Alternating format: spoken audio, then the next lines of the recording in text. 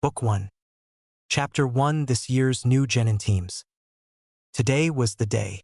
Today was March 5th, the day that this year's class would finally end their time in the academy and become full-fledged ninja of the village. The graduation exams had been held just 2 days ago with all but one student graduating. This student was Uzumaki Naruto. Naruto was the village prankster and the class clown. He was also considered the dead last of the class, and everyone thought of him and his proclaiming that he would become Hokage as a complete and utter joke. No matter how much Naruto tried, he couldn't manage to succeed for some reason. Even the simplest jutsu, such as the clone jutsu, were too much for Naruto, and as such, Irika was reluctantly forced to fail Naruto. Irika didn't want to fail the blonde child that he had become emotionally attached to, but seeing as the child had failed to perform even the simplest jutsu, was forced to decide that Naruto was not quite ready to be a ninja. Frankly, Irika was beginning to doubt that Naruto would ever be able to graduate. And then that event happened. On the evening of March 3rd, Naruto stole the Forbidden Scroll of Sealing as an attempt to earn some extra credit and pass the exam. It was on this night that Irika and Naruto did battle with the traitorous Mizuki, one of the now former academy teacher. It was also on this night that Naruto finally learned why his life had practically been a living hell. He was the Kyuubi no Kitsune, or rather the Kyuubi was sealed inside him. Just under 12 years ago, the Kyuubi no Kitsune attacked the village, resulting in many deaths and a great deal of destruction. Seeing no other way to defeat the beast, the Yondaime Hokage, the greatest shinobi of his time, sealed away the great beast into a newborn infant. This infant was Uzumaki Naruto. Now, Naruto wasn't the Kyuubi, nor was he some manifestation of the Kyuubi. The Yondaime had made one last wish, that Naruto be regarded as a hero of the village for keeping the Kyuubi at bay. Unfortunately, the Yondaime's dying wish was ignored, and the village began to torment the child. This upset the Sandaime Hokage, who had returned to his former position after the death of his successor, and many laws were enacted. The most notable was to forbid the village from even mentioning the Kyuubi. Unfortunately, this resulted in the village shunning Naruto, leaving him to contemplate why the village hated him. What was worse was that the child was an orphan, not knowing the love that only a parent could give him. Whenever he would ask the Sandaime about his parents, the Hokage would just bypass the answer to the question by saying they were great people. This and the shroud of secrets surrounding Naruto only served to further the young child's misery. And then it happened. After years of constantly failing to master even the simplest of jutsu, Naruto finally did it. In a time where his and his sensei's life, one of the few people who had actually acknowledged him, Naruto finally performed the clone jutsu, or rather the shadow clone jutsu. This was a Jonin-level technique that told Irika enough Naruto was in fact ready to become a ninja. As such, Irika decided to pass Naruto by giving him the leaf headband off his own head. Looking around the classroom, Irika couldn't help but feel an overwhelming sense of pride come to him. All 27 students in his class had managed to pass. This was a rare accomplishment that he would be sure to rub in the face of the other teachers later. He only wished that all of his class would become true genin. "Alright class, I would like to congratulate you all for becoming ninja," the instructor announced. "I have your team assignments right here. After I call out your teams, you will be dismissed for the morning and report back here this afternoon to meet your new senseis." With that, Irika began announcing the team assignments. Team 7 will be Haruno Sakura, Uzumaki Naruto, and Uchiha Sasuke. Sakura was happy that she was on Sasuke's team, but mad that Naruto was also there. Naruto was happy for being with Sakura, but mad that he got stuck with Sasuke. Sasuke, well, he hated both of them. Hinata was also a little disappointed that she would not be with Naruto. Team 8 will be Hyuga Hinata, Inazuka Kiba, and Aburame Shino. Team 10 will be Yamanaka Ino, Nara Shikamaru, and Akimichi Chuji. The class was dismissed. With the newly minted genin given the rest of the morning off, Naruto figured now would be a good time to ask his crush and now teammate, Haruno Sakura, to grab lunch with him. Unfortunately, this turned out like any other attempt to get to spend some time with her. She rejected him rather harshly. It was no secret who Sakura liked, as it was the same guy most of the other girls in his class. She was an avid fangirl of Naruto's other teammate, Uchiha Sasuke. Naruto didn't like Sasuke, simply because of all the attention Sasuke got and the slight rivalry the two had developed during the academy, although Naruto constantly got his ass handed to him by said Uchiha. Unfortunately for Sakura, she was shot down just as harshly when she tried to see if Sasuke wanted to grab lunch. Instead, Sasuke simply went off to brood about some unknown issue. It was then that she realized what she was treating Naruto like.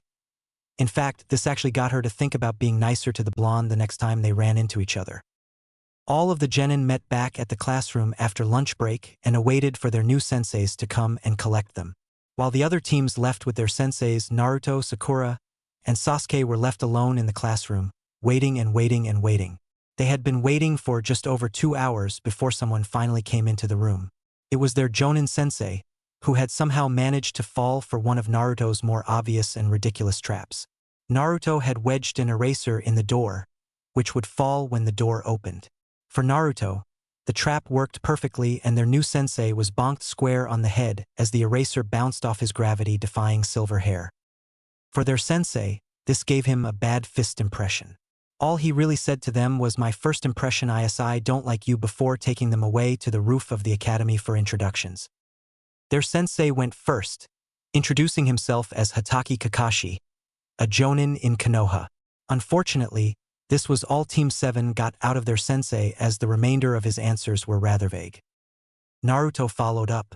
Unlike Kakashi, Naruto basically read off his autobiography for the most part, stating his dream to become Hokage and his absolute love for ramen. His hobbies included eating ramen and pulling pranks. Kakashi sent him an intriguing look, almost as if he knew Naruto from a long time ago and was slightly curious as to how the boy had grown. Sakura was next. Like Naruto, she didn't hold back, although she really didn't say much. No, her expressions told the entire story. In short, she was a die-hard Sasuke Uchiha fangirl, who was probably only here to impress Sasuke. Sasuke finished off the introductions. His introduction was much darker than the two before him, stating that he disliked many things and liked very few things. His dream, or should I say ambition, was to kill a certain man and to rebuild his clan. A ramen-obsessed failure, an emo avenger, and an obsessive fangirl, thought Kakashi as he made his impressions on the team sitting in front of him. Sadly, this was going to be like every other team. They would fail his exam. He hated to do it, as one of the children given to him was the last member of his late friend and former teammate, Uchiha Obito, and his sensei as well. I'm not allowed to talk about that because of the Sandame's laws. Kakashi gave his team the dreaded news of the actual Genin exam, telling them to meet him at Training Ground 7 tomorrow morning at 8 a.m. This test would determine if they were amongst the 33% of their class that passed the exam. Oh, and he told them not to eat breakfast or else they would throw up. Kakashi was a lazy liar. That was Team 7's second impression of Kakashi, and one that they got before beginning the exam. They were told to meet up at 800, but Kakashi didn't even bother showing until just after 1000. Furthermore, the don't eat breakfast part turned out to be a trick to simply make them suffer more. Kakashi explained to them that the objective of this test was to obtain the 2 bells that he had tied to the side of his belt. However, because there were only 2 bells, only 2 people would pass, while the third would be sent back to the academy. That is, if they even managed to get a bell. Instantly, Naruto began to shout out against this, questioning the whole point of the test. Kakashi began the exam, giving them until noon to take the bells from him. As soon as he started, Sakura and Sasuke darted off into the trees to conceal themselves like a true ninja would. As for the third member of the team, well, come and fight, declared Naruto, not even bothering to hide himself. Baka both Sasuke and Sakura, though, observing Naruto from their hiding spots. Naruto charged as the one-eyed Jonin, only to halt when Kakashi reached into his back pouch for what seemed like a weapon. To Naruto's slight disappointment, it was an orange-colored book titled Ika Paradise.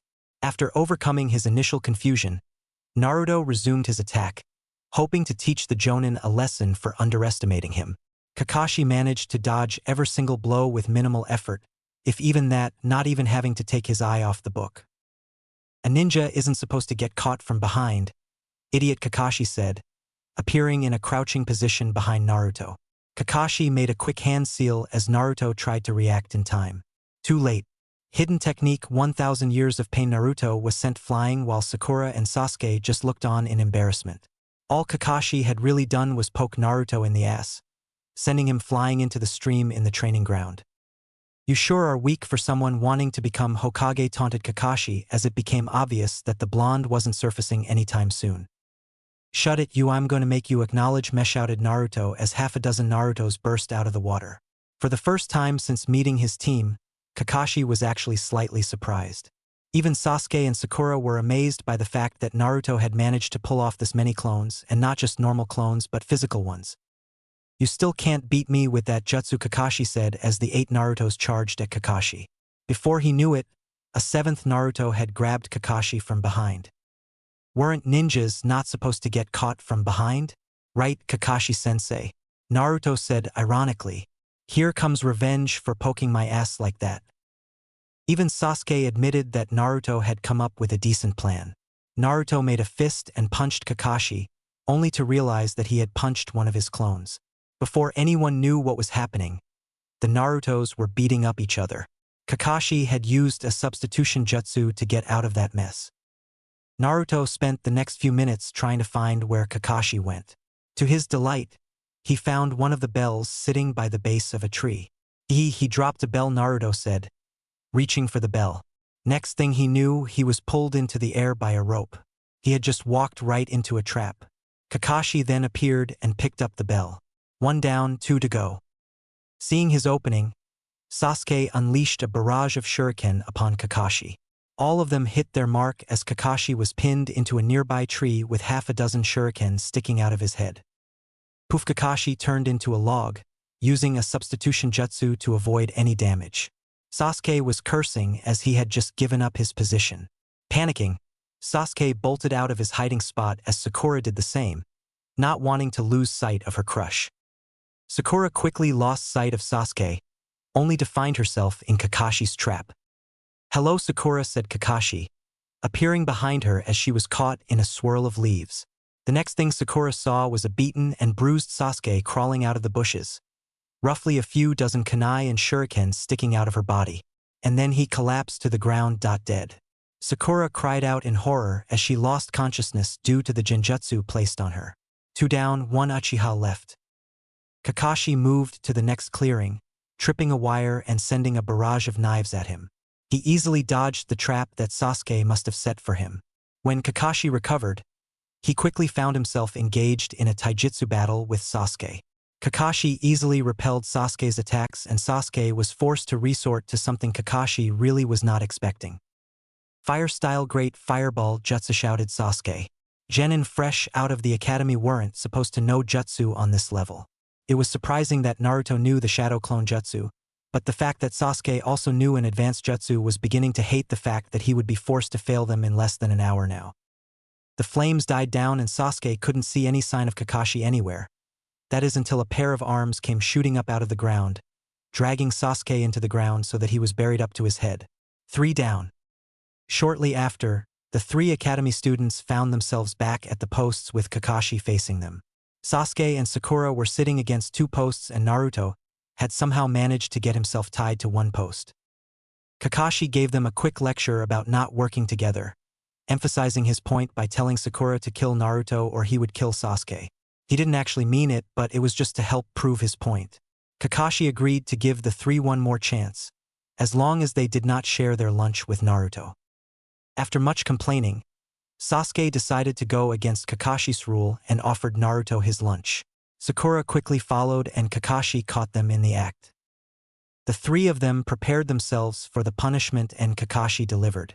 They passed. They were now officially ninja of Konoha. Yuhi Kurenai had been assigned to Team 8, consisting of Hinata, Shino, and Kiba. Like the other Jonin, she had been tasked with determining whether or not her team had the potential to become an actual team of shinobi. Hinata was the current heir of the Hyuga clan, currently the most powerful clan in Konoha.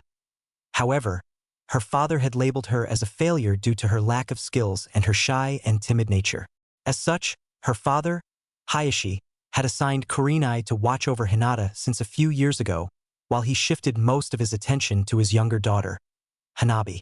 Kurenai wasn't too fond of the treatment Hinata had received at home, and she was sure her father still cared for his daughter. However, clan politics had gotten in the way of what's best for Hinata. Kurenai took this as a challenge, determined to make Hinata into a kunoichi that the Hyuga clan would regret casting aside. It was for this sole reason that she would most likely pass her team, even before she tested them. Kiba was the younger of the two children in the Inuzuka's main family. For years, the Inuzukas were renowned through Konoha for producing some of the best hunter ninjas in the shinobi world. Their relationships with dogs made them ideal for tracking, and their own senses were more beast-like as well. Kiba's own sense of smell was about 100x more powerful than humans, not nearly as strong as a dog's, but still. Shino was the final member of her team. He was the clan heir to the Aburame clan. The Aburame were, in a sense, outcast by some of the population of Konoha as they lived in symbiosis with insects, allowing the insects to live inside their own body. However, much of the shinobi population knew of the potential the Aburames possessed, and as such, they had a great deal of respect for the clan. Shino's knowledge of the insect world and ability to make use of the faint chemical signals found in insect pheromones made him a valuable member in a team that was destined to become a great tracking team, if not the best. Kurenai saw the potential in this team to be great. She would put very little effort in testing them, as she was pretty much set on passing them the moment she was assigned this team. Sarutobi Asuma had been assigned to the clan heirs of the Yamanaka, Nara, and Akimichi clans. As per tradition, Ino, Shikamaru, and Chuji were the selected members of each clan who were destined to form the next generation of the Ino Shikacho trio, Konoha's legendary combo rivaled only by the Reikage and his brother in terms of teamwork. Ino was, and still was, one of Sasuke's biggest fangirls. Like all the other Sasuke fangirls, this held back her own potential. If she could just focus more on her shinobi career and less on the last Uchiha, she would be one hell of a kunoichi. Shikamaru, like the rest of the male populace in his clan, was extremely lazy yet possessed superior intelligence that was seen nowhere else. Like Ino, Shikamaru had immense potential, but he held himself back as it would be too much effort for him to care about much else. Chuji was the final member of his team. Chuji was the heir of the Akimichi clan. The main problem with Chuji, however, is that he cared more for food than shinobi training. Sadly, this was common in the Akimichi clan. Asuma would likely pass this team as well without much evaluation. He knew the three of them were destined to work together, like the generations before them. All he had to do was to get them out of their own little worlds and start working together. Once that happened, his team would be a force to be reckoned with. Sarutobi Hiruzen, the Sandaime Hokage, gathered all of the Jonin instructors assigned to this year's class. Like in the past, there was only about a 33% pass rate for all of the teams. In particular, the most notable team that passed was Kakashi's team. He had been assigned to test genin teams for the past 7 years, and all of them had failed miserably. However, this team had managed to pass. Many Jonin credited it to the fact that the Uchiha was assigned to him. Out of the nearly 1,000 students who graduated this year, only 300 or 100 teams were actually going to become genin. Chapter 2A Ninja Finally. Naruto awoke early the next morning. He had finally done it. He was now officially a ninja. Yesterday, he and his team, Sakura Haruno and Sasuke Team Uchiha, had passed the true genin exam, and they were slated to start as true ninja today. Naruto went through his usual morning routine before leaving his apartment to meet up with his team. Meeting up at the training ground, he found that Sasuke and Sakura had already arrived, but Kakashi was nowhere to be seen. He remembered from the past 2 days that Kakashi had been late by at least 2 hours. Hopefully this wouldn't be a regular occurrence. Sadly, it was. "You're late," shouted Naruto and Sakura simultaneously as Kakashi arrived 2 hours late. "Sorry guys, you see there was this old lady who needed help crossing the street, and then she needed help." Kakashi was interrupted. "Can it?" shouted Sakura. "Yeah, come on Sensei, what sort of cool ninja stuff are we going to be doing today?" asked Naruto. "Well, someone looks eager to get started. So we will. Today we will be working on your teamwork," said Kakashi.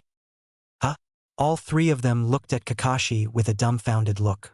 "Why do we need to do that? Come on, we are ninja now. Can't we get either an exciting mission or a cool new jutsu?" asked Naruto. "No, not today anyways. I told you yesterday that the three of you will be working together in a team, so we will work on making sure the three of you can work together," said Kakashi. "But come on Kakashi.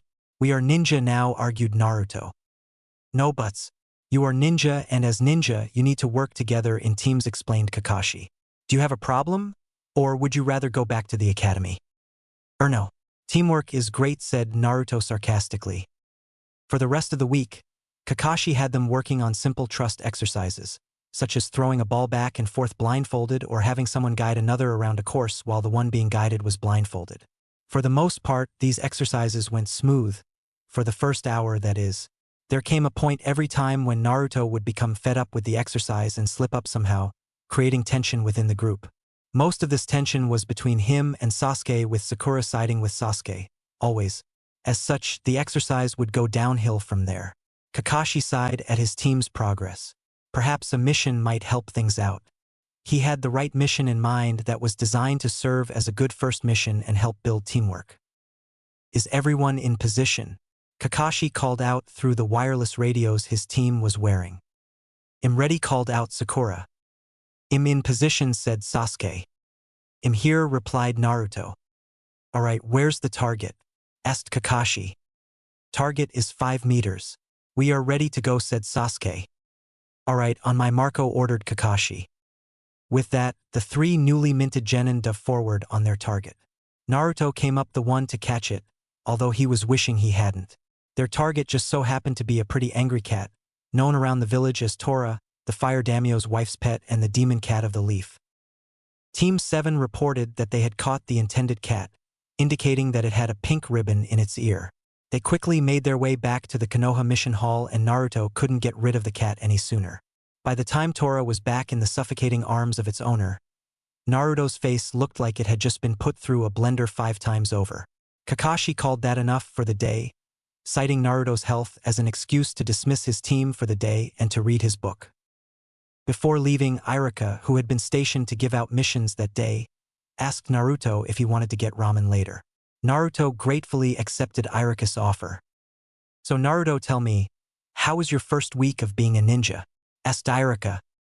I thought it would be better, but all Kakashi-sensei has us doing our stupid teamwork exercises and then we get that mission," said Naruto, rubbing his face. "My face still hurts." "Ah yes, the infamous capture Tora mission," said Irika. "Wait, did you have to do that mission as well?" asked Naruto. Irika cringed a little as he recalled the full memory. "Yeah. That cat has a history of getting away from its owner." Naruto laughed. "I can see why. That lady was practically suffocating the cat." "Serves it right," said Naruto. "Now Naruto, be nice. That lady is the wife of the fire daimyo, and you won't believe how much money that cat brings into the village," said Irika. Naruto looked at Irika a little confused. "Alright, I'll explain. People hire ninja to do tasks ranging from catching a pet cat, all the way up to assassinations. We assign a ninja team to these missions based on the assigned ranking, and the clients pay us a commission. Out of the commission paid, you get a certain amount of it as well as the rest of your team, and the village takes its cut. This is main way a ninja village makes money is through the service of our ninja. The price of a mission depends on a few things, but the 2 main factors are the intended length of the mission and the assigned difficulty. Now, missions are assigned a difficulty rank ranging from D all the way to S. As a genin, you will only be doing D ranks for now, but you may get a C rank or 2 in the future once begin to prove yourself. Do you understand?" "Yeah, I guess. But still," said Naruto. Irika laughed. "Don't worry. Everyone has to go through D ranks. Think of it as a rite of passage that every ninja has to take. Eventually, there will be other ninja doing those missions, and you will be doing things more exciting. Just stick with what you're given for now, and eventually your time will come," said Irika. "Yeah, you're right. Besides, they can't all be as bad as catching that stupid cat. Just you watch, in no time he'll be kicking ass and saving nations," Databeo exclaimed Naruto. Naruto was walking back from their daily training session. It had been just over a month since he became a ninja. His current schedule consisted of alternating between missions on one day and training on the other day, with a personal day for rest or whatever every week. Now this wouldn't have been so bad if it hadn't been for the missions they were stuck doing, or the training, if it was even that Kakashi had them doing. The missions were more of chores. In the past month, his team had accomplished 10 D ranks, which consisted of menial tasks such as painting fences, weeding gardens, delivering baked goods, picking up trash, and the worst of them all, catching that damned cat. Sure, Irika-sensei told him a few weeks ago just to put up with them, but this seemed just like a waste of his amazing ninja talents. It was also on these missions where he always seemed to screw up somehow, and as a result, Sasuke had to come to his rescue, causing Sakura to fawn even more over Sasuke for acing so cool and heroic. Naruto would then get yelled at, usually by Sakura, for not taking things seriously. Well, perhaps if he was taken more seriously and given something that an actual ninja would do, then he would actually take the mission more serious. If the missions weren't enough, the training just made it worse.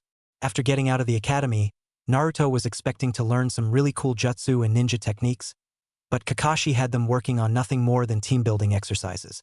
Today was an exercise where Kakashi had one of them blindfold the other, and then the non-blindfolded person would guide the blindfolded person around, directing them away from danger.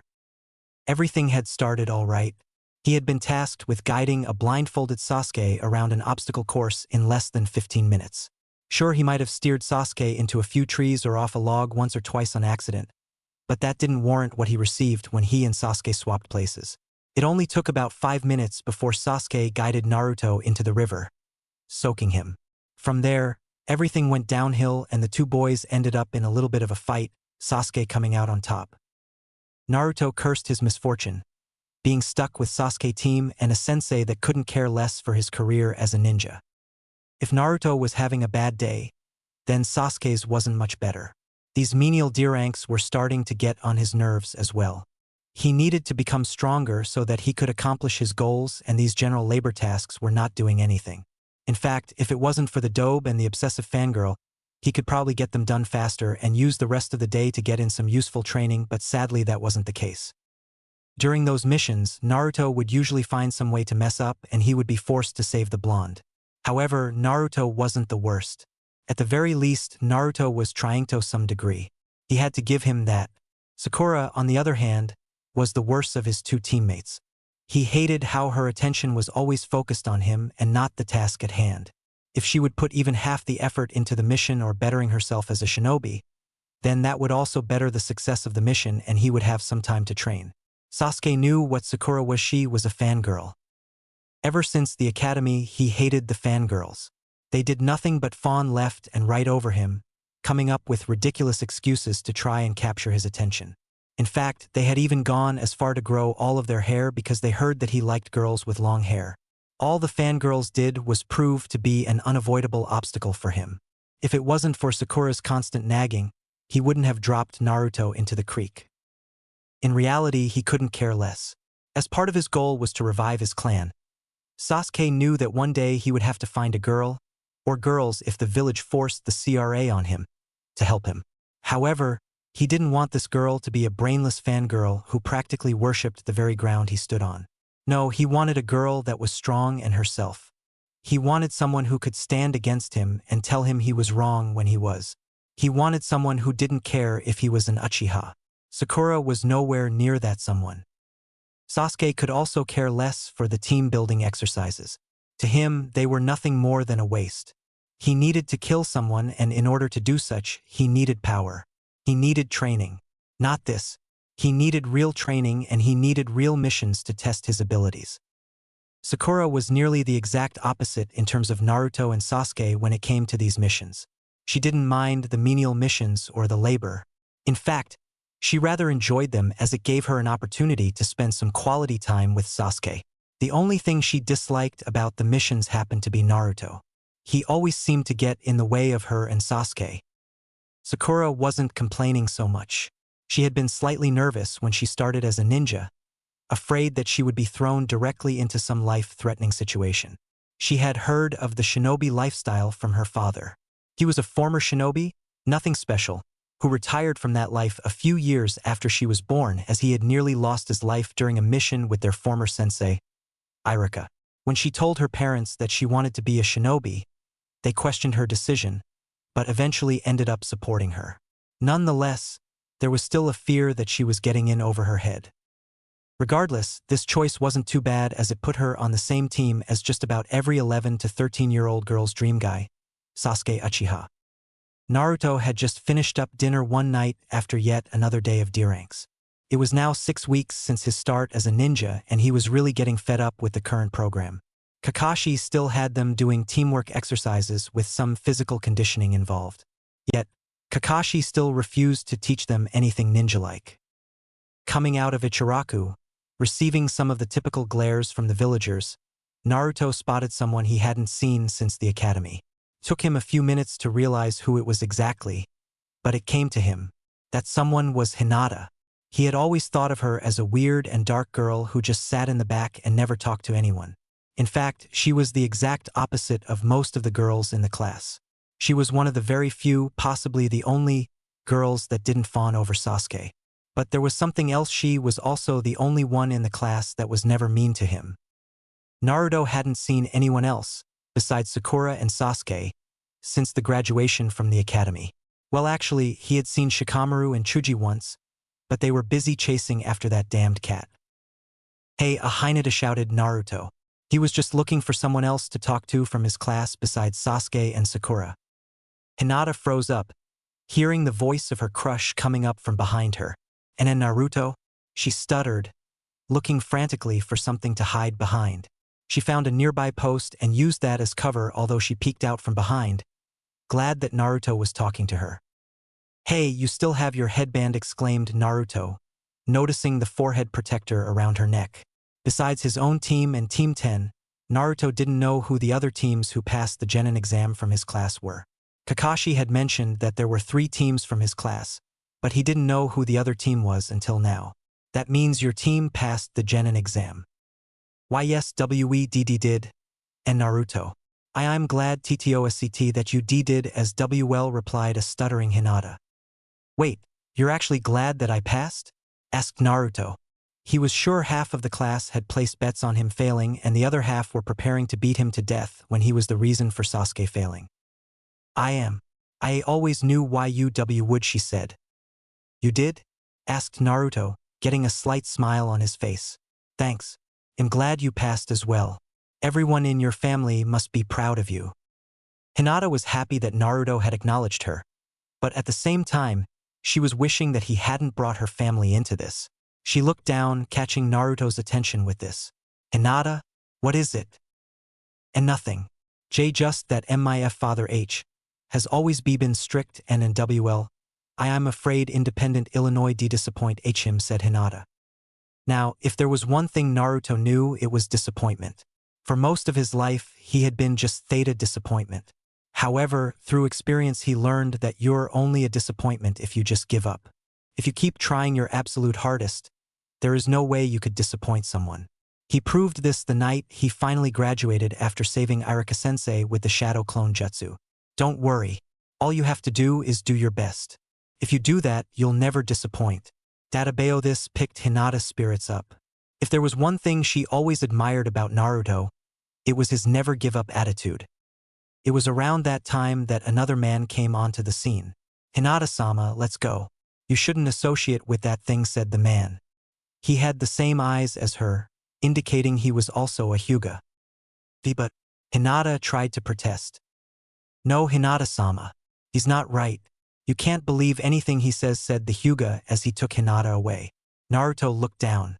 He was used to this adults grabbing children and dragging them away from him.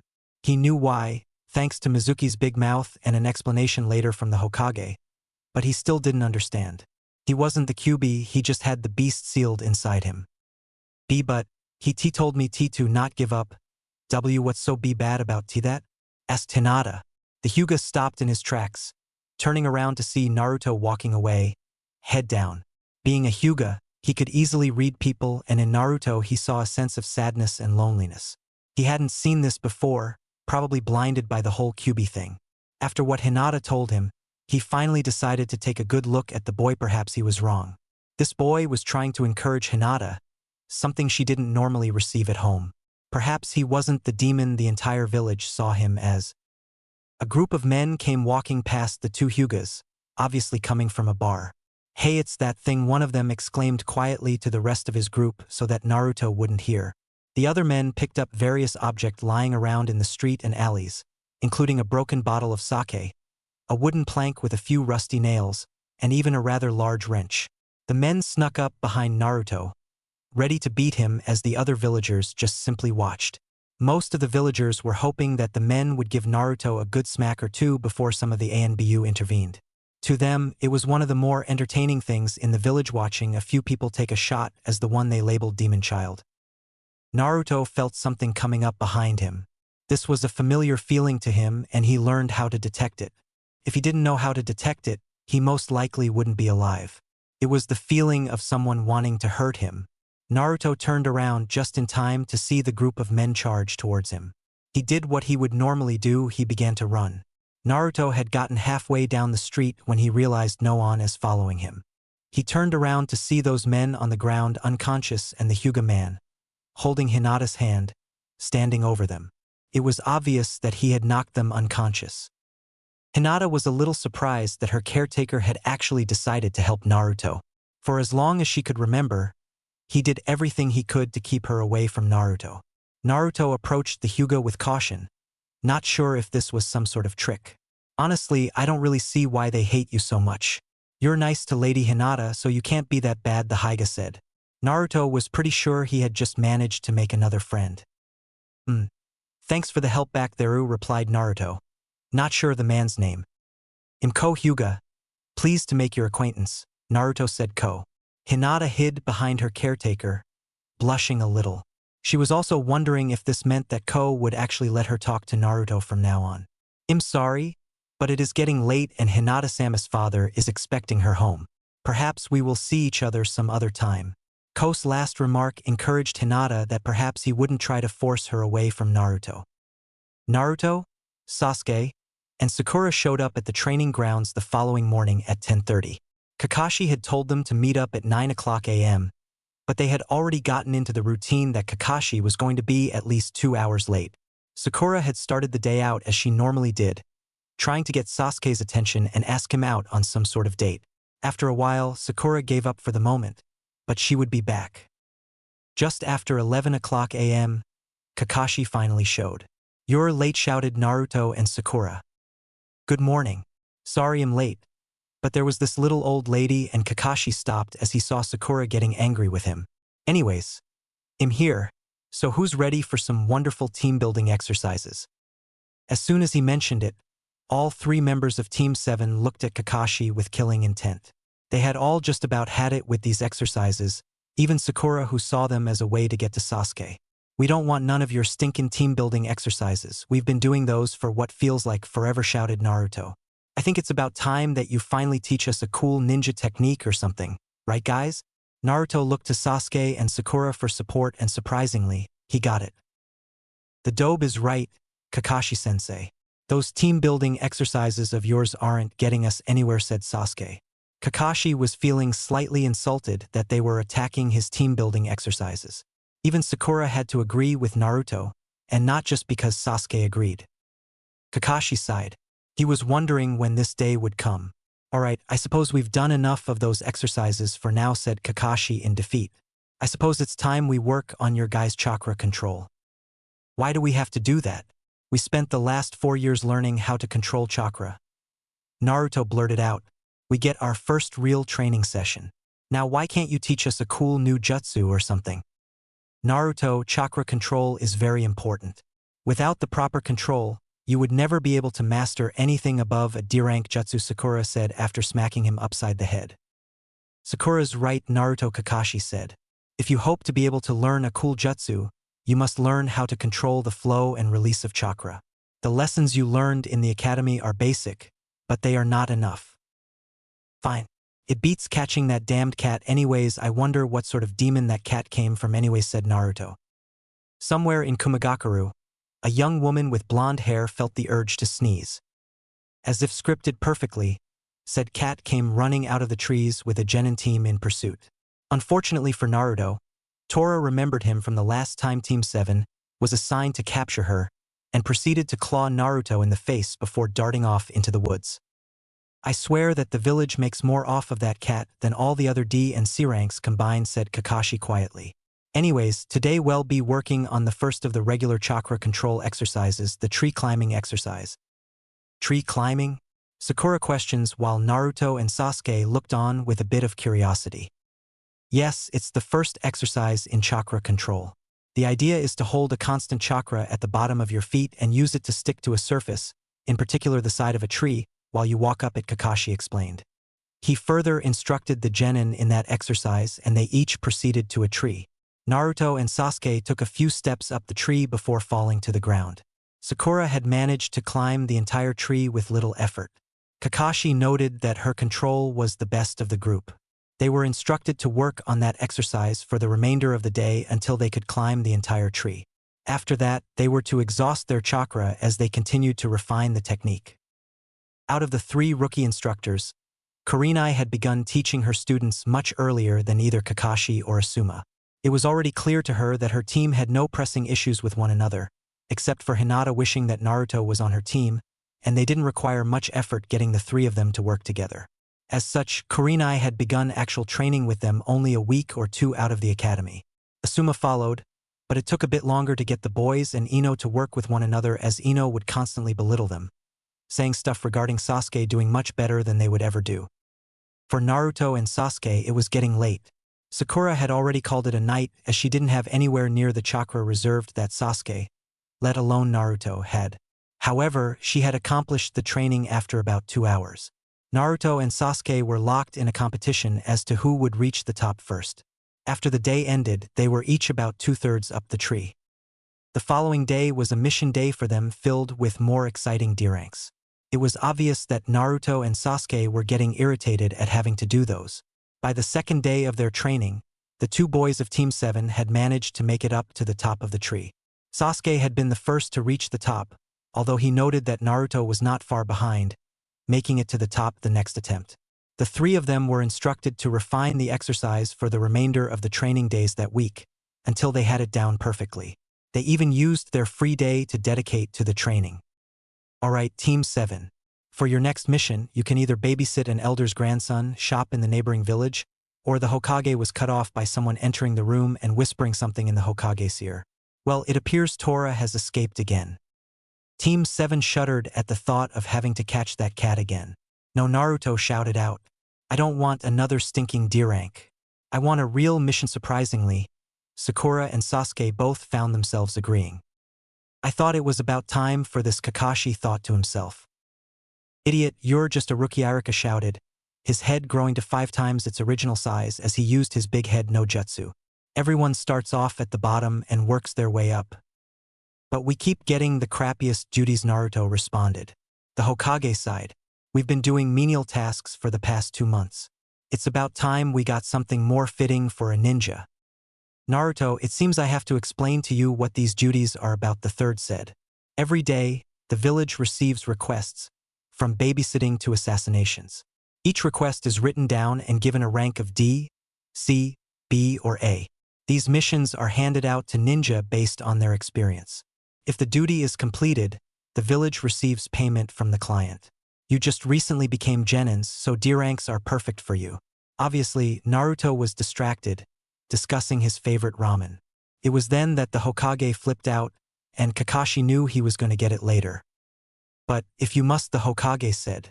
Team 7 diverted their attention to the old Hokage. He'll give you a C-rank mission. Naruto was ecstatic, Sasuke and Sakura were pleasantly surprised, and Kakashi was in disbelief. You will be acting as bodyguards for a certain individual as they travel to the land of waves. Who is it? A feudal lord? A princess? Naruto shouted out. The door opened, and in walked a slightly drunken-looking man. You're giving me these brats? Hey you, short one with the stupid-looking face, are you really a ninja? The man asked.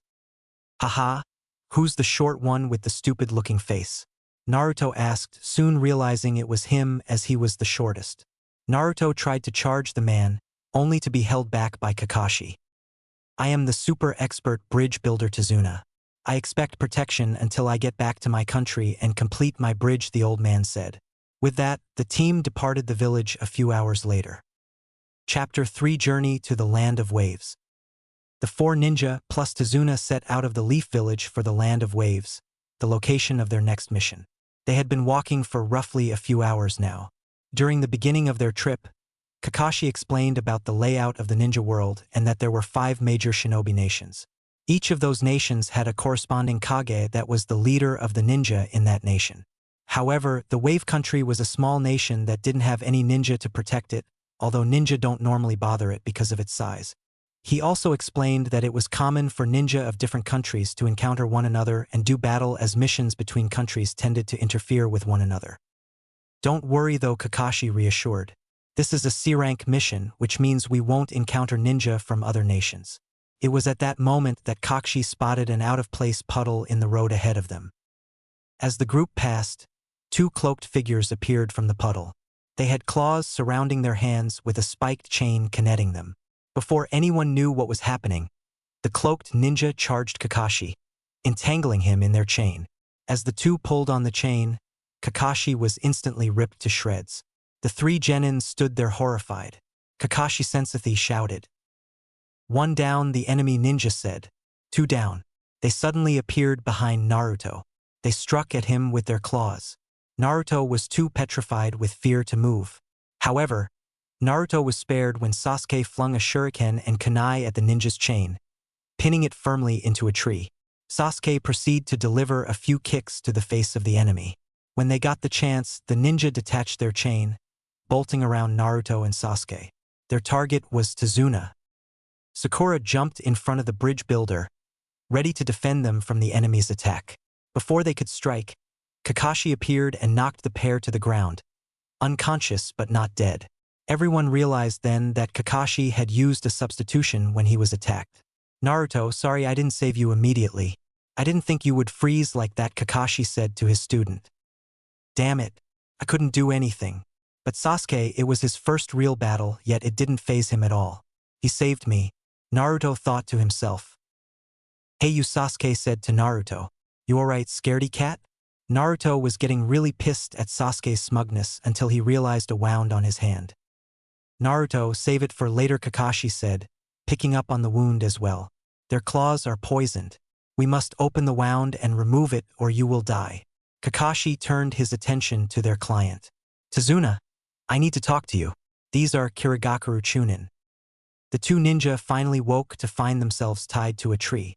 "How did you read our movements like that?" one asked. "On a sunny day like this, when it hasn't rained, there is not going to be a puddle," Kakashi explained. "If I wanted to, I could have killed you, but I needed to know who you were after. Ninja attacking ninja is something we have to deal with, but their target wasn't one of us, right, Tazuna?" Everyone turned to the bridge builder. "We haven't heard that there were any ninja after you. We were only hired to protect you from thieves or gangs. This was supposed to be a C-rank mission, but it has now become a B rank, if not an A rank. I'm sure you have your reasons, but the mission becomes more complicated when information is left out." "Sorry, but we aren't ready for this mission. We need to head back and get Naruto some medicine for that wound," Sakura said, a little relieved. Unfortunately for her, Naruto had to open his mouth. Suddenly, blood splattered to the ground. Naruto had pierced his own hand with a kunai. Everyone looked on in shock. "Naruto, what are you doing?" Sakura screamed. "Damn it, why am I always so far behind?" Naruto asked.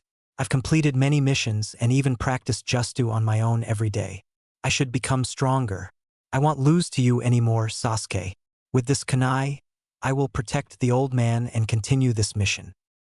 Naruto, Kakashi said, smiling. "It's good that you're releasing the poison, but any more and you'll die from blood loss." Kakashi helped Naruto to close the wound, but saw that it was already healing itself at an accelerated rate. He knew why the Kyuubi. Kakashi just wrapped the hand and told Naruto that he will be alright. The Konoha ninja agreed to continue the mission, but told Tazuna that this mission was becoming at least a B rank and that he would have to pay the village when the funds become available. "You fail, Ida," rather short man shouted in a castle far away. "You were supposed to be very strong former ninja." Getting pissed off at the little man's yelling, one of the ninja swung his sword, stopping just before it cut into the man's neck. "Stop bitching. This time I'll go and kill them myself," the masked ninja said. "Hey, are you sure? It seems as if the enemy has hired some skilled ninja," the short man said. "And with the failure of the demon brothers, they are aware of us now." "Who do you think I am?" the masked ninja said, irritant. "There's a reason I'm called the demon of the hidden mist, Zabuza Momochi." A few more days of traveling passed, and the group of 5 came to the edge of the sea where a farrier was waiting to take them from the land of fire to the land of waves. The boat was small and it was barely able to hold the 6 of them, not to mention it almost tipped a few times because of Naruto. Soon, Tazuna's fabled bridge came into view and Naruto had to admit that it was impressive as he stood up to observe, nearly tipping the boat again. Wow, it's huge, Naruto shouted out. Suddenly, he was silenced by Tazuna and the farrier. Why do you think we are hiding in the mist and the motor isn't running? We don't want Gato to find us, the farrier said. Who's Gato? Sakura asked. He's a wealthy shipping merchant known across the great nations. He came to our country, promising a boom to our economy. However, after a little, it was clear that he was only taking over our economy for his own gain. He quickly took control of our shipping companies, the major source of income for us. Over time, he took over our economy using his secret drug trade and some of the ninja he employs. Through force, he now has a monopoly on all shipping traffic into and out of our country, Tazuna explained.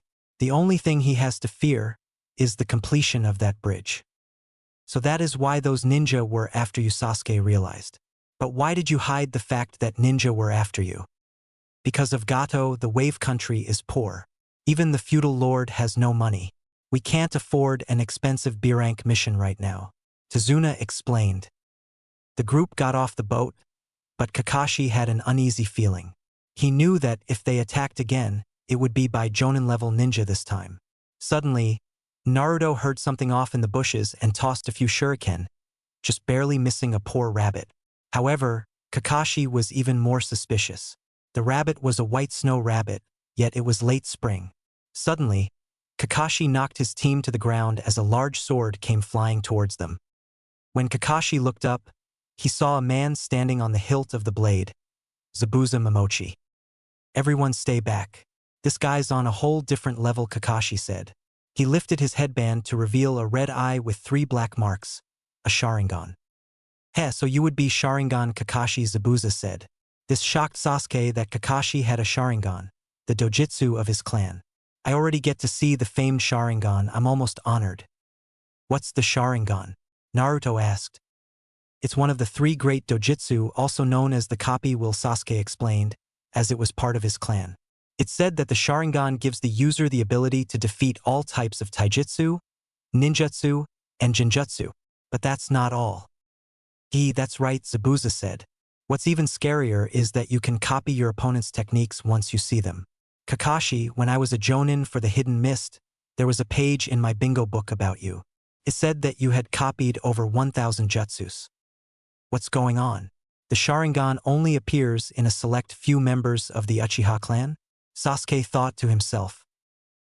Zabuza jumped off the tree and landed on water, just a few meters away. Kakashi attacked the ninja, who just turned to water, revealing it to be a water clone. Before Kakashi knew what was happening, Zabuza appeared behind him. Sutin water prison jutsu, Zabuza called out as Kakashi became trapped in a ball of water. Zabuza then made another water clone to deal with the kids while he held Kakashi prisoner. Humph. Wearing headbands and acting like ninja, the water clone said. But you know what? A real ninja is someone who has survived numerous brushes with death. Basically, once you're good enough to be listed in my bingo book, then you can call yourself a ninja. The clone disappeared, only to reappear and kick Naruto, sending him flying and knocking his headband off. Take Tazuna and run, you're no match for him. His clone can't move far away, and he's stuck here keeping me prisoner, Kakashi yelled out. As the clone began to move towards Naruto, he thought he was really going to die there. He froze again, but suddenly realized the oath that he had sworn a little while ago. Naruto charged at Zabuza, only to be sent back to where Sasuke and Sakura were standing. However, he got what he wanted. Naruto was able to reclaim his forehead protector from Zabuza's clone. Put this in your handbook, you browless freak. I'm the one who will become Hokage one day, Naruto Uzumaki, Naruto exclaimed. Sasuke, lend me your ear. Sasuke didn't like the idea of working with Naruto, but realized that he had no choice. The clone laughed. When I was your age, I had already slaughtered my entire class. That is how I got the name, the Demon of the Hidden Mist. The Hidden Mist graduation exam? Kakashi asked, still trapped in water. Ah, so you've heard of it, Zabuza said. Wait, what exam? Sakura asked. Fights to the death between students, Zabuza said, letting some killer intent loose. Children raised together as friends were pitted together until one lost their life. 10 years ago, the Hidden Mist changed their graduation exam as a result of one child who killed his entire class, without pause or hesitation, Kakashi said. Zabuza. It was at that moment that Sasuke attacked the clone, only to be forced to the ground. He was starting to cough up blood. Shadow clone Jutsu Naruto said, making about 30 clones of himself. They jumped at Zabuza with their kunai, only to be dispelled by one swing of his sword. As Naruto slid past Sasuke, he handed his teammate a Fuma shuriken. Sasuke threw the shuriken at the real Zabuza, not the clone. However, he caught it. What? Another shuriken in the shadow of the first. Zabuza said as another shuriken sailed towards him. He couldn't catch this one. However, he jumped to dodge the second shuriken. Sasuke's attack had missed. Or did it? The second shuriken disappeared in a puff of smoke, revealing that Naruto had been transformed into the shuriken. Before landing in the water, Naruto threw a kunai at the Miss Jonin. It was aimed for the back of his neck and he wasn't going to be able to dodge this one. Zabuza did the only thing he could. He jumped back, releasing Kakashi from his prison. Great plan you two, he said to Naruto and Sasuke. Heh, I just got distracted and released the jutsu, Zabuza said, trying not to admit he had been bested by a couple of brats. No, they forced you to move, Kakashi stated. It was now Zabuza versus Kakashi. The two ninja jumped away from each other. Zabuza flipped through a series of hand seals as Kakashi copied the seals exactly at the same time. Sushin Water Dragon Jutsu both said at the same time. Two water dragons rose up out of the water and began to do battle with one another. In the end, it was a draw. Zabuza was shocked that Kakashi was following him so close and so exact. My movements is he, Zabuza was interrupted. Reading them? Kakashi finished. Kakashi flipped through a few more seal, shocking Zabuza. Soot water vortex, Kakashi called out as a blast of water sent Zabuza crashing back into a tree. How? Zabuza said weakly. Can you see the future? Yeah, Kakashi responded. You're going to die. Just as he said that, two Sunban came sailing out of nowhere and nailed Zabuza in the neck, killing him. Out of surprise, Kakashi looked up to see a mist ninja wearing an ANBU mask. To everyone's surprise, the ninja was a kid, no older than Naruto. Thank you very much. I have been searching for the opportunity to kill this criminal, the mysterious ninja said. That mask, you must be a Kiri Hunter ninja, Kakashi stated. The ninja agreed. What the hell? Who are you? Naruto said as the hunter ninja caught his attention.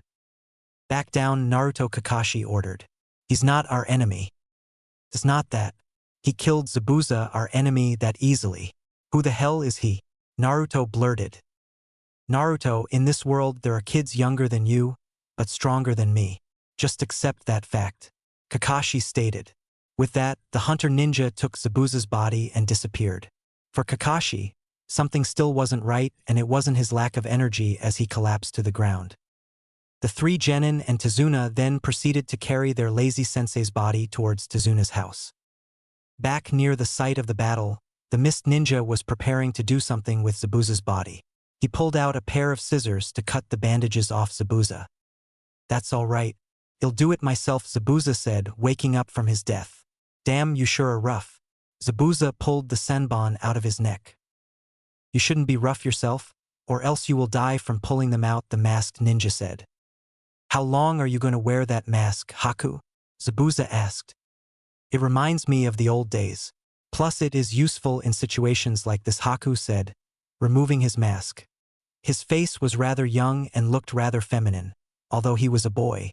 You shouldn't move for about a week while you heal. Humph, you are so pure and clever. That's what I like about you, Zabuza said. That's because I'm just a kid. Haku smiled. Kakashi woke up, feeling something was wrong and scaring Naruto and Sakura so much that they nearly choked on the food they were eating. What's wrong, Kakashi-sensei? Naruto asked. Hunter ninjas usually dispose of the body on sight. How did the hunter ninja dispose of Zabuza? Kakashi asked. I don't know, he just took the body and disappeared, Sakura said, her words not reassuring Kakashi. Sasuke also realized what Kakashi was thinking. There was no way simple needles could kill Zabuza like that. He was still alive. What the hell do you mean? Naruto shouted out. You even said he was dead. I did, but that was most likely a momentary death, Kakashi explained. He knew about the Boda structure thoroughly, and he used a weapon with a low chance to kill. He was there to save Zabuza, not kill him. There is no assurance that Zabuza is alive or dead, but I say we have a week's time before Gato rallies another, stronger opponent or Zabuza returns. You guys will need training. Over the next week, we will try to make you strong before Gato returns. What's a little training going to do? Sakura said, taking Naruto's place as the loudmouth on the team. Sakura, who saved me back there. Kakashi said, you guys are growing rapidly, especially you Naruto. So we will train until then. Sounds like fun, Naruto shouted, reclaiming his title as Team Loudmouth from Sakura. That's no fun, a little boy said, appearing in the room. Oh, Inari. You're here, Tazuna said. This is Inari, my grandson. Inari, say hello to everyone. They are ninja who protected me. The boy turned to his mom and grandpa. Mom, they are gonna die, the little boy said. There is no way that they can win against Gato. What the hell are you talking about, you little brat, Naruto said, only to be held back by Sakura. Listen kid, one day I'm going to become an incredible ninja and Hokage. I don't know who this Gato guy is, but I'm not going to lose against him. What are you, stupid? Inari responded, sending Naruto into an even greater rage. If you don't want to die, leave. With that, Inari left. Tazuna apologized for his grandson's behavior and explained to everyone how his father was killed by some of Gato's thugs. Naruto had followed the boy, who was in his room crying, but he decided to leave the kid alone. Chapter 4. 1 week. Kakashi had brought his team out to the edge of a lake. Kakashi knew it was true, Zabuza was alive, and he would most likely be back. With the false death that the Hunter Nin had put Zabuza in, Kakashi figured he had about a week to get his team ready for the inevitable rematch with Zabuza and whatever else he brought with him. Kakashi-sensei, so what are we doing? Asked Sakura. Easy, we are making you stronger, replied Kakashi. I have the next chakra control exercise for the three of you, water walking. What? Water walking?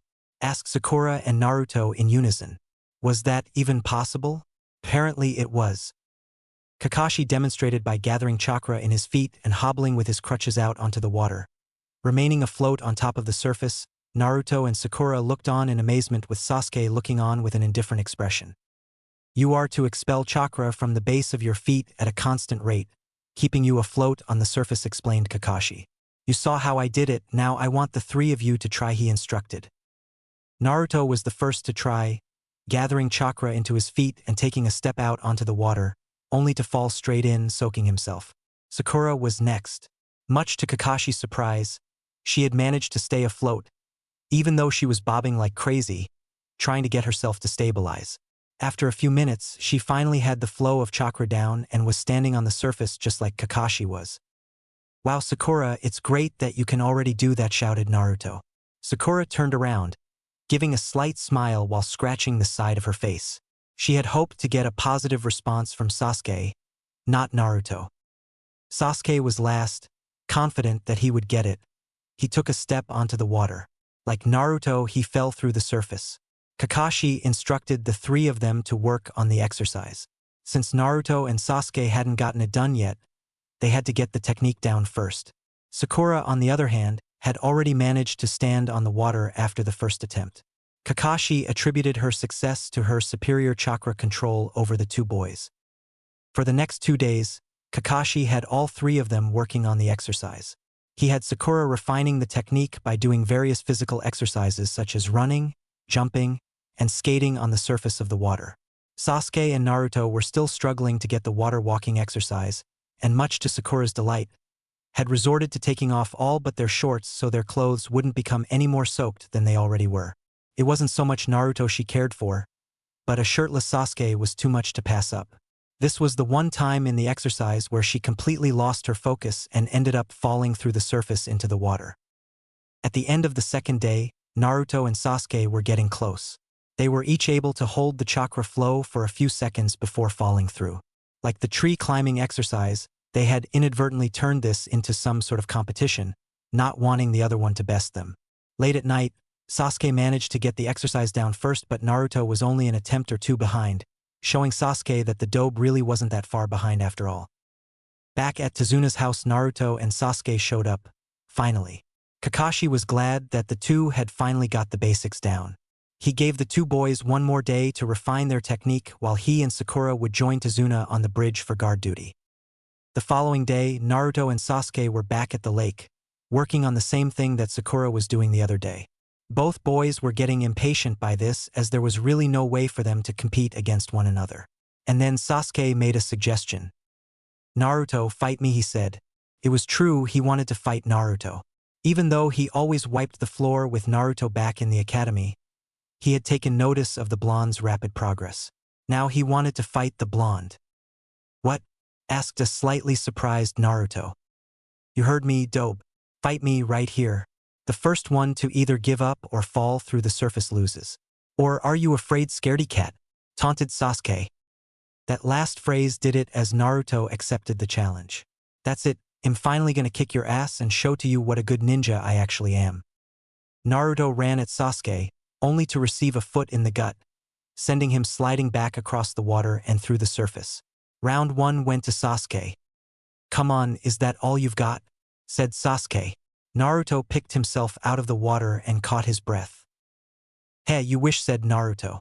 Shadow Clone Jutsu said as 6 clones poofed into existence and attacked Sasuke. All 6 clones and the real Naruto charged Sasuke, and he found himself actually finding a certain difficulty fending off 6 attackers at once. Perhaps there was something more to the dobe after all. Sasuke won the second match as well, followed by the third and fourth in Naruto's defense.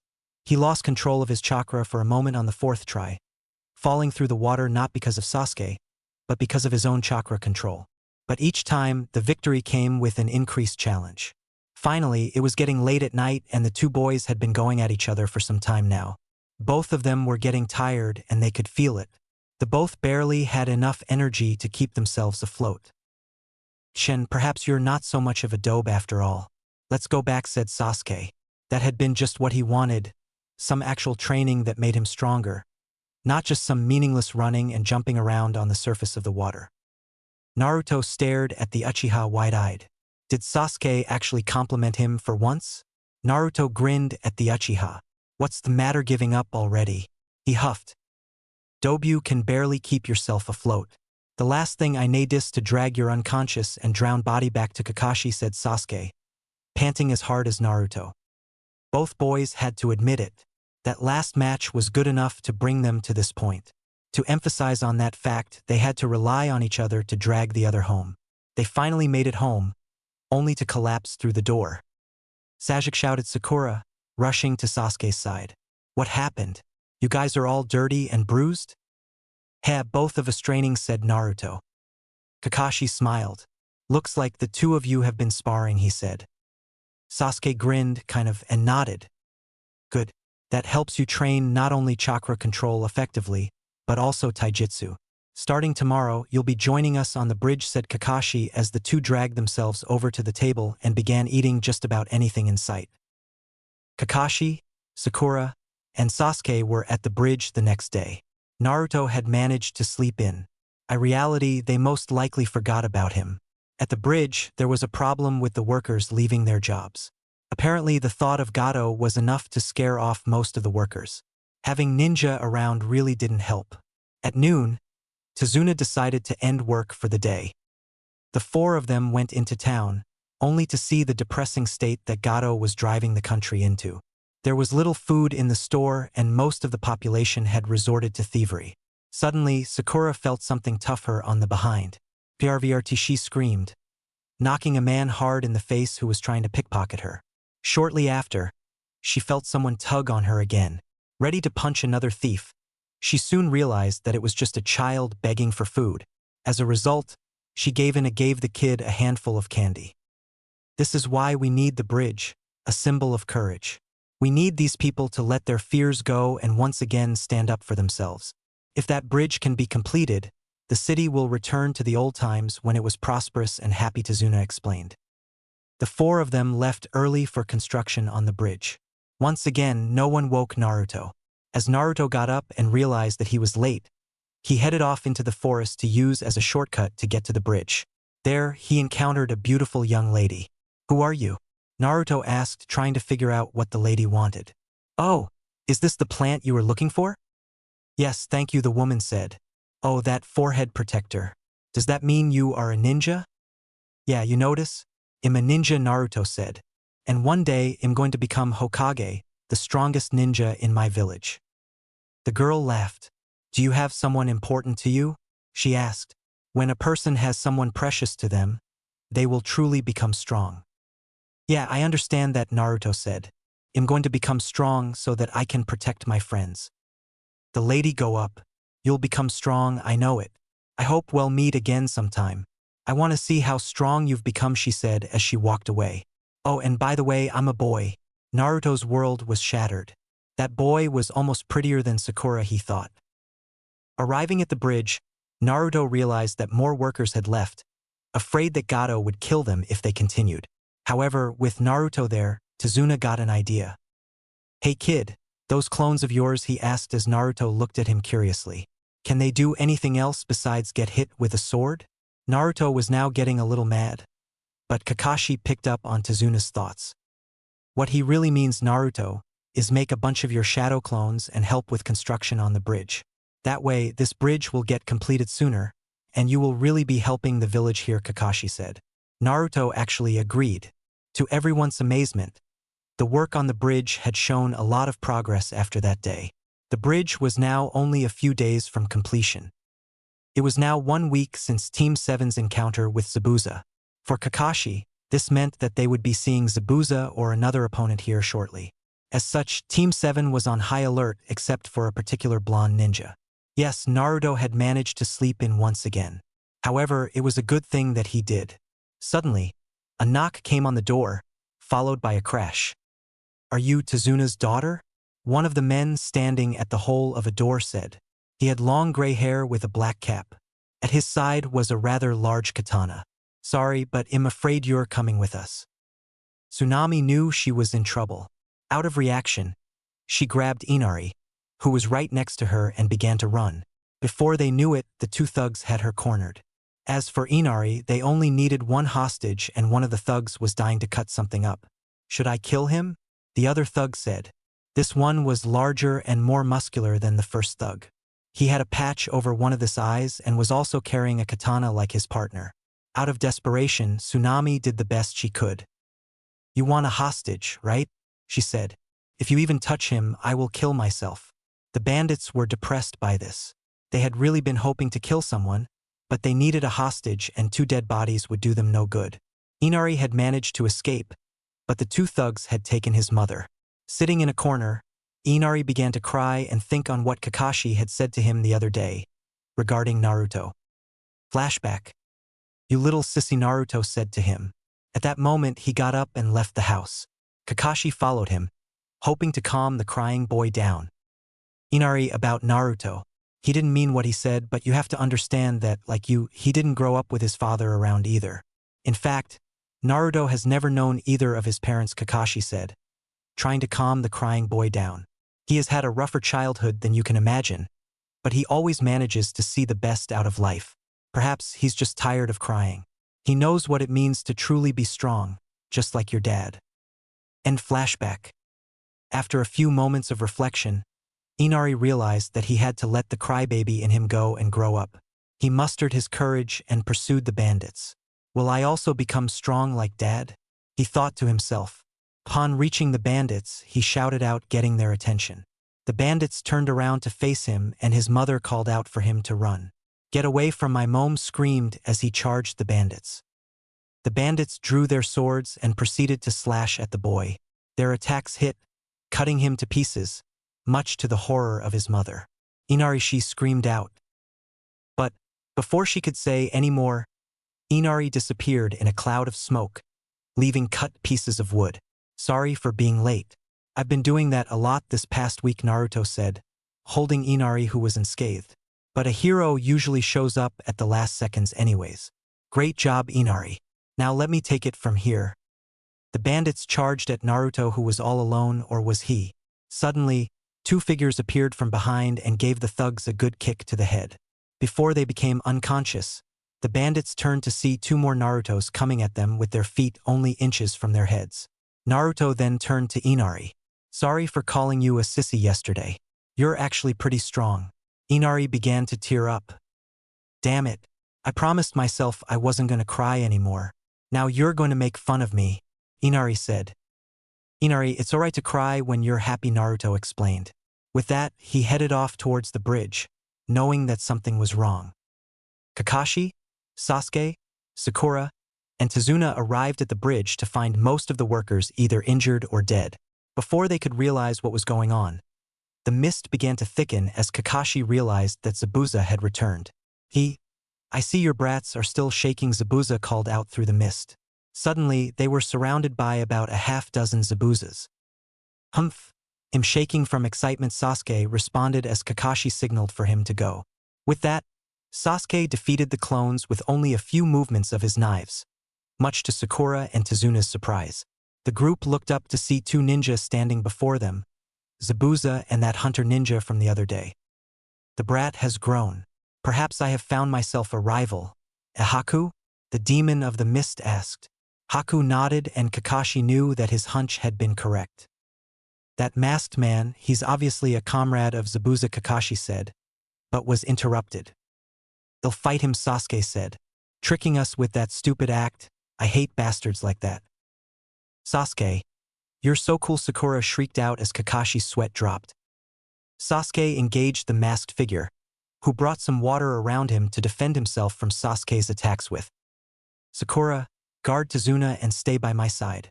Well, leave the masked ninja to Sasuke, Kakashi ordered as Sakura complied. Chapter 5 Awakenings. Sasuke had begun his battle with the masked ninja as the two assaulted each other with a hail of senbon and shuriken. None of the shuriken or senbon hit their target as they had all collided with one another in mid-air, canceling the attacks. As the air began to grow moist, so did the ground. Puddles began to form around the two combatants. The masked ninja halted his attack and began to speak. I don't want to kill you, but you won't stand down, will you? The masked ninja said to Sasuke, who responded with his usual response. I see, but you won't be able to keep up with my speed the next time. The ninja began flipping through a series of hand seals and Sasuke rushed towards him, hoping to stop him before he completed some sort of jutsu. Unfortunately, he realized the trap the moment he grabbed onto the arm of the ninja. Now that I have one of your arms preoccupied, you won't be able to counter this. Sutin flying water needles. With that, the water around them began to rise, forming sharp needles of water. Sasuke channeled some chakra to his legs and jumped up before the needles could impact him. He then retaliated by throwing some shuriken at the masked ninja, who had just barely dodged them. Sasuke then appeared behind the ninja and sent him flying back with a kick to the stomach, much to Zabuza's surprise. Kakashi turned to Zabuza. I can't have you underestimating my students by calling them brats, Kakashi explained. Sasuke is the #1 rookie in the village, Sakura is the brightest, and Naruto as well, Naruto the #1 hyperactive knucklehead ninja in the village. Humph, just because your brat scored one lucky hit, doesn't mean he can take Haku, said Zabuza to Kakashi. He's just getting started and it looks like it's all over for your brat now. Sasuke felt a sudden chill surround him. Hayatan demonic ice mirrors, Haku called out. Sasuke was shocked that he was now surrounded by a dome of ice mirrors, with Haku's reflection in each one. He tried to figure out what that jutsu was, but he did not remember the Hayatan being one of the common elemental affinities. So he has a blood limit, this will get interesting, thought Sasuke. However, in reality he was extremely tense, not sure what to expect at all. Now I'll show you my real speed, Haku said. Suddenly, Sasuke was hit with a barrage of needles, none of which severely injured him, this time around. Seeing Sasuke's troubles, Sakura ran to aid him, temporarily abandoning her charge. She threw a kunai at Haku, who came out of the mirror only to catch it. Suddenly, he was knocked onto the ground outside the mirrors. Naruto Uzumaki has arrived, Naruto shouted. That idiot show-off, Sasuke thought as he picked himself off the ground. He was covered in scratches and cuts from the needles, but nothing was fatal, yet. Now that I'm here, the hero usually shows up like this and kicks the enemy's ass instantly, Naruto exclaimed. That idiot, Kakashi said. Zabuza got a little laugh at Kakashi's facial expression. What kind of ninja does he think he is, barging in like that? Naruto threw a few shuriken at the distracted Zabuza, only to have them knocked away by Haku's needles. So you don't want me attacking them? You're soft as always, Haku, Zabuza said to his comrade. Sasuke realized the situation he was in. Apparently, Haku had been holding back. None of those hits were vital, only mere scratches so far. However, after the way he killed Zabuza back by the lake, Sasuke realized that this ninja had deadly accuracy with Senbon and he had been holding back. Now that Naruto had arrived though, perhaps Sasuke could get out of this. With the Dobe working on the outside and himself on the inside, perhaps they could take down Haku. Sadly, he would have to swallow his pride for this and allow Naruto to help him, assuming Naruto hadn't done what he just did. Sasuke, I came in here to save you, Naruto said, now inside the ice dome. Sasuke was about ready to beat the knucklehead senseless as Haku resumed his assault. Thinking of the ice, Sasuke made a few hand seals Katangreat Fireball Jutsu with that. Sasuke launched a fireball at the mirror that Haku was in. Unfortunately, the ice mirror did not sustain any damage. Afterwards, Naruto and Sasuke were pelted with a barrage of needle. Naruto made a bunch of clones to attack the mirrors, hoping one of them would be able to get Haku. However, Haku was too fast and the clones were easily defeated. As Naruto and Sasuke were facing Haku, Kakashi stared down his opponent. For a kid to master a jutsu like that, it must be an advanced bloodline, he said. Bloodline? Sakura questioned. It's a deep lineage, a jutsu or style of jutsu passed down by your family. Even I cannot copy it, Kakashi explained. With that, Kakashi revealed his Sharingan, ready to fight Zabuza and end the battle quick. The Sharingan. Only one trick, Kakashi. You should know better than to show your moves to an opponent more than once. Zabuza said. The two Jonin engaged one another, both piercing the other's hands with kunai. You should be honored. You're the first opponent to see my Sharingan twice, Kakashi called out as the two disengaged. I've been waiting to say this line. You can't use the same jutsu on me twice, Zabuza called out as he made a hand seal. Suddenly, the area around them was covered in a thick mist and Zabuza disappeared. Back in the ice dome, damn it. I can't fail here. I have a dream I need to fulfill, Naruto said out loud. Haku then experienced a flashback upon hearing Naruto's words. Flashback. Dream? He remembered himself as a lonely child. His home in the land of water had just been destroyed after the Mizukage's persecution of people with bloodlines. Soon he saw Zabuza standing before him. An unfortunate child, Zabuza said.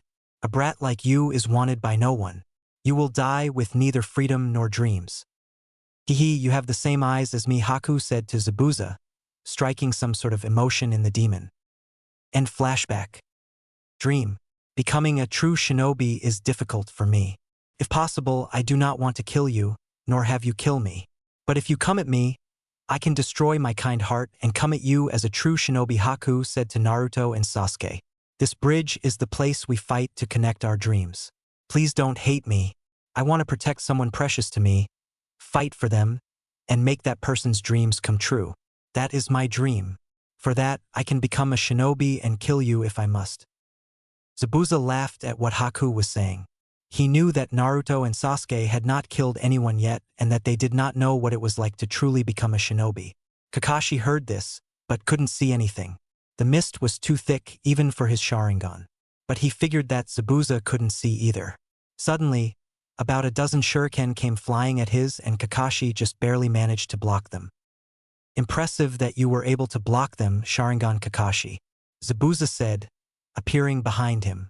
Kakashi turned around to see that Zabuza's eyes were closed. He disappeared back into the mist. Kakashi, you have overestimated the use of your Sharingan. You acted as if you could read my mind and see the future, but that Sharingan is merely a trick. Basically, it involves hypnotism and attention to detail. By using those two abilities together, you can make it seem like you are seeing into the future. The answer to combating it is simple. First, I use the mist to make that keen eye of yours useless. Second, I keep my eyes closed to prevent you from influencing me.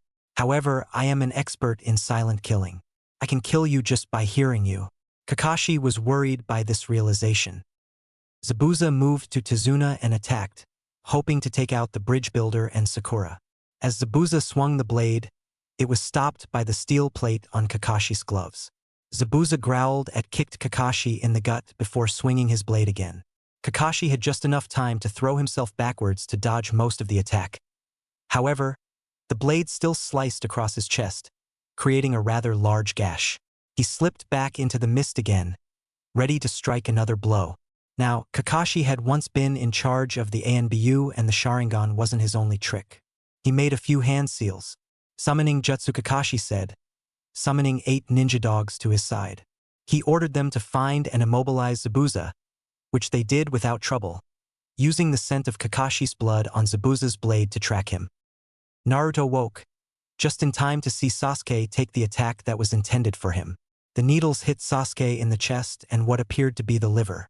Naruto saw Sasuke fall to his knees, just as a single needle that Saki had failed to take hit Naruto in the neck, in roughly the same spot where Zabuza was hit when he was killed a week ago.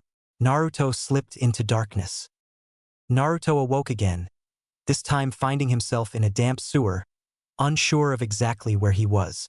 He heard growling coming from one direction and his curiosity got the best of him.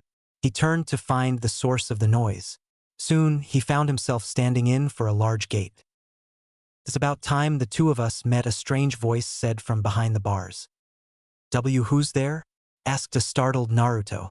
The voice sounded demonic and it sent Naruto falling back onto his ass. Why don't you take a close look, child, and see, said the voice. A faint light filled the room and Naruto could see what was behind the bars. Why, you're to the Kyuubi no Kitsune, stuttered Naruto in fear. Yes, and since you're here, that must mean you're in some sort of trouble, the Kyuubi said to Naruto. What do you mean? Naruto said, still trembling in fear. Are you going to kill me? No. Even if I wanted to, the seal on you that keeps me imprisoned in you would prevent me from doing such. If I remember, you were in a battle with a masked man. The fox did his best to conjure an image of what was happening. The thing that shocked Naruto was the image of Sasuke taking the hits for him, saving him but getting injured in the process. Naruto saw that Sasuke was falling to the ground and feared that Haku had actually managed to kill Sasuke. I can sense that your friend is still alive, but he may not be for long if you just sit there and do nothing like a blundering idiot. I will give you a little bit of my power for now, but there is something I want to discuss with you later. Now go. With that last bark of the Kyuubi, Naruto was forced out of his mindscape. Finding himself in the real world, facing Haku and a dying Sasuke, Naruto instantly felt a surge of power course through his chakra system. The needles that were stuck in him were forced out and any wounds instantly began to heal. Haku looked on in shock as a red aura began to surround Naruto. Naruto caught Sasuke as he was falling to the ground. Afraid that his teammate was dead, Naruto went into a rage, launching himself towards Haku's image in the mirror. With a strike of his fist, Naruto punched Haku in the mirror and sent him flying backwards. The mirror he was in shattered and the dome collapsed with it. Haku managed to barely regain himself, remaining on his feet, but no longer inside any mirror to protect him from the next assault. Unfortunately for him, this next assault he would not be able to dodge. His mask was cracked and his head was ringing, most likely suffering from some sort of concussion. Naruto's next attack came swift, a strong punch to the chest that sent Haku skidding to the ground. As Naruto moved over to Haku, ready to deliver the finishing blow. As Naruto lashed out at Haku with his fist, the mask crumbled off, revealing the same boy he had met in the forest only a few days ago. Naruto's attack immediately stopped there. He grabbed Haku by the collar of his robe. Why? Demanded Naruto. Why did you kill him? Why are you doing Gatos' dirty work? Why? Because I am simply a tool to be used by someone else to accomplish their goal, said Haku, breathing deeply. Naruto was disgusted at the words that came out of Haku's mouth, yet he couldn't bring himself to blame Haku for turning out like that. Naruto could see some familiarity in Haku's eyes. He could see loneliness in those eyes. He determined there that Haku must have lived alone until someone came to him with an offer. Hell, Naruto had almost fallen to the tricks that had manipulated Haku when Mizuki asked him to steal the forbidden scroll. Don't talk about that crap anymore, you don't have to do anything you don't want to, you're a person, not a tool, don't give me that crap, shouted Naruto, flaring a little bit more of the demonic chakra already in his system. Perhaps, but it seems like my usefulness is over, said Haku as he pointed into the mist, towards the end of the bridge. Naruto looked over in the direction Haku was pointing. For some reason, he could sense that something was there, something with the intent to kill. Naruto delivered a punch to Haku, enough to knock him unconscious but not enough to kill him as Naruto stormed off towards the source of killing intent. Kakashi was facing Zabuza, who was now immobilized by Kakashi's dogs. Suddenly, he felt a burst of demonic chakra coming from the direction of Naruto. Both he and Zabuza felt it, and Kakashi knew what it was. He was afraid that the Kyuubi had broken through the seal. However, Kakashi realized that the seal had not broken on, only some of the chakra had managed to leak out. He knew he had to end it. I have copied 1000 jutsu Zabuza, but now you will see my one original jutsu, Kakashi said, making a few hand seals. Suddenly, a mass of lightning appeared in Kakashi's hand. Raiten Raikiri, Kakashi said as he dashed towards Zabuza, intending to kill him with his lightning blade. As Kakashi thrust his hand towards Zabuza, it was intercepted by the most unexpected turn of events. Some man had come flying out of nowhere, crashing into Kakashi's charged hand, taking the Raikiri to his gut. Zabuza looked over at his stroke of just pure dumb luck and realized that man was one of Gado's. Kakashi, release me so I can dispel the mist and we can get a better look at what is going on, said Zabuza. Of course, Kakashi didn't buy it. And why should I? Kakashi asked. The minute I do that, you're either going to resume attacking me or try and kill Tazuna. That man is one of Gado's. Haku and I suspected Gado would try to double-cross us, and we were planning on killing him after we were done here. If one of his men are here, then that only means that there are more of him here. I just need my arms to get rid of the mist, explained Zabuza. Kakashi thought, fine, but try anything and the next Raikiri will be going straight through your head, threatened Kakashi. He ordered the dogs restraining Zabuza's arms to let go, and Zabuza did as he said he would. Release the mist. Once the mist cleared, Kakashi could see what was going on. There was a group of roughly 50 to 60 thugs on the far end of the bridge, and Naruto beating up one who was unfortunate enough to get too far ahead. Sasuke shouted Sakura as she ran to where Sasuke was lying on the ground. There was a faint pulse, and she began carefully removing the senbon from the Uchiha pincushion. Zabuza looked over at the battered Haku on the ground, and his cold exterior began to melt. Now realizing that the rest of Gado's men could see him, Naruto retreated back to where the rest of the team was. He could feel the demonic chakra drain from him as he did so. So they are not dead yet. How disappointing, Gado called out, looking at the exhausted ninja standing in front of him. Why are you here? Zabuza asked. It's simple. I actually planned to do this from the start. I'm here to kill you, Gado claimed. This is what I do. I hire missing ninja to do my work. They are done, I kill them so that I don't have to pay them. Nice plan, don't you think? The only problem is you.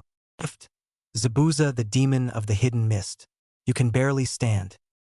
Kakashi, this fight is over. I have no more reason to fight you or go after Tazuna, Zabuza said as Kakashi agreed. Gado walked over to Haku, who was lying unconscious on the ground just in front of the rest of the ninja, and began beating on the unconscious body. Yeah, take this, you little punk. This is what you get for breaking my arm, shouted Gado. He then pulled out a blade from his side. HFT. This is what happens to a worthless tool of mine. Naruto tried to rush to save Haku, only to be held back by Zabuza himself. What are you doing? Shouted Naruto. Can't you see that he's going to kill Haku? Don't you even care just a little bit? He's done everything for you and you've done nothing but look at him as a tool. He's more than just that, UKN. Stop, kid, said Zabuza, tears rolling down his face. I know what I need to do. Can I borrow a kunai? Naruto nodded and handed Zabuza one of his knives. Zabuza instantly disappeared and repapered behind Gado, driving the kunai into the back of Gado's skull. You sick, disgusting man. Get away from him, said Zabuza as Gado dropped to the ground, dead. He then picked up the battered Haku and retreated back to where Kakashi and Team 7 were. Hey, you killed our meal ticket, the group of thugs said as they charged the ninja. Kill them. Suddenly, arrows came flying out of some still lingering mist and killed most of the bandits. If you come any further, the citizens of this island will kill you, Inari shouted with all the villagers standing behind him. Inari, Naruto called out. A hero shows up at the last second, right? Inari said, returning a smile to Naruto. To give the thugs one last push to flee, Naruto made about 36 clones while Kakashi did the same, although Kakashi's weren't all shadow clones. The thugs fled the island. The villagers had won their village back. Sasuke, Sakura shouted out in delight as Sasuke opened his eyes. UHG. Sakura, you're heavy, Sasuke responded weakly. Sakura began to cry and soon gave Sasuke a big hug. Sakura, that hurts, Sasuke said. He still had a few needles in him. What about Naruto and that masked kid? Sakura pointed to them and Sasuke saw Zabuza supporting a weak Haku. Why are they not fighting? Gato broke his deal and they are no longer enemies, Sakura said. Naruto turned around and realized that Sasuke was alright. Kakashi then turned to Zabuza. So what are you going to do now? Kakashi asked Zabuza. Right now, I don't really know, Zabuza responded. Naruto then came up to them and began acting like the idiot everyone knew and loved. Hey Kakashi-sensei, can they come back to the village with us? Naruto asked. He then turned to Zabuza. You guys could stop running and start a new life again. Hell, you could even become ninja of our village. You really are an idiot, kid, said Zabuza. However, there was something about that appealed to Zabuza. He never imagined himself settling down again after leaving Kiri, but Haku, perhaps the boy could use some rest. To be honest, I would actually like that, but I am a missing nin and an A-rank criminal. I would just go back to either imprisonment or death. Kakashi-sensei, can't you do anything about that? You're pretty high up, Naruto said. Kakashi figured he would regret this later. For your good work, I can send a message to the Hokage about this, Kakashi said, turning to a surprised Zabuza. Based on the condition of everyone, we will be here at least another week. I will send word to the Hokage, telling him of your intentions. Do realize that if you are given a chance, you will have to undergo extensive analysis to ensure that you mean no harm to the village. Zabuza thought to himself for a moment. Well, if there seems to be a chance, it would be a nice change. Even Sasuke was happy with this. If they come to the village, then that will give him an opportunity for a rematch with Haku. With that, everyone returned to the village to recover. Haku regained conscious, but was groggy and Sasuke was still sore from being a human pincushion. As Kakashi said, they would be there for at least another week and a week's worth of rest was much needed. The following day, Naruto found a quiet place out in the forest to sit down. There was still something he had to do after yesterday. He began meditating, hoping to get into contact with the Kyuubi inside him. Well, it seems as if you still want to talk, the fox said. I figured I would at least hear you out. So what is it you want? Naruto responded. I want to make an offer with you, Kit, the fox said, and I suggest you listen before you go blowing your mouth off like you normally do. What do you mean? Naruto asked, trying to restrain himself from the fox's obvious taunt. To understand where I'm going with this, you need to understand my past, explained the Kyuubi. I am one of the 9-tailed beasts that came into existence over 1,000 years ago. During that time, you humans have attempted to gain control of our powers and use us as tools. We, on the other hand, wanted nothing to do with you and minded our own business. Slowly, you humans managed to seal us inside yourselves, inventing the idea of a Jinchuriki. What's a tailed beast? And what's a Jinchuriki? Asked Naruto. Sadly, the Kyuubi knew the kid was going to start asking questions like that. However, he couldn't help but drop his head. As I said, I am a tailed beast. There are 9 of us in existence. We are demons who are classified by the number of tails we have, starting from the Ichibi, 1 tails, and ending at myself, the Kyuubi, 9 tails. Demons usually have some sort of defining feature that distinguishes their power amongst one another. For tailed beasts, it is the number of tails we have. Since I am the Kyuubi, I am the most powerful of the tailed beasts. You with me so far? Naruto nodded, indicating that he understood what a tailed beast was, at least to an extent. Now, as for Jinchuriki, let's just say that is what you are. What are you talking about? I'm a ninja and a person, not a Jinchuriki, whatever that is, replied Naruto. It doesn't matter if you are a puny human. A Jinchuriki is a human who has a demon sealed inside them, explained the Kyuubi. So that means you are sealed inside me? Realized Naruto. You're starting to catch on, Kit. Now don't interrupt me for a bit and listen to the next part of my story, said the Kyuubi. Now, being the most powerful of the tailed beasts, I was able to remain free from being sealed the longest. Humans had attempted to capture me, like that pair of weaklings that I ate, but failed. It wasn't until that man came along and used his accursed Sharingan to trap me in some sort of genjutsu which he used to control my actions. Sharingan? You mean like Kakashi-sensei and Sasuke? asked Naruto, interrupting the fox's story. The fox growled at Naruto for interrupting him. Yes, like the eyes your teacher and that other brat you're with have. However, this man's eyes were much colder and much more powerful. He used them to manipulate me into attacking your village almost 100 years ago. With my power, he fought against your Hokage and lost. As a result, I was finally sealed into a human. For the next 88 years, I was sealed inside a Jinchuriki, trying my hardest to escape, but no luck. Escape? But why? Asked Naruto. What can I say? I don't like being trapped in a cage, responded the fox. It was almost 12 years ago that I finally escaped. However, he was there, waiting. I thought he was dead, but that insolent cockroach came crawling back to me. Hold on, said Naruto. His interruptions were irritating the fox even more. Who is he?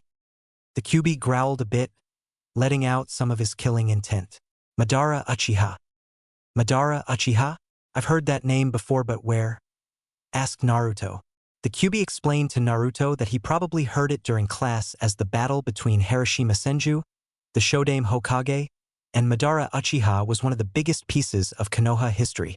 Naruto nodded his head and told the fox that was probably the one lecture that he had not slept through. But wait, Uchiha? Does that mean Sasuke is? Yes, that little Uchiha brat on your team is most likely a descendant of Madara Uchiha. However, Madara abandoned his clan in search of power. He was bitter at the fact that his rival, the Shodaime Hokage, had received the position of Hokage instead of him, so he left the village. A few years later, he returned to destroy the village using my power. After that, I thought he was dead and I was finally done with that insolent bastard. However, I was wrong.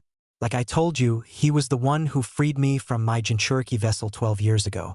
Before I could even take a free breath, he had me under his control. By the time his control ended and I had a free mind again, I was already being sealed into you by that other bastard, the Yondaime Hokage. Hey, don't insult the Yondaime like that, said Naruto. However, there was something he wanted to know. But why me? Why did he seal you into me? All I can tell you is that with the seal that he used, I needed to be sealed inside a newborn infant with undeveloped chakra coils, otherwise I would destroy my host upon sealing. I guess you just happened to be the only newborn around. The Kyuubi laughed at Naruto's misfortune, but quickly resumed the remaining portion of his story. For the past 12 years, I have been trapped inside you. We haven't talked until now because you haven't been truly aware of my presence until just yesterday. So if you hate humans so much for sealing you, then why did you help me? Asked Naruto. He wanted to know why the fox had helped him and even gave him the power to save Sasuke, despite an Uchiha being the source of his problems. Because that is where I am trying to get at. I want to make a deal with you. Although I don't like the idea of working with you, my attempts at freedom these past 100 years have not been that successful. Wait, did you say work with me? Asked Naruto, who was becoming increasingly excited by the thought of a demon fox at his command. Don't get the wrong idea, Kit. I said I would work with you, not submit myself to you, explained the fox. Naruto was now slightly depressed. So what does that mean? He asked. Simple, I will help you and I will even give you the ability to use my chakra, unopposed in certain situations. However, I expect something in return. Naruto knew this was too good to be true. Okay, so what is it you want? He asked. You should know from hearing my story actually, it's two things I want. I want my freedom from being sealed again after you die, and yes, that day will come in time. I also want you to help me kill that cockroach of an Uchiha. Wait, but if you want your freedom, then what's to stop you from destroying the village? Asked Naruto, now concerned with what the fox was asking. The fox rolled a contract out in front of Naruto, revealing his agreement. This is a blood contract. Even to demons, this is binding. Basically, it states that I will lend you my chakra should you find yourself in a situation when it is required. With my help, you could become as strong as or even stronger than the Hokage. What I am trying to say is that I will help you along your journey to become Hokage. But when you do, you will make sure that I am granted my freedom upon your death. I even promise to leave your village alone once I'm free so long as they don't try to imprison me. Furthermore, I will do whatever is within my power to ensure that you die of old age and not battle, although that will still be a possibility if you get too far in over your head. Wait, what do you mean? How can you help me survive till I'm an old man? Naruto asked.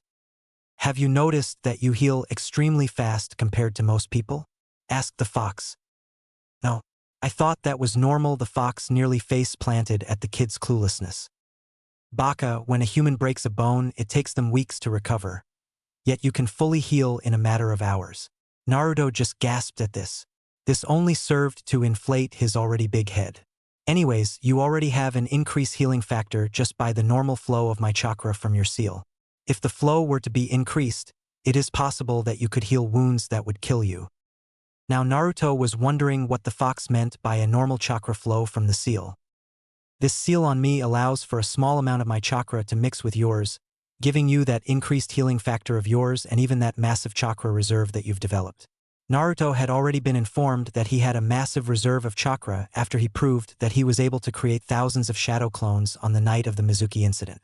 However, this seal does pose a problem. Although it is weakening slowly, allowing me to safely flow some more chakra into your system, it was initially designed to keep the two of us separate. I can't just give you all of my power at the moment because that would break the seal, killing both of us.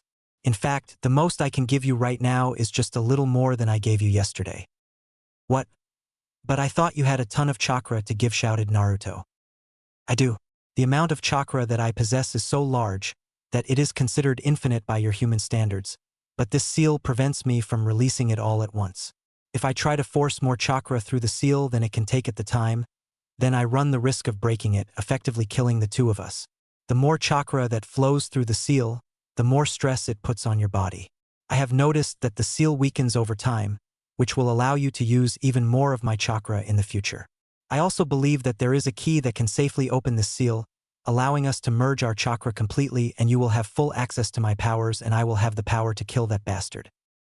Naruto thought about what the Kyuubi had said, looking over the contract in front of him. The terms on the contract were exactly the same as what they had discussed. However, he saw a name on the contract that he didn't quite recognize. Who's this Kurama listed on the contract? Asked Naruto. That would be me. Kurama is my true name. So what do you say, Kit? Do we have an agreement? Naruto took a few more moments to think about what they had discussed. Finally, he figured that everything was okay and signed his part of the contract as Kurama did the same. Chapter 6 Trials. It was late in the afternoon in Konoha. Team 8 was finishing up their D-rank missions for the day. Being an Inuzuka, Kiba naturally hated cats. However, after today Kiba was ready to wipe out every cat from the face of the planet. Once again, Tora had managed to escape, and as such, the Capture Tora mission was reinstated. This time it was assigned to Team 8. The first time it was assigned to Team 7, the past 3 times went to Team 10, and it was about time Team 8 got to experience firsthand one of the most frustrating missions in all the 5 great nations. Kiba had received most of the injuries, with multiple scratch marks all over his face and other places. Unfortunately, Hinata had a mark on the left side of her face from trying to pry the cat off of Kiba before Kurenai could put it under a genjutsu. Hinata arrived back at the Hyuga compound. Like always, her father greeted her with the usual emotionless question of asking how her missions went. However, after seeing the scratch mark on the side of her face, it became obvious exactly which mission she was assigned. Hayashi recalled the time when he was just starting out as a genin. There was always a mission that required a team to capture a renegade cat that belonged to the Fire Lord's wife. The cat's name was Tori, the mother of Tora. If there was any true demon spawn in the village, it was that damn cat. Like it was for Hayashi, this mission was considered a rite of passage for newly graduated genin, as almost everyone in the village has had to catch Tora or one of her predecessors. "Hello, Father," Hinata said, giving her father a quick bow. "Welcome home, Hinata. I would ask you how your missions went today, but I think I already know," Hayashi said to his daughter. Hinata quickly explained the other mission that they had. Afterwards, Hayashi took Hinata and her sister, Hanabi, into the family dojo for a quick sparring session. Like always, Hanabi had bested Hinata, much to Hayashi's disappointment. At the Hokage's tower, the third had just received the mission report from Team 7's most recent C-rank mission. He opened it and began reading. He nearly had a heart attack from what he read. "Lord Hokage, I am reporting in on the mission Escort to the Land of Waves."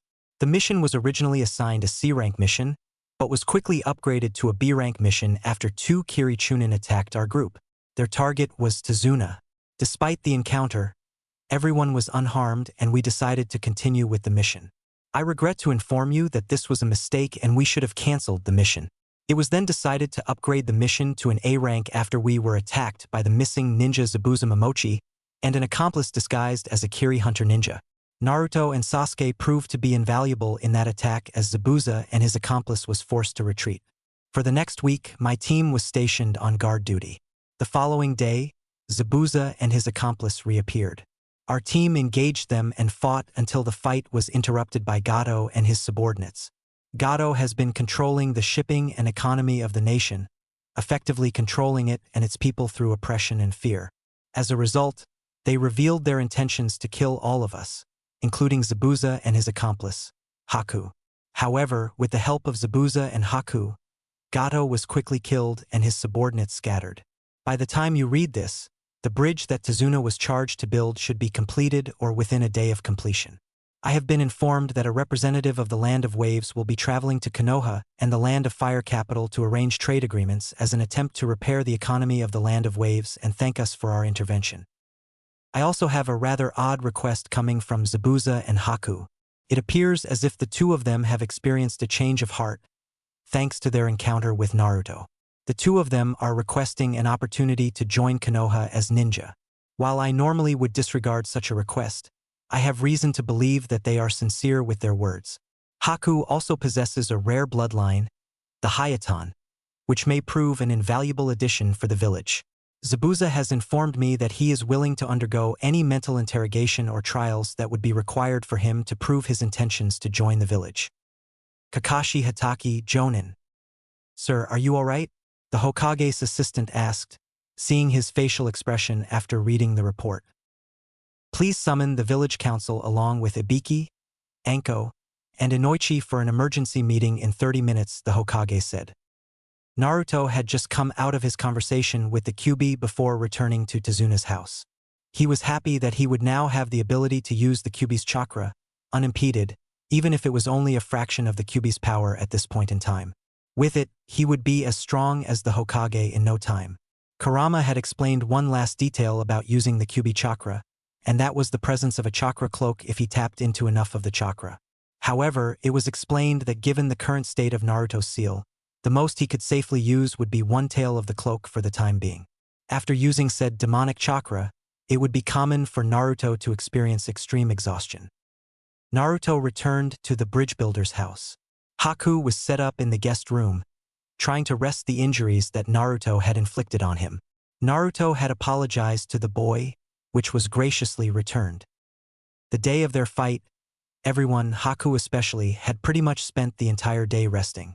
Haku and Sasuke were pretty much told to rest for the rest of the week while their injuries healed. The day after the fight, Tazuna wanted to get started on the bridge again. As such, the remnants of Team 7 continued with guard duty. There were a few incidents with some of Gato's men trying to take revenge on the ninja or trying to reclaim the island that they had once controlled.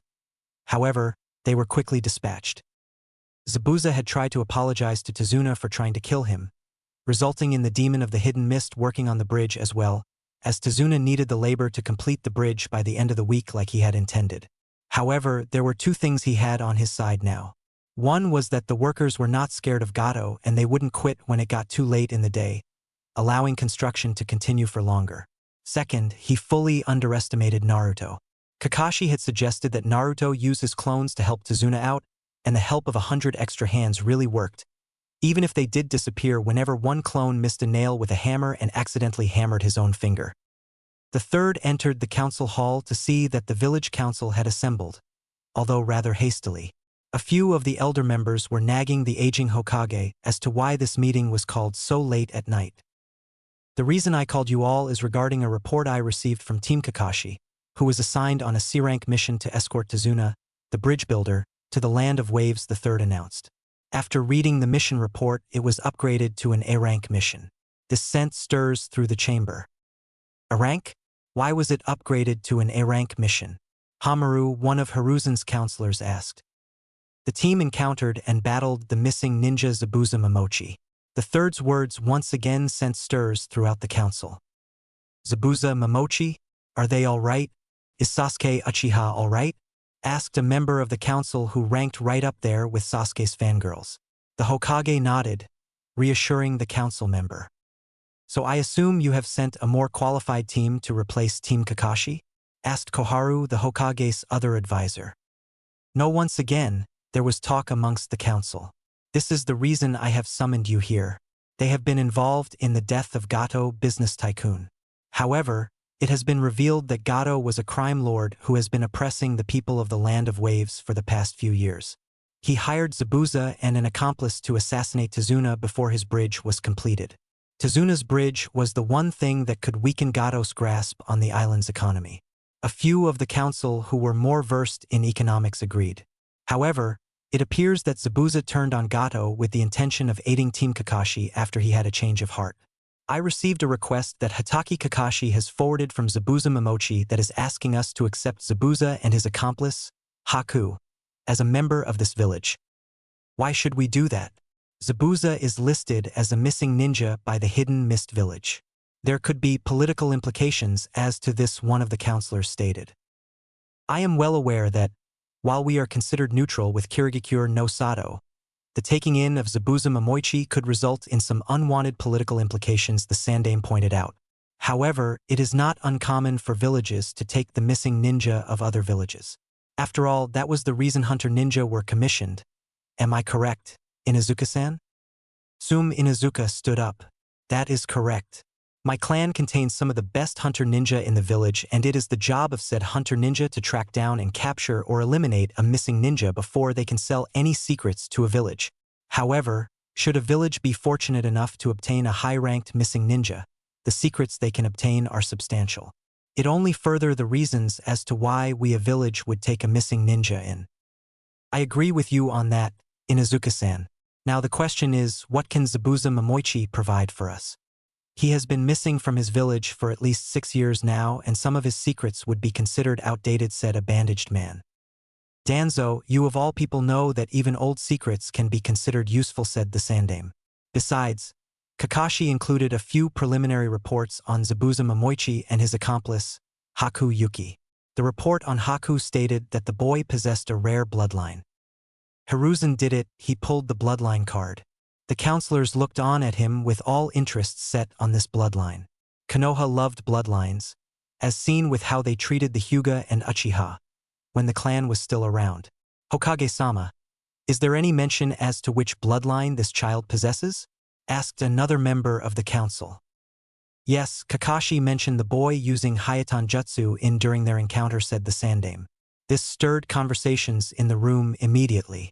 The Hayaton was believed lost when Kirigakure no Sato initiated their bloodline purges, something Konoha saw as a travesty. Are you sure it is the true Hayaton? Asked the same counselor. I am fairly certain that it is the true Hayaton. Kakashi mentioned the boy's ability to form ice out of thin air, not just simply manipulating pre-existing ice like the ninja in Snow County do. I do believe that this is truly the Hayaton, said the Sandaime. A few of the counselors couldn't help but praise their luck. They were so close to obtaining another bloodline, something they felt Konoha had been lacking for the past decade or so. A little more discussion ensued until a final vote was called for on whether or not to extend a preliminary invitation to Zabuza Momoichi and Haku Yuki. The vote was strongly in favor of extending the invitation after a trial had been conducted to determine Zabuza's true intentions. 4 days had passed since Gato's defeat, and the bridge was now complete, thanks to the help of a particular one-man, Blonde Army. That night, the village held a rather large celebration to celebrate the liberation of the wave from Gato, a future of economic prosperity. Every ninja there was seen as a hero who helped to overthrow Gato, even Zabuza. But the one who really got most of the credit was Naruto for inspiring the villagers to stand up against the tyranny of people like Gato. Sasuke had healed almost completely to the point where he would be ready to train again the next day.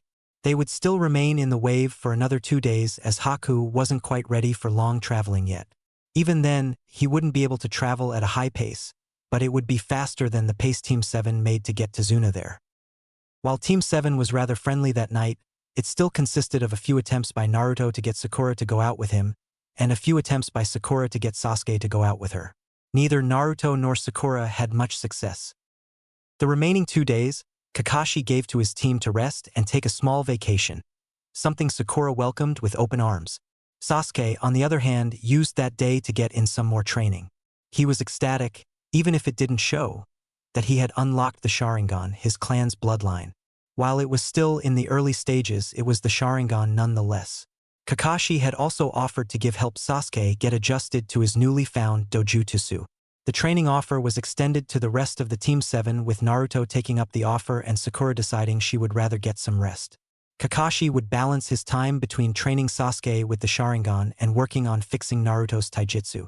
While Naruto had been considered passable back in the academy and his taijutsu had made a lot of progress in the last few months, it still needed some work to make it acceptable. The next morning, the 6 of them headed off towards Konoha. It was about 2 days' travel, with only ninja traveling this time. They arrived at the village gate early in the afternoon to find a few ANBU waiting for them. Zabuza Momochi, you are to come with us for an investigation into your intentions on joining us, the bear-masked ANBU said. Zabuza complied and he and Haku left with the ANBU. Kakashi-sensei, how long will it take before we know if they can join? Naruto asked. Sakura and Sasuke also wanted to know. Their trial is scheduled for 302 days from now. It is then that we will know their fate in Konoha, Kakashi responded. To be honest, I don't think Haku will have much of a problem, seeing as he has never had official ninja training and because of his bloodline, but Zabuza could be a different story.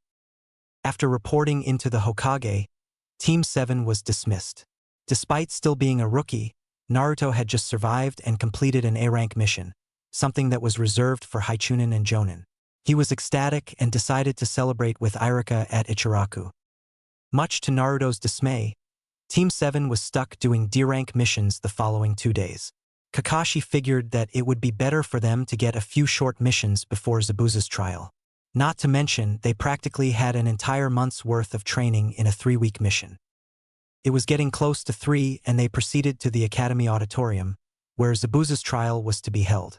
When they got there, they found the room to be rather packed. Apparently word that the demon of the hidden mist wanting to join the village had spread.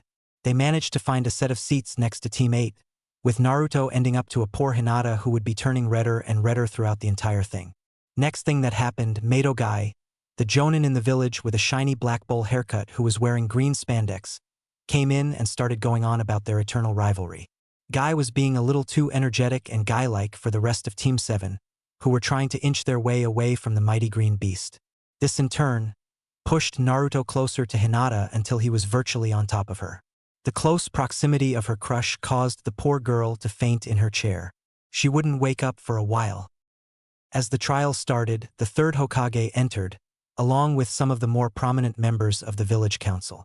He announced to everyone the reason why they were there, although everyone pretty much knew why. Soon after, Zabuza and Haku entered the auditorium, escorted by a few ANBU. Zabuza Momochi, Haku Yuki, you are here today to justify your intent to join this village as ninja of Konoha. Is that correct? The 3rd began reading from the paper he was holding. Why don't we get straight to the point? Inoichi, Ibiki, what are the results of your interrogation sessions with Zabuza Momochi? Lord Hokage Inoichi said, standing up. I will be honest. I was not expecting much to warrant admission of this missing nin into the village, especially given his record. Zabuza gave a slight TSK under his own breath. Inoichi then proceeded to present his report on the mental findings of Zabuza's mental stability. I do find that he is sincere in his request to join and serve the village of Konoha, though. I have found the same to be true with Haku Yuki here as well. Very well, Inoichi, the Hokage said. Ibiki? Hokage-sama. Like Inoichi, I had high doubts about these two. While I do feel that Zabuza here is not lying, his previous record of instating a coup in Kirigakure no Sato must be taken into account, said Ibiki. Zabuza sighed as the Hokage began to speak again. Zabuza, do you have anything to say about your actions? Asked the Hokage. I do. I believe you have received reports on the state of the mist under the rule of the Sandai Mizukage, said Zabuza. Hiruzen nodded. One such measure he instigated was the blood limit purges. During that time, I encountered Haku, who I could not allow to suffer under the Mizukage's wrath. The village was not healthy under the Mizukage's oppression. However, even just a few glances of Konoha have told me that Kanahagakure no Sato is nothing like Kirigakure no Sato. It is a village that I would rather serve over Kirigakure no Sato. Very well. I have already discussed with the council about these two joining the village, and it appears that they have passed Inoichi and Ibiki's examination, the Hokage stated. Hamaru stood up and addressed the two in question. Zabuza Momochi, Haku Yuki, it was decided the other day that should we determine that your intentions are good for Konoha, that you be granted a chance-earned citizenship. However, one thing that has intrigued us is Haku's bloodline. Haku, if you don't mind, there are some of us here who would like a demonstration of your abilities. Haku obliged, and the chakra suppressing cuffs were removed. He made a quick hand sigh. Hayaton demonic ice mirrors with that. A mirror in front of Haku formed out of ice, and so did one on the other side of the room. The elders were impressed that the Yuki bloodline, the Hayaton, still existed. He performed a few more movements, jumping quickly from mirror to mirror, and showing off his accuracy with Senbon. So the Hayaton still exists, Danzo thought to himself. Hiruzen shot him a look, indication to Danzo not to try anything funny with this boy. It was known to a few of the higher-ups that Danzo was the leader of a secret ANBU organization known as Root. Over the past years, Hiruzen had managed to loosen Danzo's grip on village power, but he was still aware that Danzo would try to recruit some ninja with potential, Haku in particular, into his forces. Koharu then stood up to address Haku. Haku Yuki, you have demonstrated a rather advanced blood limit. Our records show that you are 13 years of age. By law of this village, if someone possesses a blood limit, they will be allowed to start a clan when they are of age, Koharu said. Kakashi knew this was going to happen with Haku, and he had mentioned to Zabuza beforehand. Granting Haku clan status was a way for them to further cement the bloodline into the village. The Hokage took the floor once again. Zabuza Momoichi, Haku Yuki. You will be allowed to serve under this village so long as you comply with our laws and regulations. Zabuza, you will be assigned the rank of Chunin. You will also be placed on probation for the next 2 months along with supervised mission duty for the following 4 months. Should I find no issues with you being allowed to serve Konoha, you will be eligible to participate in the Jonin examinations at the end of the year to regain your previous rank of Jonin. If you do anything that endangers the village, the ANBU have orders to execute you. Do you understand and accept these terms? I accept them, Lord Hokage, Zabuza said, offering a respectable gesture and trying to get on the Hokage's good side already. Haku Yuki, seeing as you have no official ninja training, I must give you the rank of Genin and assign you to a team. I will find a team to place you on, and you will begin once your placement is confirmed, said the Hokage. Do you accept these terms? I accept them, Lord Hokage, Haku said, following in Zabuza's stead. Naruto was ecstatic upon hearing this. He ended up hugging the nearest person around him out of joy, which just so happened to be Hinata, who was just waking up. Needless to say, she fainted again. If there are no other objections, then I call this meeting closed. You are dismissed, the Hokage announced. Following the trial, Kakashi was called into the Hokage's office. Kakashi, I want you to take Haku on your team, said the Hokage.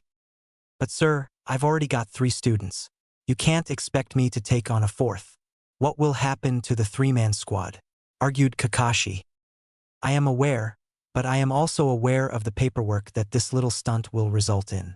If I'm going to have to deal with extra paperwork and possible fallout with Kiri, then the least you can do to help me is make finding Haku a team easy. Besides, your students are the only people in Konoha he knows, and it will be good for him. If my suspicions are correct, though, the council will try to have him promoted as soon as they can. They are like that when it comes to new bloodlines, said the Hokage. Do I make myself clear that you will take Haku on your team? Yes, Hokage-sama. I will incorporate him right away, said Kakashi, not wanting to argue with his leader. Kakashi caught his team meeting up with Haku and Zabuza outside the trial. It was there that he announced that Haku would be joining Team 7 for the time being. He then stated that the rest of the week would be dedicated to integrating Haku into the team. He then invited the new team and Zabuza to barbecue for dinner to get to know each other better. This also served as a little introduction to the team for Haku. They also managed to meet up with Team 10 and Asuma, who was intrigued by the fact that the Demon of the Hidden Mist would be joining them. It was also a little weird for him to be seeing one of the 7 swordsmen wearing a Konoha headband. Chapter 7: The New Team 7. Team 7 met up early the next morning at Training Ground 7. Naruto, Sakura, Sasuke, and their new teammate Haku arrived at the normal 9 o'clock a.m. time. Like always, Kakashi was a few hours late, showing up around 11 o'clock a.m. "You're late," the older members of Team 7 shouted in unison. "Sorry, but you see, a black cat crossed my path, and I felt that I should take the long way to avoid any unfortunate happenings," Kakashi said. No one believed him. "Anyways, the main thing I want to do is get the 4 of you used to working together. Also, I want to see what Haku is capable of." Haku agreed to show the team some of his techniques. They already knew about his Hyuton demonic ice mirrors, so he decided to move on to his other main ice technique, Hyuton Ice Dome. That jutsu turned out to be a defensive jutsu that created a dome around Haku. Kakashi decided to test out the ice dome's strength.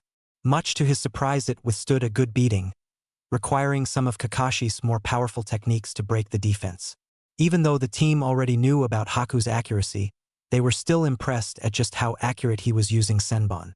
Although Kakashi tried to convince him to use a more powerful weapon, Haku stuck by using the Senbon as he had the skill required to effectively use them. The only other techniques that Haku was able to use were the Suten Sharp water needles and another low-level water-type technique. Still, Kakashi was impressed that someone so young could already make use of 2 elements. At the same time, this worried him because he could see Naruto and Sasuke becoming more and more jealous of Haku's abilities. The 2 of them finally cracked. "Kakashi-sensei, teach us a cool jutsu or something," Naruto said. "We've already passed the water walking exercise, and now it's time you teach us something useful." For once, both Sasuke and Sakura actually agreed with him. Kakashi closed his eyes and began thinking for a moment. "All right, I suppose the 3 of you have shown me that you are ready to begin some ninjutsu training.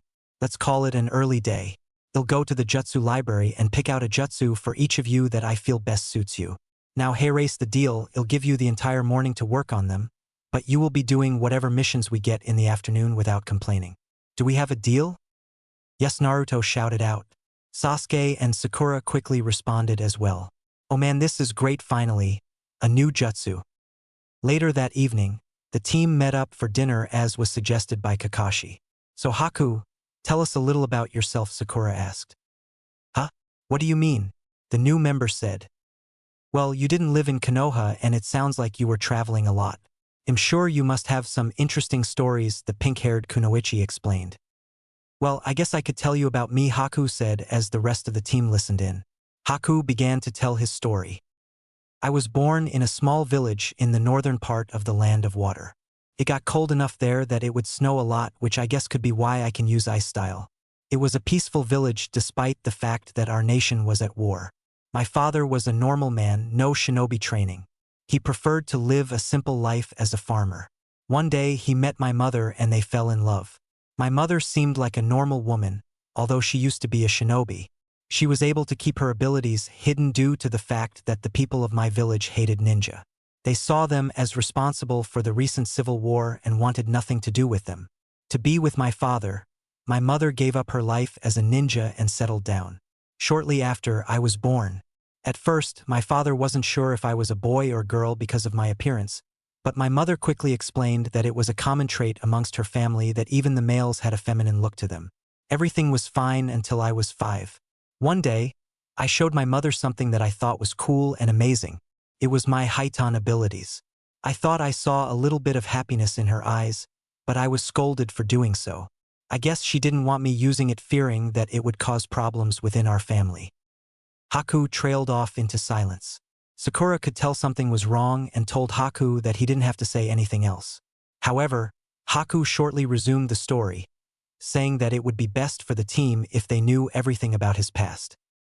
Despite her efforts to conceal my newfound abilities, my father had already witnessed what had happened.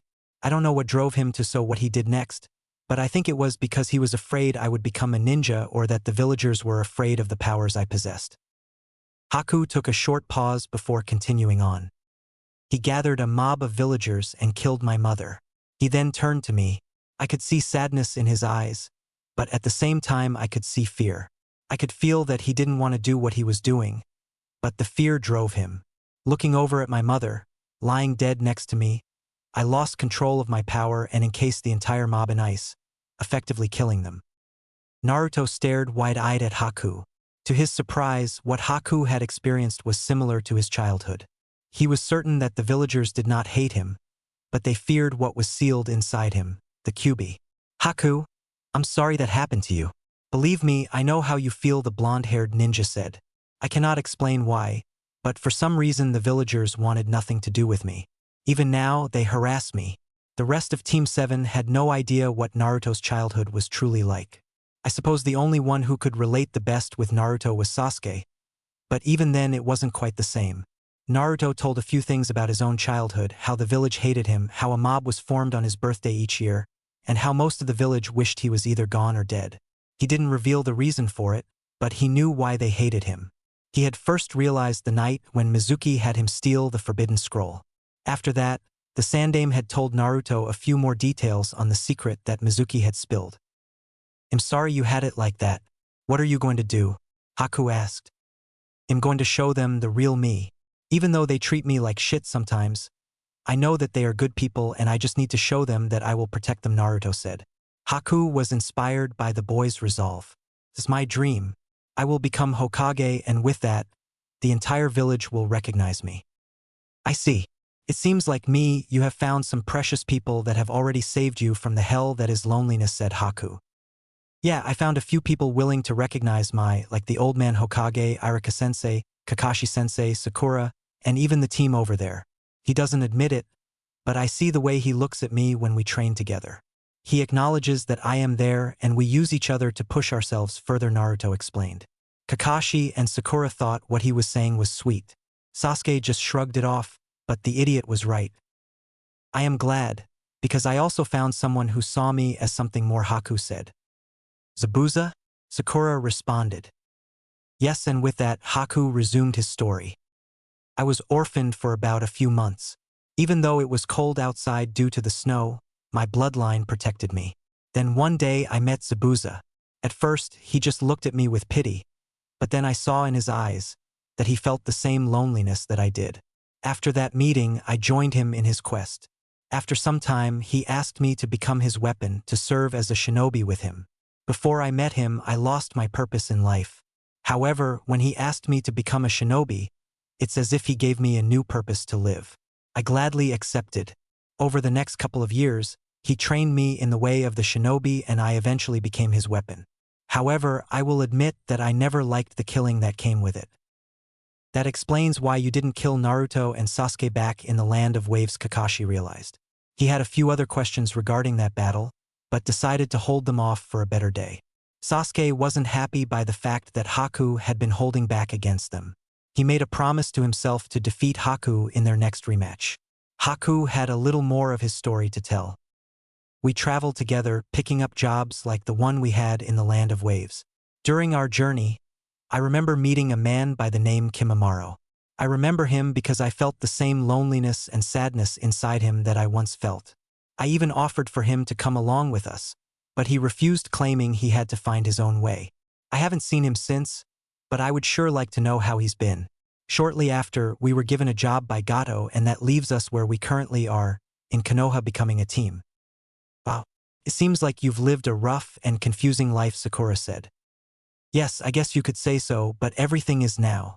Before these past few days, I even felt that Zabuza was looking for a purpose in life. However, your village appears to have given him another chance to start over. He will never admit it, but I think he is truly grateful. Although he is already mad that there are ANBU following him everywhere, Kakashi just smiled at Haku's last comment. The next morning, the new Team 7 awaited Kakashi at the training ground. He had promised them cool new jutsu and they were going to get it. The only question now was how late would Kakashi be? Surprisingly, he was only about 45 minutes late this morning. A new record for him. Alright, as promised, I went to the library this morning while you were doing your mission and I picked out some jutsu that I think you all should find useful, Kakashi said. He then handed a scroll to Naruto.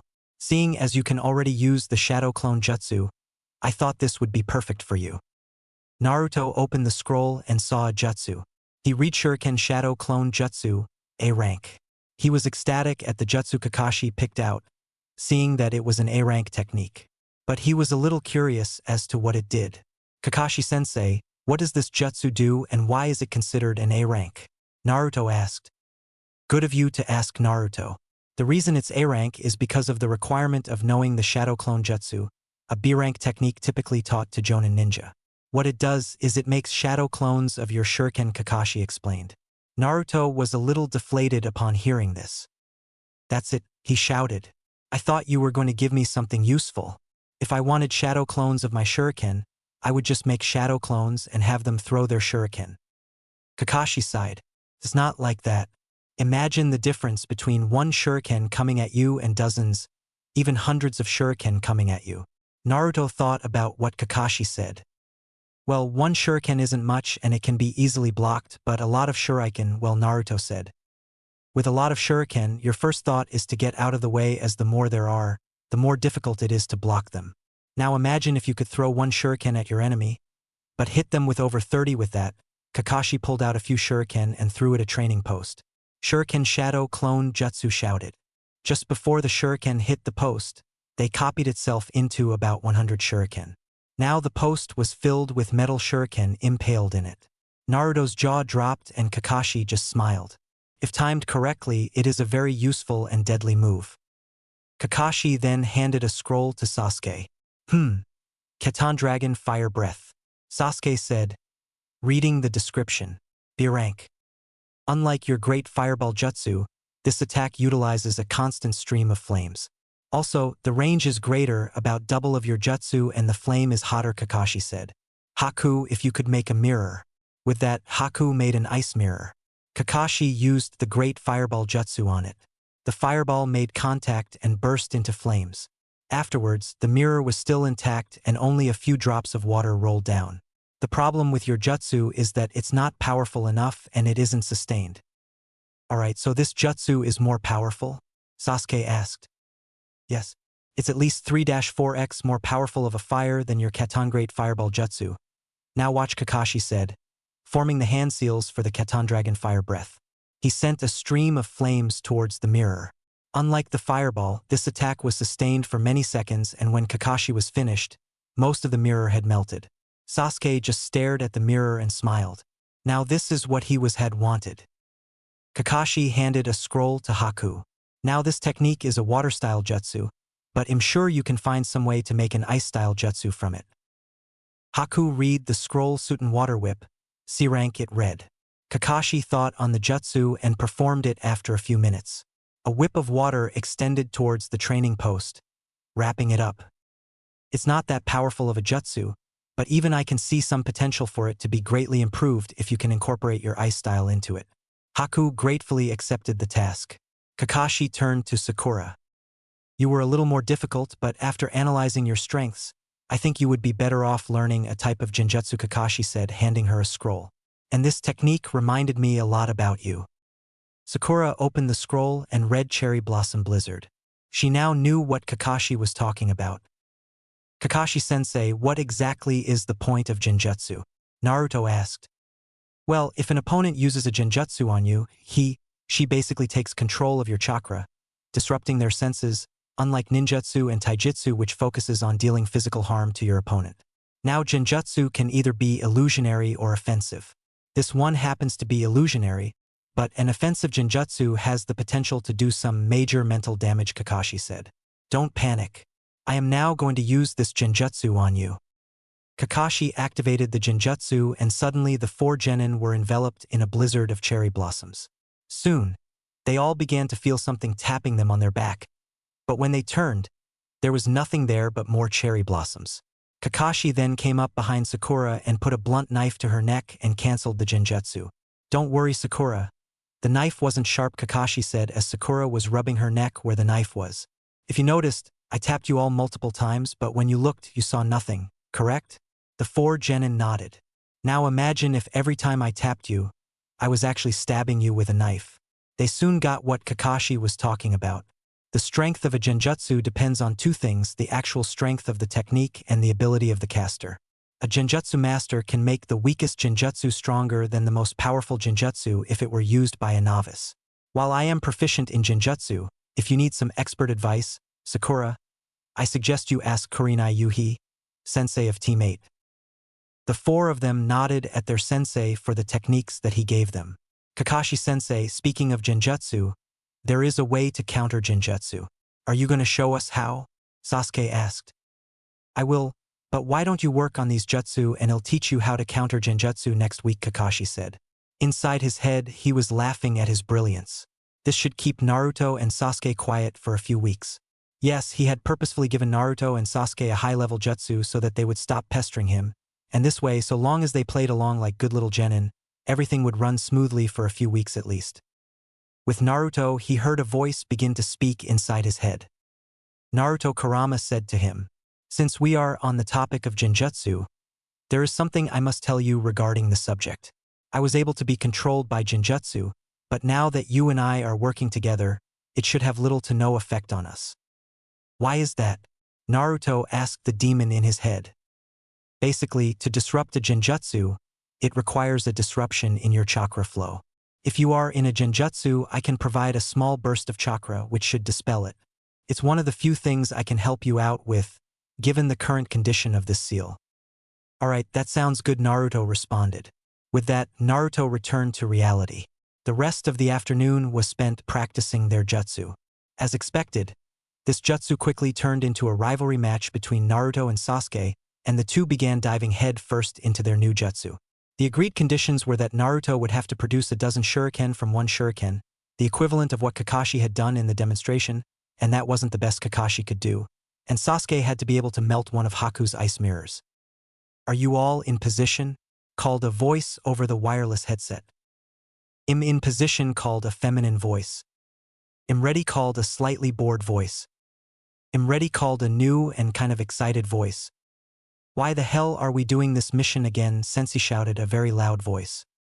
"Because, Naruto, these D-ranks build teamwork and we need to incorporate Haku into this team. Besides, don't you remember the deal we made?" reminded Kakashi. "Fine, let's just get this over with," said the now defeated Naruto.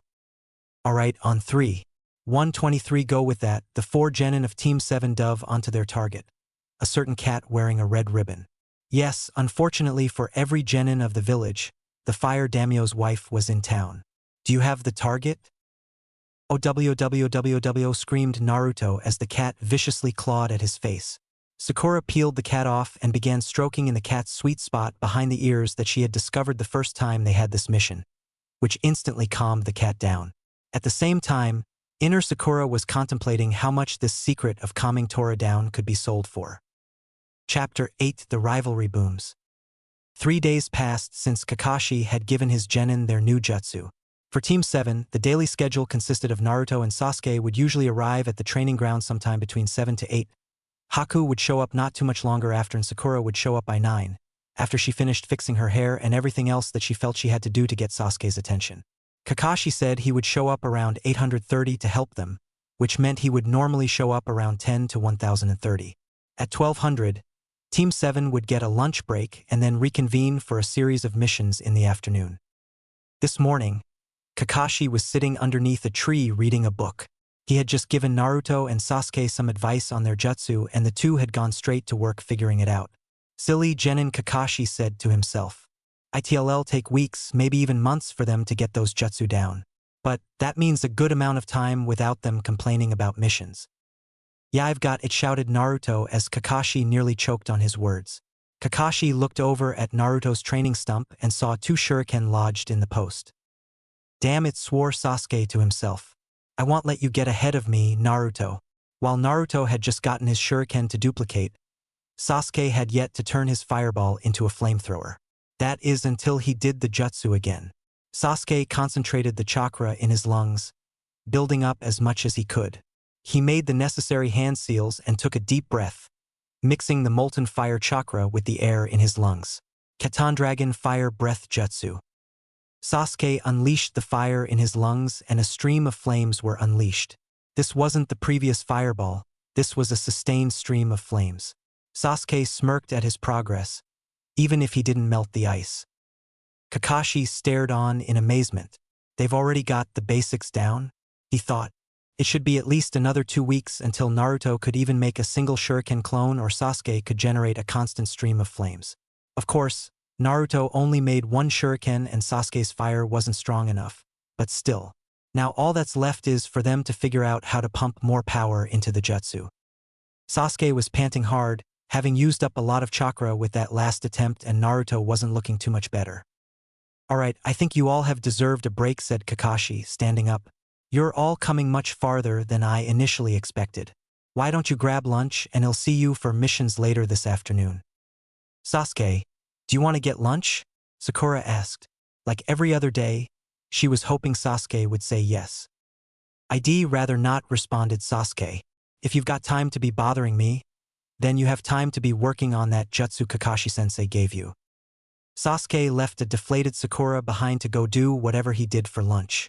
Sakura, if you want you could come get some ramen with me," Naruto asked, trying to cheer his crush up. "And why would I want to do that?" growled Sakura. Like every other day, Naruto had been rejected as well. Later that afternoon, Team 7 received their mission. It was a simple D rank again. While they wanted to complain, Naruto and Sasuke kept their mouth shut. There would be plenty of time for complaining when they got their jutsus down. However, Naruto was steadily getting tired of the D rank. After the mission in the waves, he had been hoping for at least another C rank, even if he felt he was ready for a B rank or something more. "Kakashi-sensei, I know we promised not to complain and everything, but I don't suppose we could do something different than a D rank. I know we are ready for another one," asked Naruto after they had reported in. "Yeah, come on sensei. Naruto's right, Sasuke," replied Sakura. Even she was getting tired of the D ranks again. Today they had to help out on a farm and Sakura was probably dirtier than she had ever been, a feeling she was not enjoying all that well. "The Dobe's right. I know we promised not to say anything, but we've completed the equivalent of an A rank mission. These D ranks are just starting to get old again," responded Sasuke. Kakashi sighed. So much for the jutsus staving off their desire for something a little more. He looked over at Haku, who had just been smiling. Kakashi figured that Haku had just been putting a mask on and taking the D ranks. Perhaps. How about this? I'll reserve a C rank for a few days from now. I want to get Haku to 10 missions before we take on some longer mission, and I suspect a few more days of D ranks will get him there. Why does Haku need to get to 10 missions? Asked Sakura.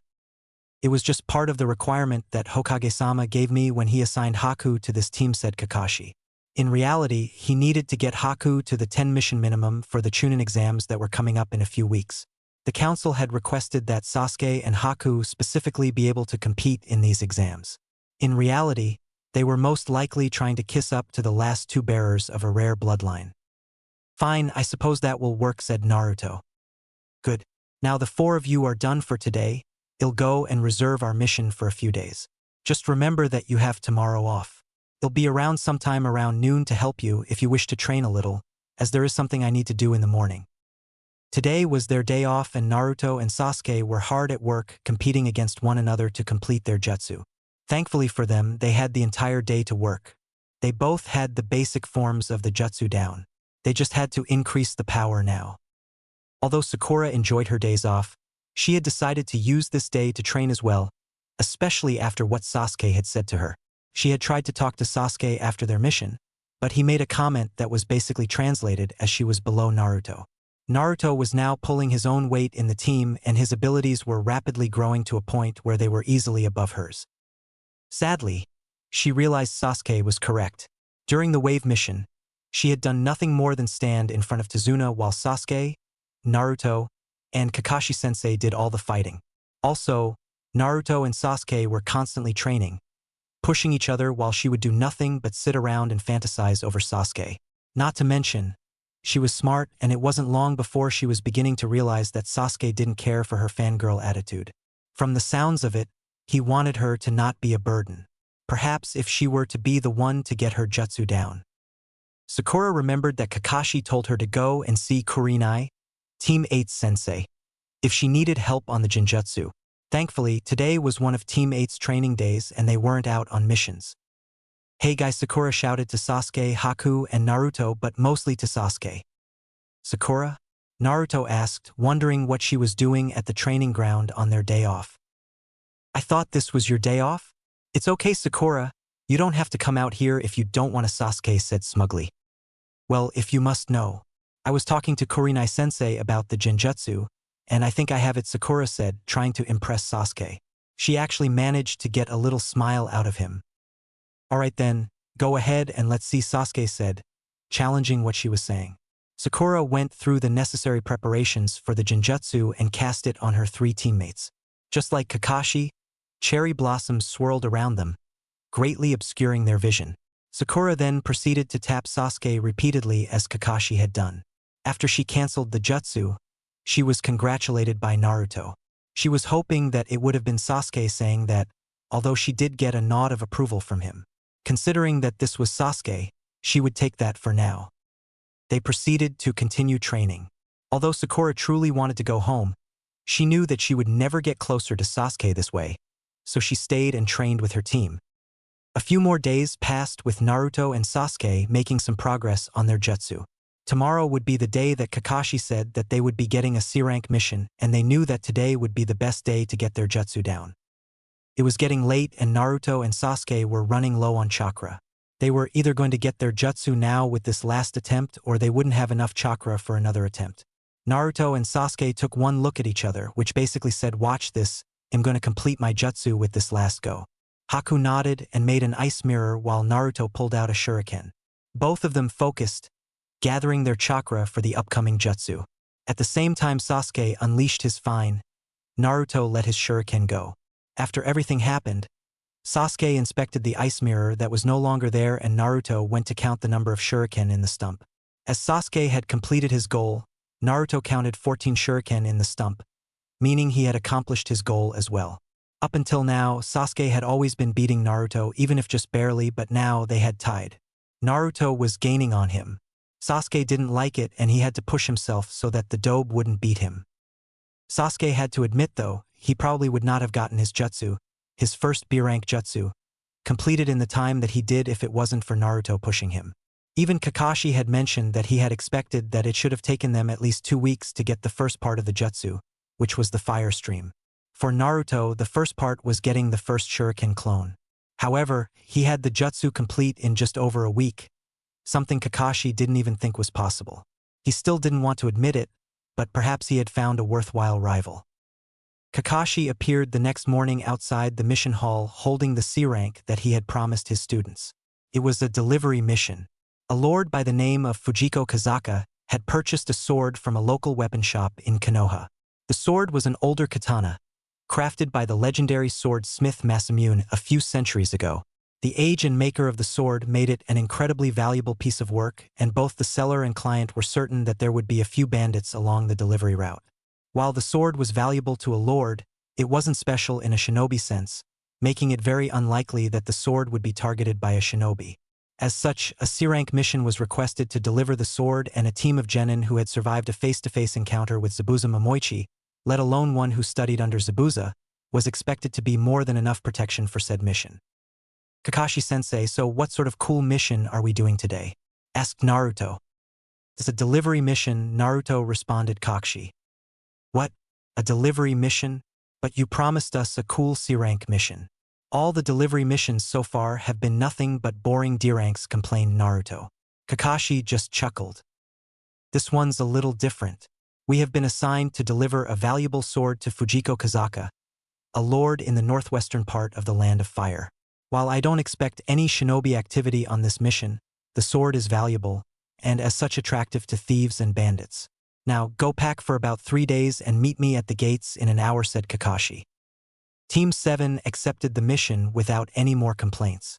A few thieves was much better than catching a cat or milking a cow. A few hours after they left the village, any boredom Naruto may have accumulated was soon ridded from him as they encountered their first bandit attack. A group of bandits, roughly half a dozen, emerged from the forest and demanded that the traveling ninja hand over any valuables they were carrying. When Kakashi denied their request, the bandits followed through on their threat and charged at the genin. Within about 20 seconds, all 6 of the bandits were incapacitated. Kakashi was glad to see that one of his students had put their new jutsu to good use. Sakura had used her genjutsu on the bandit she was facing to distract the man while she delivered a strong punch to the bandit's cheek, knocking him against a tree and unconscious. Naruto and Sasuke had both beaten their bandits pretty good, although they had not used the jutsu Kakashi had given them, which was understandable as their jutsus carried the potential to kill. It was hard distinguishing Haku's bandit from the porcupine that had just run out of the bushes a second ago. Kakashi's two were handled with ease, even more so than he had done with the demon brothers. The team continued on with their mission, and the following day, they wandered upon the remainder of the bandits had shown up. This time, it was roughly 24 bandits that had descended upon them. Sasuke and Naruto took one look at each other before the action started. This was most definitely a competition between the two of them now. Naruto ducked underneath one attack, responding by nailing the bandit in the stomach with a strong punch. This gave him a little breathing room as he summoned a few shadow clones to aid him. The clones soon went to work overpowering most of the bandits that had decided to take on, as they saw it, the short and stupid-looking one. Boy, were they mistaken when they were hit by the wave of orange. After he was finished with his bandits, Naruto looked over to see Sasuke sitting on top of a pile of battered, beaten, and burned bandits. 7, declared Naruto. Sasuke growled, having only beaten 6. That was before he noticed a forgotten bandit sneaking up behind him. Sasuke swung his foot at high speed around, catching the bandit in the side of the head, knocking him into a tree. There, 7. Naruto and Sasuke smirked at each other, satisfied that the other wasn't giving up so easily. A few days passed and Team 7 had returned to Konoha by that time. Today was designated as a training day for the team as Kakashi said that he had something to do. After lunch, Team 7 had met in an alleyway, waiting for Naruto, who had apparently forgotten something. Sakura was stuck waiting for Naruto as Sasuke and Haku had left to go train. When Naruto came back, he noticed something out of place. Is that supposed to be a rock? Naruto thought to himself. He took a few steps forward, only for the rock to follow him. Even the fox inside Naruto's head was confused at the rock. What the hell is that? Said Kurama. Don't even ask, Naruto said to his inner demon, dropping his head. Coming back to reality, he turned to face the rock. What kind of rock is square with 2 holes? I can see right through that. Just what I would expect from my rival, the rock said as it exploded, revealing Konohamaru, Moegi, and Udon.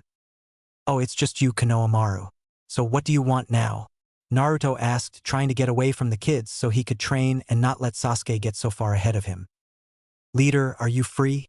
Moegi asked, trying to make herself cute and irresistible, which really doesn't work too well on Naruto. Nope, I'm training, Naruto said. Meanwhile, Sakura was standing slightly behind him, watching the whole endeavor. What? But you promised that you would play ninja with us today, Konohamaru shouted out. Why would a ninja want to play ninja? Sakura asked, staring at the 3 kids with a look of annoyance. Hey bro, who is this girl? Konohamaru asked Naruto. She's starting at him like she wants to eat him alive, he thought. Konohamaru, got an idea in your head? Huh? Naruto asked, wondering what the kid was thinking. Not bad bro, she's your. He leaned closer to Naruto to whisper in his ear. Girlfriend? Hehe, you brats are very perceptive, Naruto said, just as a fist made contact with his face, sending him flying back into a fence. Konohamaru turned to Sakura, who was now looked like she was ready to kill the 3 kids. How dare you, you ugly bitch, Konohamaru said, pushing his luck too far. Sakura smacked him, leaving just as many lumps on his head as Naruto had gotten. Once the 2 regained consciousness, Konohamaru still didn't learn his lesson. Damn it, that ugly huge foreheadedess, that really a girl? Naruto got a signal from the fox in his head to run as they turned around to see Sakura charging full steam towards them. Ouch, that hurt, Konohamaru said, running into something solid. When he looked up, he saw a ninja in black pants and a black shirt, with a bandaged bundle on his back and paint on his face. Standing next to him was a girl in her mid-teens with blonde hair tied into 4 ponytails. On her back was what looked like a rather large collapsed fan. That hurt, you little brat, the man with the painted face said. Chapter 9, Strangers in Konoha. All around Konoha, the Jonin were busy training with their teams. As they heard a bird call in the air, they looked up to see a bird summoning them to the Hokage. They all knew what it was for, but they were surprised that it was this soon that they were being summoned by the Hokage. Any Jonin in charge of a genin team assembled in front of the Hokage for his announcement. "You've been assembled for only one reason," the third said. "As most of you have probably realized, it should be obvious by the people here." "It's already that time," Kakashi said. "It's already been reported to the other villages. I have seen them enter the village Gunma." A ninja wearing a leaf bandana with a sunbon in his mouth said. "So when is it?" "Well, I will announce it properly then," Hiruzen said, standing up. 7 days from now, the Chunin selection exams will begin. First, we will hear from those supervising the new genin. Asuma, Kakashi, Kurenai, do you recommend any of your team for the Chunin selection exams? Kakashi stepped forward. The Kakashi-led Team 7, Naruto Uzumaki, Sakura Haruno, Sasuke Uchiha, and Haku Yuki under the name of Hatake Kakashi. I nominate them for the Chunin selection exams, Kakashi announced. "What?" Irika called out. He didn't see his former students as ready for this exam. The Kurenai Team 8, Hinata Hyuga, Kiba Inuzuka, and Shino Aburemai Kurenai Yuhi nominate all three of them for the exam, the Genjutsu mistress said. The Asuma-led Team 10, Shikamaru Nara, Ino Yamanaka, and Chuji Akamichi Asuma Sarutobi nominate all of them for this exam, Asuma announced. How rare. All of them, the Hokage said to himself. "Hold on," Irika shouted out. "Hokage-sama, please let me have a word. 9 of these 10 individuals were just recently my students. I know their skills are exceptional, but it is still too early for them to take the exam. They need more experience." Kakashi stepped forward to defend the nominations. "Irika, I was a Chunin when I was 6 years younger than Naruto." "Naruto is different than you," Irika rebutted. "Are you trying to crush these kids?" "Crushing them could be fun," Kakashi said. "They are always complaining about missions. I highly doubt that they will even make Chunin this time around, but this will still be a good experience for them." "What?" Irika said. "You think this is some game for your entertainment?" Kakashi laughed a little. "That was just a joke. But stay out of this. They are no longer your students. They are my subordinates." Irika was shut up. The ninja with the face paint grabbed Konohamaru by the collar and lifted him up to face height as Naruto, Sakura, Moegi, and Udon arrived on scene. "Let go of me," Konohamaru screamed out as Naruto tried to come to his rescue, only to be held back by Sakura. "Hey, you're almost as annoying as this little brat," the ninja said to Naruto. "I hate midgets, especially younger ones that are rude. It makes me want to kill them." Naruto and Sakura looked on in shock. As the ninja wound up for a punch, Naruto ran to save Konohamaru. Before the punch could make contact, the ninja was hit in the face with a rock and a senbon found his hand. Naruto looked up to see Sasuke and Haku on opposite sides of the ally. The ninja dropped Konohamaru. "What are you bastards doing in our village?" Sasuke called out. He's kind of handsome," the blonde Kunoichi said. "Wow, she's pretty hot," the other foreign ninja said, looking at Haku. He then turned his attention to Sasuke. "Another brat who pisses me off." Naruto was now getting angry because Sasuke had just shown him up. The foreign ninja called Sasuke out, pulling the wrapped bundle off of his back. "Kankuro, stop it," a voice called out. The ninja stood down as everyone's attention turned to the voice. It was a boy with red hair and a large gourd on his back. "You're an embarrassment to our village." Tagara, Kankuro called out, trying to explain himself. "Losing yourself like that? How pathetic. Why do you even think we came to this village?" Gaara said. Kankuro tried to open his mouth, but was shut up instantly. "Shut up or he'll kill you." Sasuke looked over at their leader and tried to analyze the newcomer. Before he could, the Gaara disappeared in a cloud of sand and reappeared next to Kankuro. "Sorry to you guys," Gaara said, apologizing for Kankuro. "I guess we got here too early." "Hey, wait. You're from Tsunagaku. You may be allies, but it is forbidden for foreign ninja to enter other villages without permission. Why are you here?" Sakura asked. "Heh, talk about clueless," the blonde ninja said. "See my pass? We are here for the upcoming Chunin exams." "Chunin exams?" Naruto said as everyone's sweat dropped. "Wow, you really are clueless," the blonde Kunoichi said. The Chunin exam is where outstanding genin ninja from all over assemble to take an exam to become a Chunin.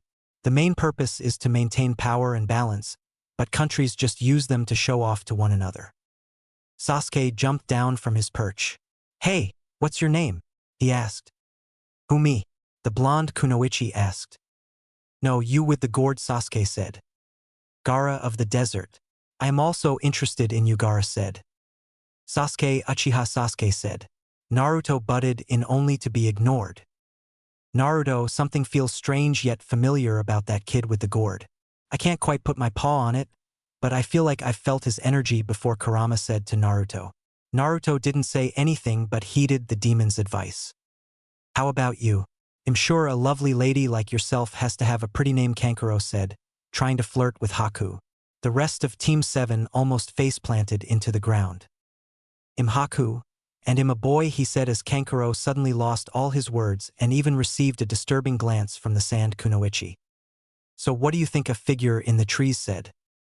"Well, nothing serious, but that black-haired kid, the boy with the gourd, and that boy that looks like a girl. Let's keep an eye on them," another figure said. "Hey, did you hear?" Tenten said, tossing another knife into a target. "For the first time in 10 years, there are going to be rookies in these Chunin exams." "That sounds interesting," Lee said, sitting directly underneath Tenten's target. "Rumor is that 4 of them are students of Kakashi." "I almost feel sorry for them," Neji said. "You're late," Naruto and Sakura yelled at Kakashi, who just appeared on the bridge that he had asked his team to meet on.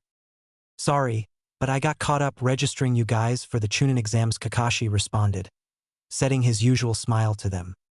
"What kind of lame excusio? Wait, that actually sounds reasonable," Sakura said. "Here are our applications. If you are going to take the exams, then come to room 301 at the academy 6 days from now," Kakashi explained.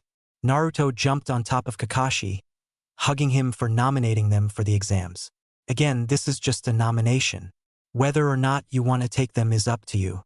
Those forms need to be turned in by 4 p.m. tomorrow to the Hokage's tower if you are going to take them. It'll give you the rest of today and tomorrow to decide. Based on your response, we'll go from there." With that, Kakashi left the 4 genin to their thoughts. Chunin exams. There are going to be a lot of strong people in that. Like Gaara and those guys from yesterday, Sasuke said. "I might be able to fight them. If I win, then it'll be one step closer to Hokage," Naruto thought to himself, imagining himself on a winner's pedestal and wearing the Hokage's hat. "Things could get interesting," Naruto Kurama said to his host. "Yeah, I know. It's about time something exciting happens around here," Naruto responded to the fox. "Not exactly what I meant, but yes, thing will get interesting." "Okay, so what did you mean?"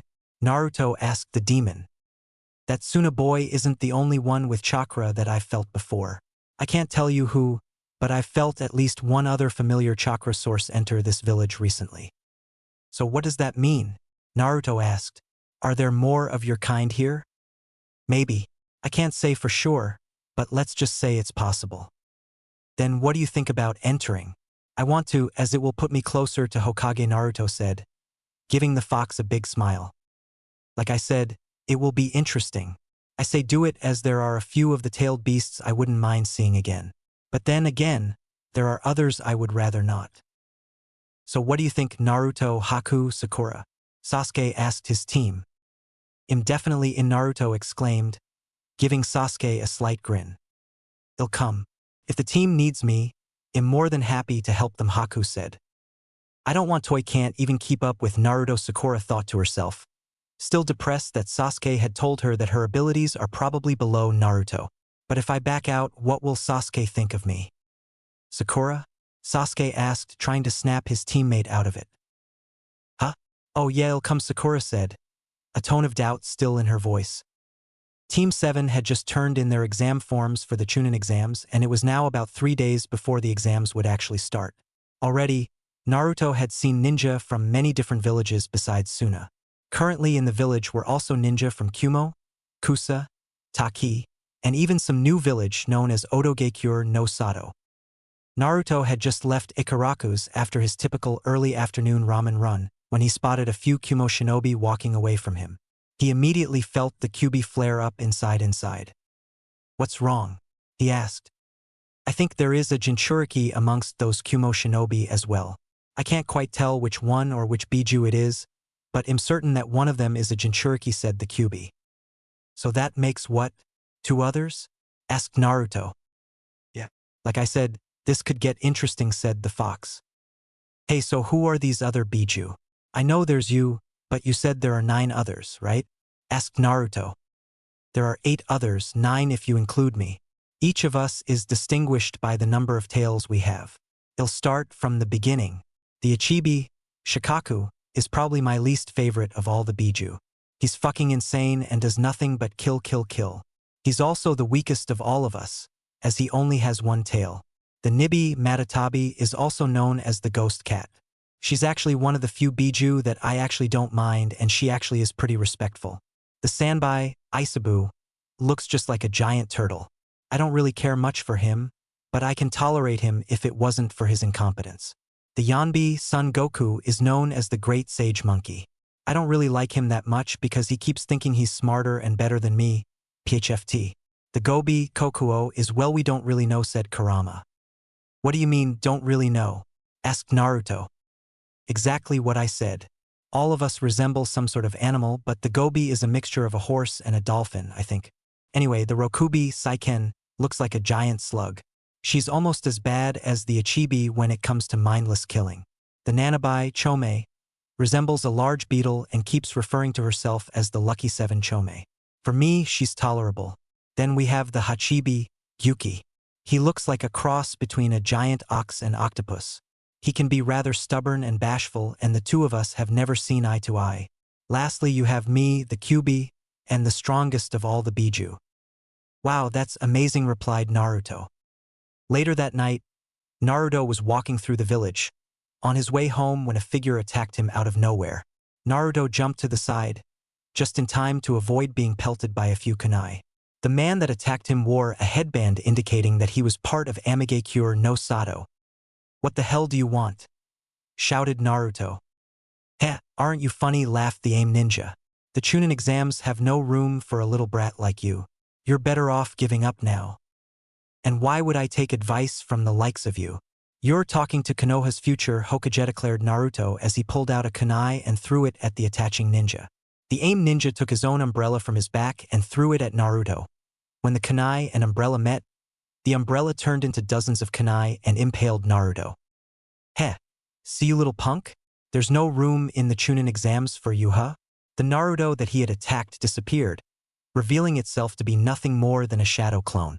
While the AIM ninja was busy looking around to see where Naruto was, he didn't notice the blonde tackle him from above. Hey, you calling a little punk? You're the one who can't handle the exams, replied Naruto. The AIM ninja disappeared, replacing himself with a rock. Huh? What? Where? Said Naruto, looking frantically for the attacker, who was nowhere to be found. Sakura was walking along praising her luck. Sasuke had actually invited her to take a walk with him. She was busy fawning over Sasuke when Sasuke called out some random AIM ninja.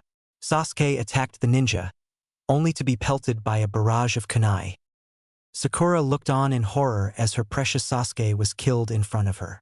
Sasuke shouted out as she ran to the lifeless body of Sasuke, dropped to her knees and began crying. A few moments passed and her crying turned to laughter. You can stop with the elementary genjutsu, no? I've known this was all an illusion, said Sakura, standing up and facing the AIM ninja. Since when would Sasuke ever invite me to take a walk with him? Besides, I also know that you're just an illusion as well. You think I'm just a mere illusion? Asked a ticked-off AIM ninja as he threw the umbrella at Sakura. Sakura simply walked straight through the illusion and the AIM ninja merely laughed. I see, but if you continue on with the Chunin exams, this will become a reality. I wonder if you can endure that. With that, the AIM ninja disappeared and the illusion was dispelled. Cha, I'm not scared, I'll take them on any time, shouted Sakura. I'm still not sure if I can do it. Sasuke was also having trouble with the same random AIM ninja.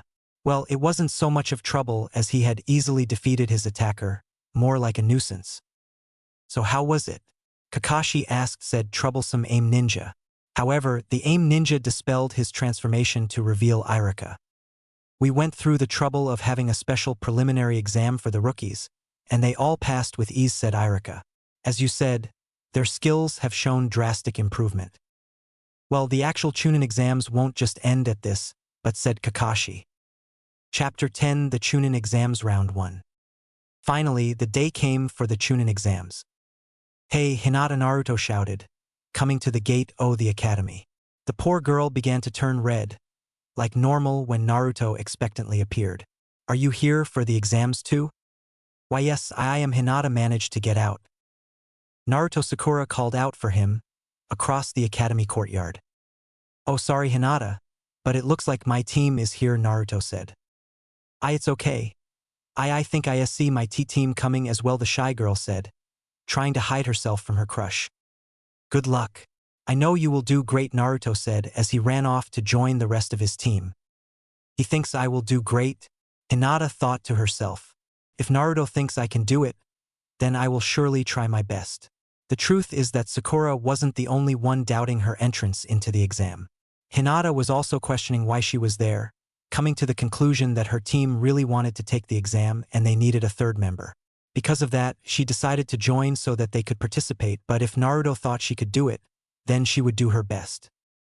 Team 7 arrived to a mass of people standing in front of a door with the room number 301 above it. 2 ninja were guarding the door, preventing anyone from getting through. They then looked at Lee, the kid in the green spandex suit, trying to force his way through, only to get shoved back by the guards. After his teammates picked him up, Lee turned and looked at the 4 rookies that were staring at him. Why don't you just release the genjutsu and let us all pass, Sasuke said to the guards at the door. The 2 were actually impressed that a genin, not to mention a rookie, would figure out their little trick. As Team 7 proceeded to the proper floor, Lee quickly followed. You are Sasuke Uchiha. Am I correct? Lee said to Sasuke. I am. What of it? Sasuke responded. I wish to challenge you. I wish to test my skills against the offspring of the powerful Uchiha, Lee said. He then winked at Sakura. You are an angel. I wish to take you out on a date. You. Never, Sakura said as she bent backwards to avoid Lee's kiss that he had blown towards her, hitting her head against the ground in the process. Frankly, you're a fool. Thinking you can challenge me, Sasuke replied to Lee's challenge. You're about to learn what this name means. Thick brows. Finally, I will get to test my skills against the number 1 rookie and Guy Sensei will be proud of me, Lee thought to himself. Naruto charged at Lee, thinking that he will take down this guy and show Sasuke his true skills. Lee easily sidestepped Naruto's attack and retaliated with a kick of his own, sending Naruto into the opposing wall. I will say this again, you cannot defeat me. Inside Naruto, the fox was laughing at him for what had just happened. Humph, this might actually be fun, Sasuke said, realizing that Lee was actually strong. With that, Sasuke attacked Lee. Lee quickly dodged and kicked back at Sasuke. He could not evade the attack and had to resort to blocking the attack. As Lee made a quick hand sign, Sasuke braced himself for some sort of ninjutsu, only to be hit in the stomach by a second kick. What sort of ninjutsu or genjutsu was that? Sasuke thought. That's Lee said, looking into Sasuke's eyes. The Sharingan. Sasuke charged at Lee, thinking that he would use his eyes to reveal what type of ninjutsu or genjutsu Lee was using. Sasuke is getting stronger and stronger, Sakura squealed. At that moment, Sasuke got kicked upside the chin by Lee. Ichi hit Sasuke. Like it was no nothing? What? The Sharingan couldn't read that. Sasuke said in a bit of pain. Yes, my techniques are neither ninjutsu nor genjutsu, Lee stated. Shadow Leaf Dance Lee appeared behind Sasuke, who was still mid-air. Yes, Sasuke, my techniques are simply taijutsu. They say the Sharingan can read all sorts of nin, gen, and taijutsu. It is true that you get the advantage in a nin and genjutsu battle by reading and copying your opponent's hand seals, but a taijutsu battle is different. What do you mean? Sasuke asked. Even if you can read my movements, if your body can't move, then it's useless. Lee stated, unwrapping the bandages on his arm. Do you know that amongst strong ninjas there are 2 types, the genius and the hard-working types? You are the genius and I am the hard-working type, having mastered only taijutsu. And with this technique, it'll prove that hard work surpasses genius. Out of the corner of his eyes, Lee saw a kunai fly past him with a green cloth attached to it. He stopped his technique, knowing that the fight was now over. "That's enough," Lee a turtle said, appearing in the room. As Sasuke was falling to the ground, Sakura caught him, saving him from a dangerous position that Sasuke had not even bothered recovering from. Looking at him, she saw that Sasuke was shaken with the battle. The turtle spoke again as everyone watched. "Lee, that technique is forbidden."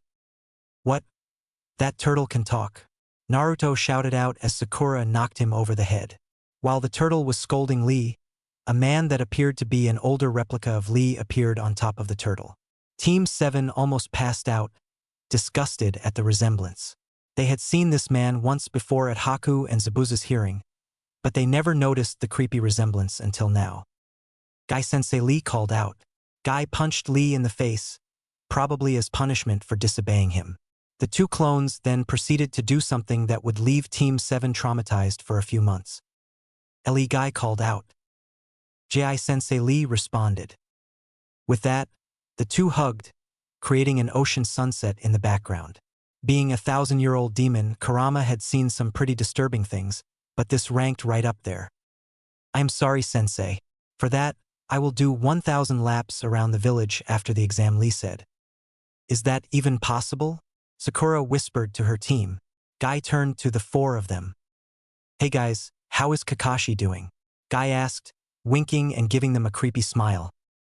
"How do you know Kakashi-sensei?" Naruto asked.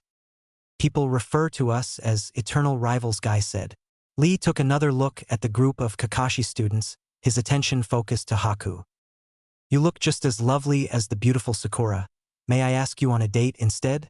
Lee said to Haku, only to make the rest of Team 7 nearly throw up.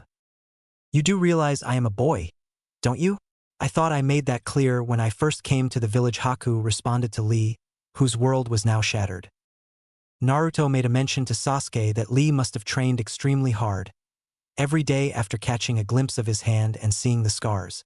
This only made Sasuke smile. "Sounds like this is going to be a fun Chunin exam."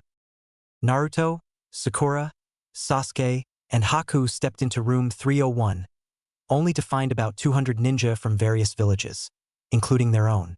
Out of the ninja in the room, a particular blonde-haired kunoichi that Sakura knew all too well lashed her arms around Sasuke. "Oh Sasuke, you're late," Ino said, blushing and smiling. "Get away from Sasuke," Ino Pixakura shouted as Naruto and Haku tried to get out of the way of the incoming cat fight. Looking around, Naruto quickly noticed teams 8 and 10. The entire rookie 9 was here.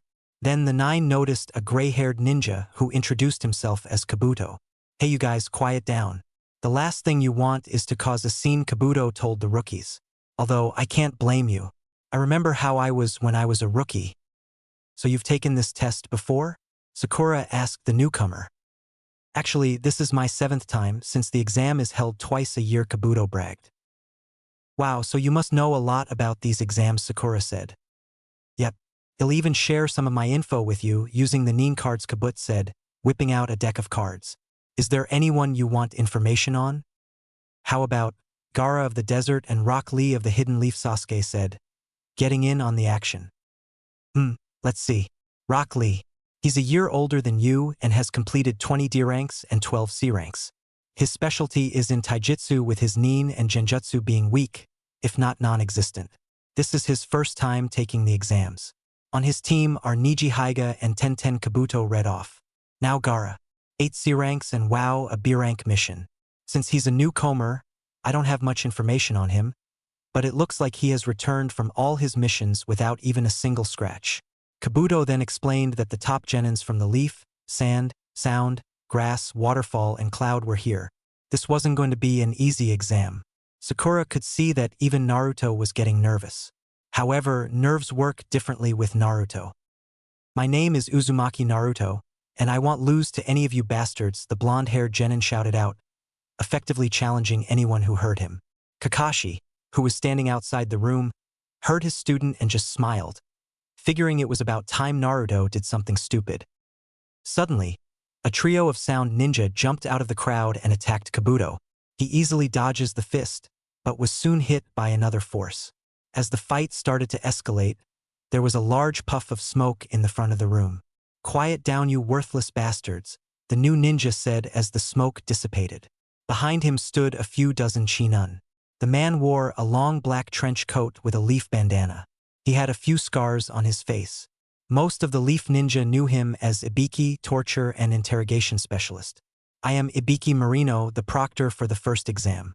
Take your seats now before I decide to start failing people. Nobody doubted him, and suddenly, order was brought back to the room. Ibiki started handing out the tests as Naruto realized that this was a paper test. He was doomed to begin with. "And Naruto, let's do our best. Okay?" Hinata said, who was assigned a seat next to Naruto. "Now I will explain the rules. Questions will not be allowed," Ibiki said as he began to write on the board. "The first rule is that you will start off with 10 points. The test is made up of 10 questions and each question is worth a point. For every question you get wrong, you lose a point. The second rule is that this is a team test. Your entire team will pass or fail based on a combined score of your team. Everyone on Team 7 knew what this meant. They would be pulling Naruto's dead weight. Now, the third rule is that every time you are caught cheating, you will lose 2 points. If you are caught 5 times, your entire team fails.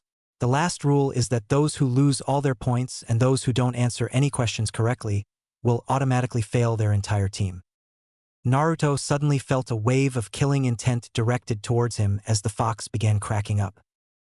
"Hey, quiet down in there," Naruto said to the demon. "Unless you are trying to help." "Nope, you're on your own for this one," Kit Kurama responded, trying to contain his laughter at Naruto's misfortune. "Alright, begin," Ibiki announced. The entire room started on the exam, soon realizing it to contain some extremely difficult questions. Sakura, Sasuke, and Haku already turned to look towards Naruto, who was already freaking out. Sakura took a look at the question and realized that she could answer them, although most people in the room probably didn't have the experience or intelligence to do so. Naruto was really freaking out, realizing that the last question would be given 15 minutes prior to the end of the exam and that he couldn't answer any of these questions. Hinata, who had been assigned the seat next to Naruto, couldn't help but worry about him. On the other side of the room, Sasuke, Sakura, and Haku were beginning to understand the true meaning for the test. Due to the difficulty of the test and the presence of the coordinators, it was almost as if they were encouraging cheating. "I see, this is a test to see how well we can gather information by using our skills without getting caught," Sasuke thought to himself. Suddenly, Sasuke saw a mirror of ice form beneath him on the ground. In it, he was a hand writing on a piece of paper. The message was pretty clear. "Don't worry about Naruto. I will help him out." Haku, the message read. Sasuke grinned at what Haku was telling him. All around the room, the people who were realizing the objective of this test began to make their move. Shino had released his insects to gather information while Akamaru was being a lookout on Kiba's head and giving him the correct answers. Niji had activated his Byakugan, giving him the ability to see through anyone and look at any test in the room. Hinata was doing the same as her cousin. Sasuke had activated his Sharingan and began copying the movements of someone who looked like they knew what they were doing. Sakura, on the other hand, had the intelligence to solve the questions on her own. As Hinata saw Naruto was panicking, she decided offering him her test so that he may have a chance to pass. However, a kunai passed by their heads, just missing them. "Number 64, you are out. Your team, numbers 21 and 82, are also disqualified," Ibiki said, startling most of the other takers. After that, more and more genin began to fall victim to the test. After seeing that display, Naruto denied Hinata's help even after she mentioned to him that she didn't want him to fail. However, Naruto was not willing to let Hinata get in trouble for him. As Naruto began to start freaking out, he soon felt a chilling sensation around his feet. He looked down to see his feet on top of a sheet of ice. He soon saw Haku's reflection, which disappeared to reveal a message. "This test is meant to test your information gathering skills. You are encouraged to cheat. However, you don't have any skills that will be of use for this test, but I do. Just copy the answers that appear on this mirror. I have also been keeping eyes on the proctors to see who has marks and who doesn't. I have not gotten any and neither have you, so we should be fine doing this." Haku Naruto breathed a sigh of relief as even he began to write stuff down on the exam. Sasuke took a look at Naruto and saw his teammate get to work. Thanks to Haku, they were going to be just fine. "Alright, time's up," Ibiki announced. "Now for the 10th question." By the time Ibiki stopped the clock, Only about 120 of 200 Chunin candidate remained. Everyone who remained looked at Ibiki in anticipation. Now, for the 10th question, there are a few special rules. First, you must decide whether or not you will take it. What do you mean choose? Temari asked. What happens if we chose not to? If you chose not to take it, your points will be reduced to 0 and your team will fail, Ibiki explained. What does that mean? Of course we will take it, then another test taker stated. If you choose to take the 10th question and answer incorrectly, then you will be banned from ever taking the Chunin selection exams ever again, Ibiki said, silencing everyone in the room. What is up with that stupid rule? There are people in here who have taken this exam before, Kiba said as Akamaru barked along with him. You guys were unlucky that I'm the proctor this year. My test, my rules, Ibiki said. I actually kind of like this guy. Any chance he has room for me inside his head? Kurama said jokingly. What the hell is that supposed to mean, you stupid fox?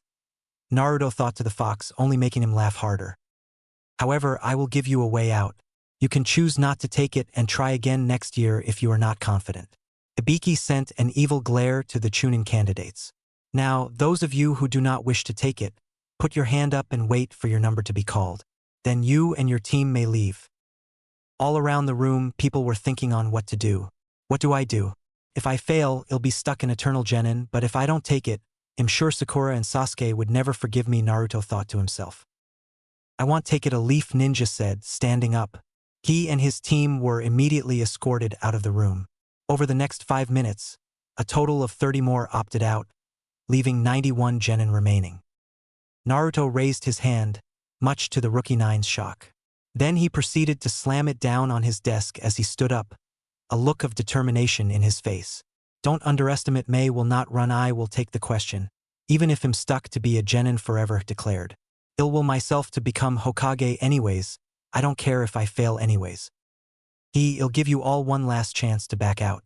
Your life is riding on this decision, Ibiki said, casting one more wave of fear into the genin. However, Naruto had managed to inspire the entire room. That is an interesting kid, a voice said inside a blonde Kumo Kunoichi's head. Why do I feel like I know him from somewhere? I've seen that stubbornness before. I've seen it many times from Master B, the Kunoichi thought back to the voice. We'll have to be sure to find him in the second stage of the test and see what's so interesting about him. I always like a good game of cat and mouse. That's because you are a cat, the Kunoichi thought back. No one else? Alright then, good decision. You all passed the first exam, Ibiki announced to the room, shocking most of them. I congratulate the 91 of you, the 30 teams that pass. What? Erupted from all over the room. What do you mean we pass? What about the 10th question? Sakura asked, now confused. Ibiki let out a rare smile. You could say that your choice was the 10th question. Then what was the point of this entire test? Temari asked, being the second hot-headed Kunoichi to lash out. They were not pointless. The first 9 questions already served their purpose to test your information-gathering skills. Ibiki explained. This test was designed to put pressure on the entire team as each member would have to not mess it up for their team. However, the questions on this test were much too difficult for most genin to answer alone, so everyone came up to the same conclusion that you would have to cheat to score. This test was designed to make you cheat, but in order to pass, you could not get caught. A few of the candidates got the purpose right away. Now, mixed into the group were a few Chunin who had already taken this exam and knew the answers. This was to help you guys out and to give you accurate information. This is because Ibiki said, removing his bandana, only revealing a bunch of scars covering his entire head. Sometimes, information is more important than life, and on the battlefield people give their lives to acquire such information. Everyone saw the scars and screw holes on Ibiki's head and cringed a little at the image.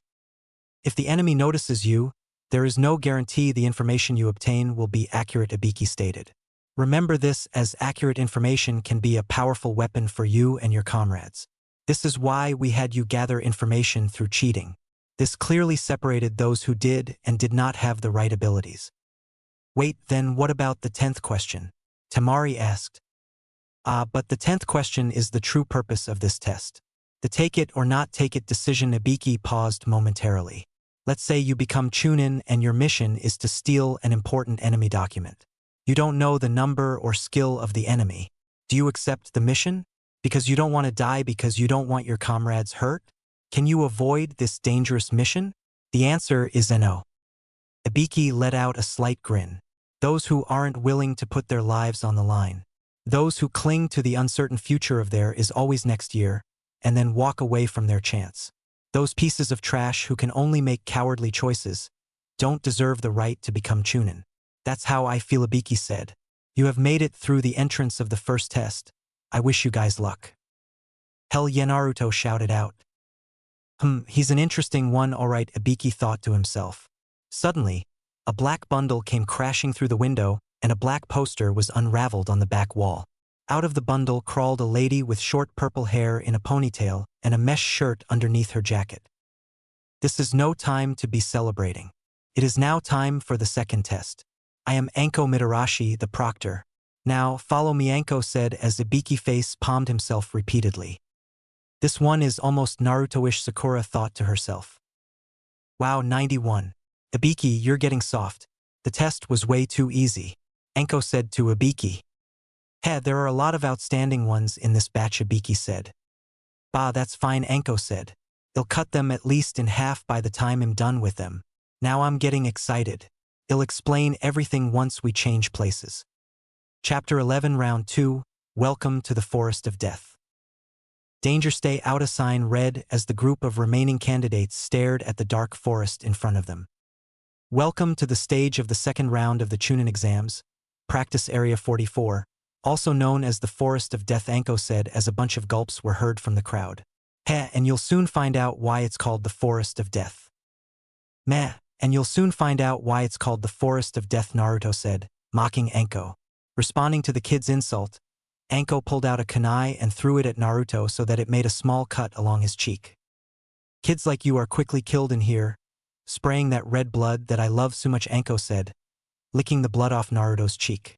She pulled another knife, feeling as if something was approaching her from behind. Hey, race your kunai, a mysterious grass ninja said, handing Anko her knife with his tongue. Why, thank you, Anko smiled. But don't creep up behind me like that unless you want to die. Everyone was a bit creeped out at the examiner and the grass ninja. Looks like we have a lot of bloodthirst ones in this test. This will be fun. Now, before we start, you must fill out these waivers. What? Why? Naruto asked.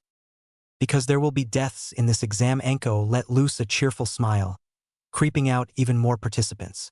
And we can't have your deaths starting wars and everything. Now, I'm going to explain the rules to this test.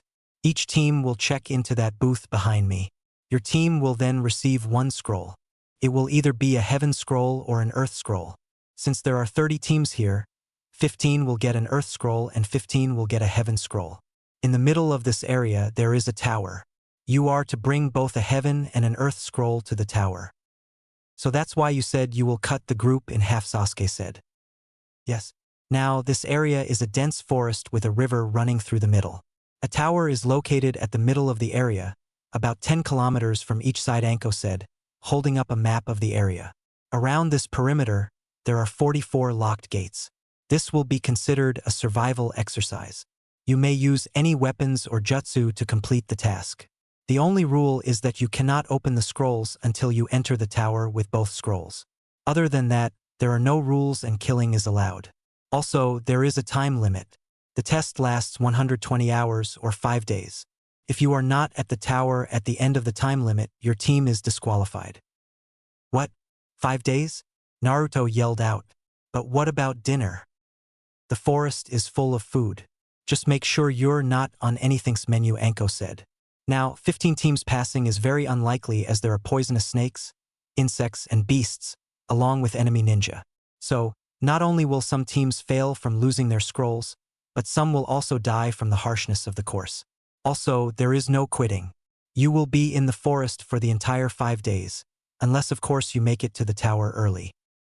All the teams proceeded to collect their scrolls and went to their designated gates. Team 7 had an obvious advantage having an extra person, but at the same time they were at a disadvantage as everyone would be coming for them. This was because they were rookies. Sasuke didn't mind this as that would mean he got to fight more people. A lot of teams, especially those containing experienced veterans, were now glad that they could actually kill from now on, as that would make things easier for them. The test began at 4:00 p.m., giving everyone until 405 days from then to complete the test. Begin was heard as the gates of the forest were unlocked and the genin were let loose. So basically everyone is heading to the tower, Kiba said as his team was taking a leisurely walk through the forest of death. It was then that an enemy team in the trees spotted them. However, Team 8 was considered tracking specialists and Akamaru's nose picked them up instantly. Hey, already? Kiba sounded excited, while Hinata was still rather nervous. Shino was indifferent as usual. Kids standing in the open, one of the observers said. Do they want to be found? Although it looks like they have sensed us, but they don't know our exact location. Suddenly, another or the observers felt something drop onto his shoulder and latch onto the back of his neck. What the hell is that? The third screamed out. That thing had turned out to be a giant leech that was sucking the ninja dry. Before the other two had a chance to pull the leech off of their teammate, they too were attacked. All three ninja now had multiple leeches sucking on them and were unconscious in a matter of minutes. Leaf-jumping leeches will sense the nearest life sources and attack in groups. After 5 minutes of sucking, you will be dead, Shino said, revealing his knowledge of insects and other insect-like beasts. Kiba approached the unconscious ninja and searched them for a scroll. Yes, we got luck, Akamaru. They had a heaven scroll, Kiba said out of excitement. Alright guys, now let's get to that tower before trouble comes. HHHGG, various screams echoed from around the forest. Anko was sitting at the starting booth enjoying her dango and those delightful screams of pain and terror. Sounds like it started, she said, letting out a creepy yet happy smile. Was that a human scream? Naruto asked out. He could see Sakura getting nervous. Don't work, Sakura, this is nothing. Naruto turned around needing to relieve himself, only to be smacked by Sakura. Not in front of a lady, you idiot, she screamed as Haku sighed. Suddenly, Sasuke punched Naruto hard as he came back from relieving himself. Where's the real Naruto? Wait, what are you talking about, Sasuke? Sakura asked. No, Sakura, he's right. That Naruto doesn't have the scratch on his cheek from earlier, Haku said. Suddenly, the real Naruto came out of the bushes from behind them as Haku pointed towards him. See? Oh yeah, I do, Sakura said, noticing the scratch on a now confused Naruto's face. Haku threw a sunbon into the fake Naruto's neck, dispelling the transformation and leaving an unconscious rain ninja in its place, just as two more rain ninja came leaping out of the trees. They had hoped to take the group by surprise while they were arguing with the fake Naruto, but Haku had put an end to it. By the time they started their attack, it was too late. The four of them split up, leaving Sasuke and Naruto to fight one of the rain ninja and Haku and Sakura to fight the other two. One ninja found an opening in Sasuke and threw a few knives with exploding tags towards Sasuke, forcing him to jump off the tree that he had taken post on. Naruto threw a few shuriken at the ninja and a kunai towards Sasuke. As the ninja was distracted with fending off Naruto's attack, Sasuke grabbed the knife with chakra coming out of his foot and flung it towards the ninja, striking him in the shoulder. Naruto used the opening to test out his new jutsu in combat. He threw a single shuriken at the injured ninja. Shuriken Shadow Clone Jutsu for the ninja. Even injured, one shuriken was nothing, but 40 was a different story. Out of desperation, the rain ninja used his arms and legs to defend his torso and chest, but resulted in the shuriken tearing up his arms and legs, effectively leaving him immobilized from the damage done. The last remaining rain ninja was engaging in a taijutsu battle with Sakura. As Sakura began to go on the offensive, the rain ninja started backing up. He had a lot of room to move and figured he would gain some distance before countering with his own set of blows. However, his plan was cut short when a mirror of ice appeared behind him, stopping him. All he could do now was try to block Sakura's blows and look for a way out. Hayaton demonic ice mirrors, Haku shouted out as a dome of ice mirrors formed around Sakura and the ninja. The rain ninja looked on in surprise at Haku's jutsu. They had never seen an ice jutsu, and the fact that a leaf kid could do something like this stunned him long enough for Sakura to get in a few blows. Sakura, get out, Haku called as Sakura backed off her assault. The rain ninja thought he was finally free until he saw Haku's image in each mirror. Suddenly, he was pelted by numerous senbon. After Haku's attack was complete, The rain ninja was unconscious and would not be moving for some time. Haku looked over to Sasuke and Naruto's opponent, who had just been hit by about 40 shuriken to the arms and legs. He threw a senbon to that ninja's neck, knocking him unconscious. Well, that was easy, Sasuke said. Now, let's see what kind of scroll they have. The team searched the unconscious rain ninja, revealing that they had an earth scroll on them. Damn. What should we do with it? Sakura said. Keep it. It's worthless to them now, seeing as it will take about a week to recover from those wounds, Sasuke said. Plus it might come in handy if we can find someone to bargain with it. The team agreed. Alright, but to avoid something like that again, we need to come up with something so that we know that it is us, Sakura suggested. Let's see, Haku is the only one I know of who can use ice style and it can't be copied, and you have your Sharingan, Sasuke. But for me and Naruto, they came up with the idea of using a code word for Naruto and Sakura, as there was nothing special they could use to distinguish the two. Team 7 took off, trying to avoid any unnecessary attention. However, they were unknowingly being followed. After about an hour, they stopped. Sasuke, Haku said. Yeah, I know, Sasuke said. Jump, he shouted as a barrage of needles sailed towards them. They turned to face their attackers. They were now scattered. When they regrouped, Haku and Sasuke revealed their blood limits and Sakura and Naruto recited the code. Sasuke attacked Naruto once again. Sasuke, why did you attack Naruto? Sakura asked, shocked that she had to say that twice in the past hour. He had said the code word, which at first put Sakura at ease.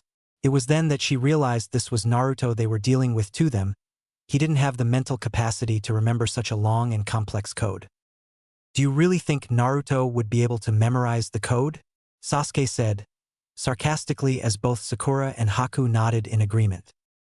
Not far from where the rest of Team 7 was, Naruto found himself facing a giant snake. What the hell is up with this forest? I've never seen a snake so big, Naruto thought to himself. Kit, something is not right.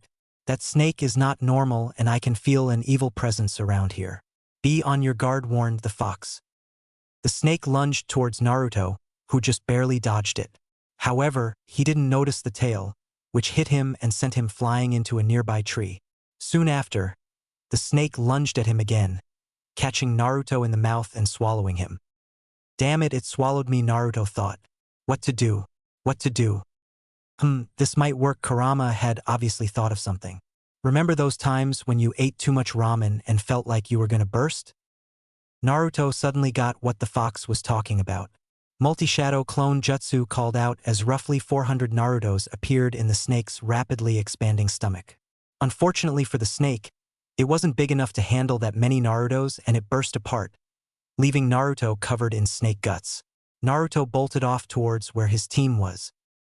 When the fake Naruto recovered, he undid the transformation, revealing himself to be that grass ninja from before. You want my heaven scroll, right? The ninja asked, holding out his scroll. He then proceeded to swallow the scroll, creeping out the 3 genin in front of him. Now, let's begin the battle for each other's scroll with our lives on the line. Sakura and Sasuke stood there frozen.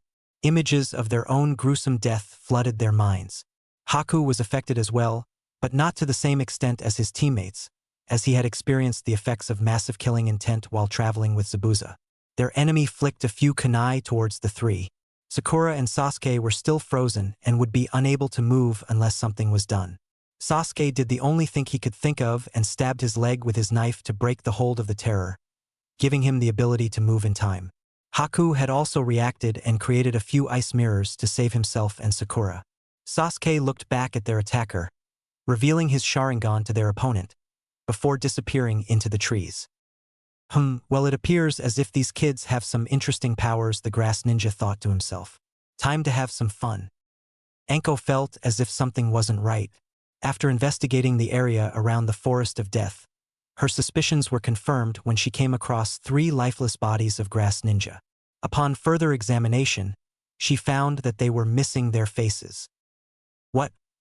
No, it can't be, she said, clutching the back of her neck in pain. Why is he here? Suddenly, a squadron of ANBU appeared behind her. She briefed the squad on her findings and the person she believed to be responsible for the crime, Orochimaru. Sakura could see that Sasuke was terrified and she tried to say something to calm him down. only for Sasuke to quickly cover her mouth. We have to get out of here, that guy is like nothing we have ever seen before, Sasuke thought to himself. Suddenly, a snake appeared in front of him.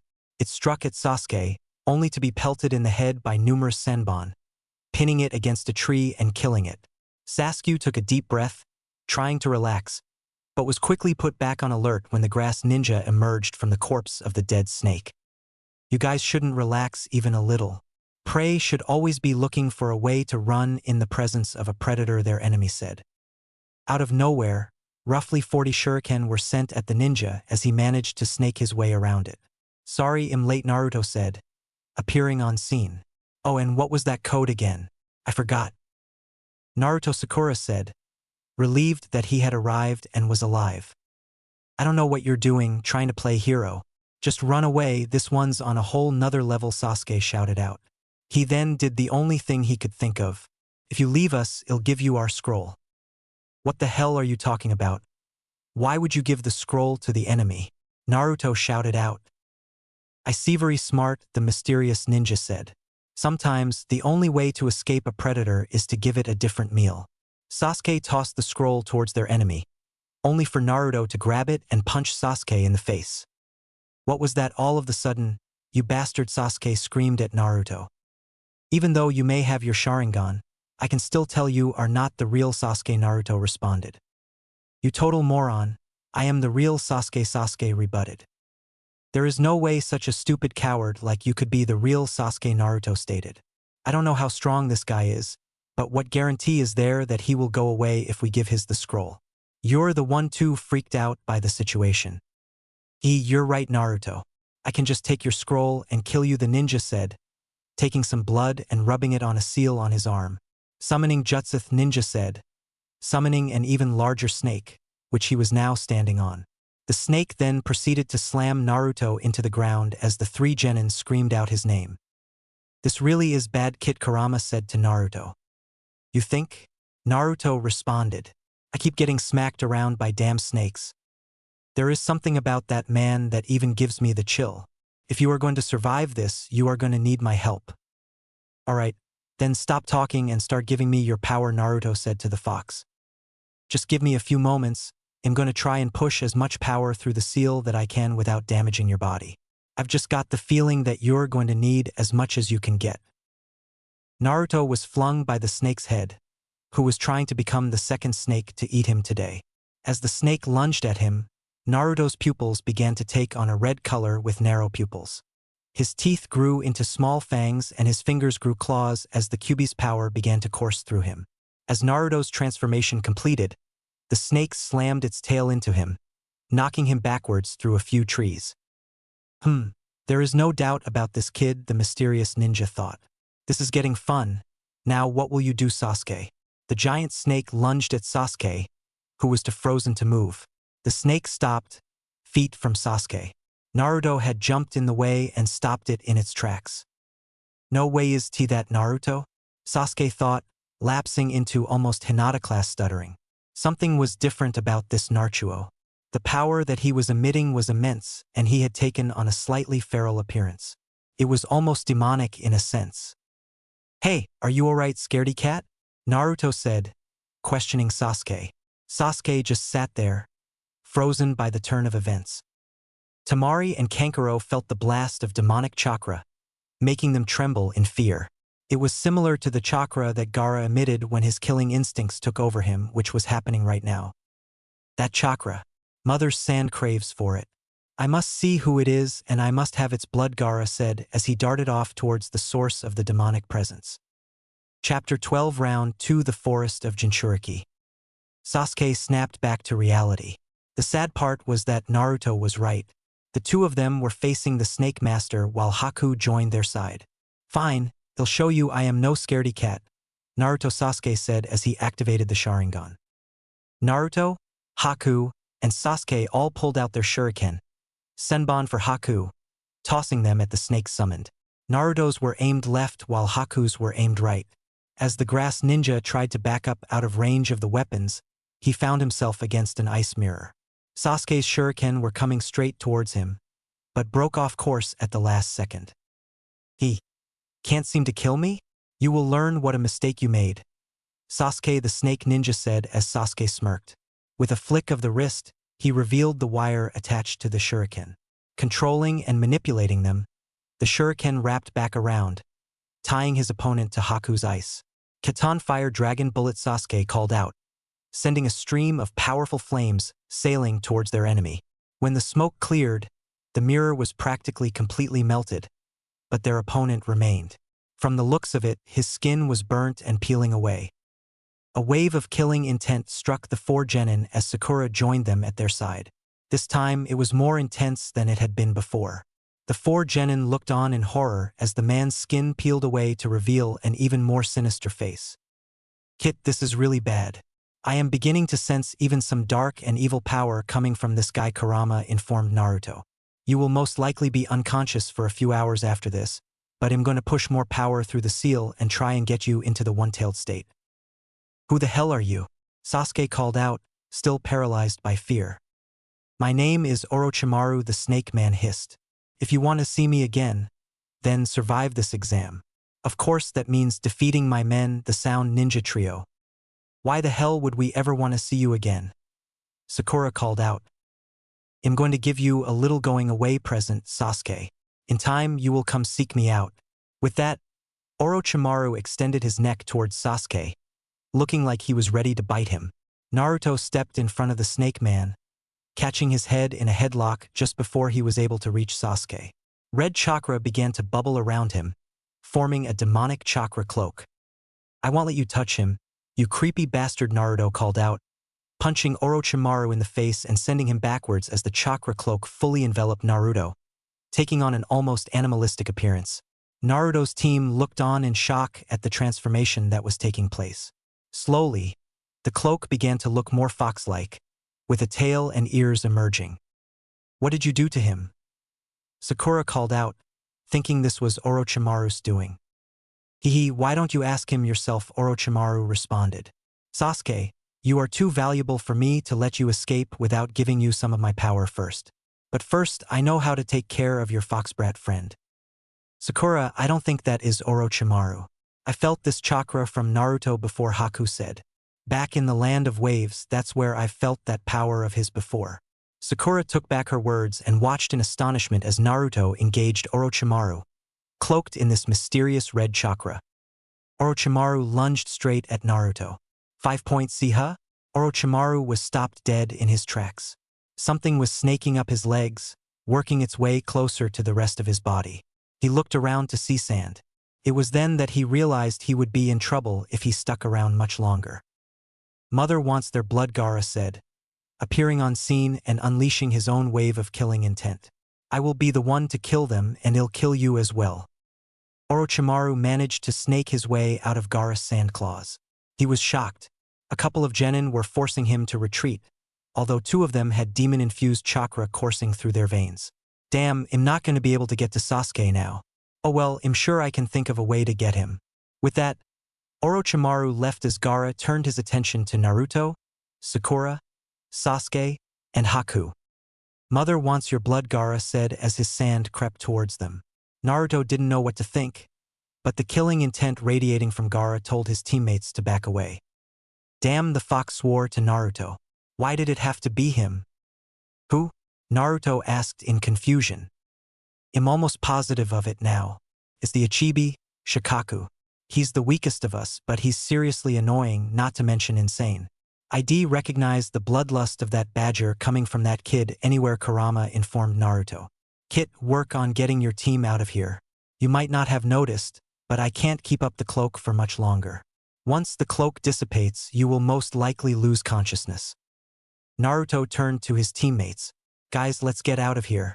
I got a bad feeling about this guy. What do you mean get out of here? You were the one who suggested we stay and fight, Sasuke argued with his demon cloak teammate. And care explaining that red chakra around you? I will, but just trust me on this, we need to get out of here, Naruto said. He's right, a blonde Kumo Kunoichi said, jumping down next to Naruto. This is one opponent you guys don't want to fight, given the condition you are in. Who are you? Sakura asked as the 5 of them were now dodging Gaara's sand. Yujito ni the Cloud, Kunoichi said. But now is not the time for introductions. With that, Yujito made a few hand seals. Katan Hellcat flames, she shouted as 3 flaming tigers roared towards Gaara, enveloping him in flames. That will distract him for a little, now let's go. The 5 of them took off away from Gaara. As they were moving, Naruto's demon cloak began to fade and he slowly lost consciousness. Realizing that Naruto was fading, Sasuke went to catch his falling teammate and regrouped with the rest of his team. Temari and Kankuro arrived to see Gaara wrapped in flaming tigers. Once the flames ceased, Gaara was unharmed, due to a cocoon of sand encasing him. "Jigara?" Kankuro said, cautiously approaching his teammate. "Kankuro, Temari, let's go. Mother needs blood and lots of it," Gaara called out, letting some killing intent flow from him. Kankuro and Temari wanted to object, but knew that Gaara would just kill them as well. What caused Gaara to become so bloodthirsty all of the sudden? They both thought, leaving to go satisfy Gaara's bloodlust. Team 7 plus Yujito came to rest near the river. They set Naruto underneath the roots of a large tree, hiding him from sight of any enemies. "Yujito, do you know what's going on?" Sakura asked. Everyone else wanted to know. They had caught a slight glimpse of Yujito's reaction to Naruto's condition upon arrival and realized that there was something she knew. "I do," the Kumo Kunoichi said, "but I think your friend should be the one to tell you. As for that Suna kid, let's just say he has a serious mental problem. Now, I don't want to do anything to hurt you, so please don't attack me and I won't kill you." "What makes you think you can kill us?" Sasuke responded, taking that as a challenge. "First, you are in no condition fight. You need to rest. And second, let's just say that kid of yours and I have something in common." They were unsure as to what Yujito was talking about. She risked herself even further by telling them that she was familiar with the kind of power that Naruto had displayed, only making Team 7 want to know more. "Why should we believe you? You could just be here for our scroll?" Sakura said. Yujito pulled out a scroll, revealing it to be an earth scroll. "We have the same scrolls from what I saw back there, and I have no need for a third earth scroll," Yujito responded. Team 7 was in the same situation with 2 earth scrolls and no desire for a third as well. "If you think I am going to harm you, then attack me now and I will flee." After a short hesitation, Team 7 decided to accept Yujito's company for the time being. "What do you think?" Yujito thought to herself. "It's definitely one of us," a voice within Yujito said. His cloak features seemed rather fox-like. "Wait, it couldn't be Kurama. Could it?" "Kurama?" Yujito responded. "The Kyuubi. Yes, I am pretty sure that Kurama is within that kid. It's been over 100 years and I've actually been looking forward to seeing him." "Oh, do I look okay? I hope he's still not bitter like he was 100 years ago and wants to talk. I really do want to talk to him." Yujito let out a little laugh, catching the attention of Haku. "It's almost nightfall," Anko thought to herself, darting through the trees of the forest. "I must find him before it's too late. I must stop him even if it costs my life. Even if I can't, I must slow him down enough for the ANBU to arrive. I must stop you, isn't that right?" Orochimaru, Anko said, turning to the snake man camouflaging himself with a tree. "Why are you here?" Anko threw a few poisoned needles at Orochimaru, who snaked his way around them. He lashed out his tongue, binding Anko's wrists. "You won't get me this time, shadow snake fangs." Suddenly, snakes erupted out of Anko's wrists and bit Orochimaru's tongue, forcing him to recall it. "If you really must know, I'm doing some body shopping. I've picked out a fresh young Uchiha that will work out nicely." The snake let out an evil laugh. Anko knew what that meant. Orochimaru had given Sasuke Uchiha the curse mark. Anko charged into him, forcing Orochimaru back into a tree and pinning him there with a kunai. "Hey, I caught you," she said, letting out a little smirk. "Now let me borrow your left hand." Anko made a seal between her right hand and his left hand.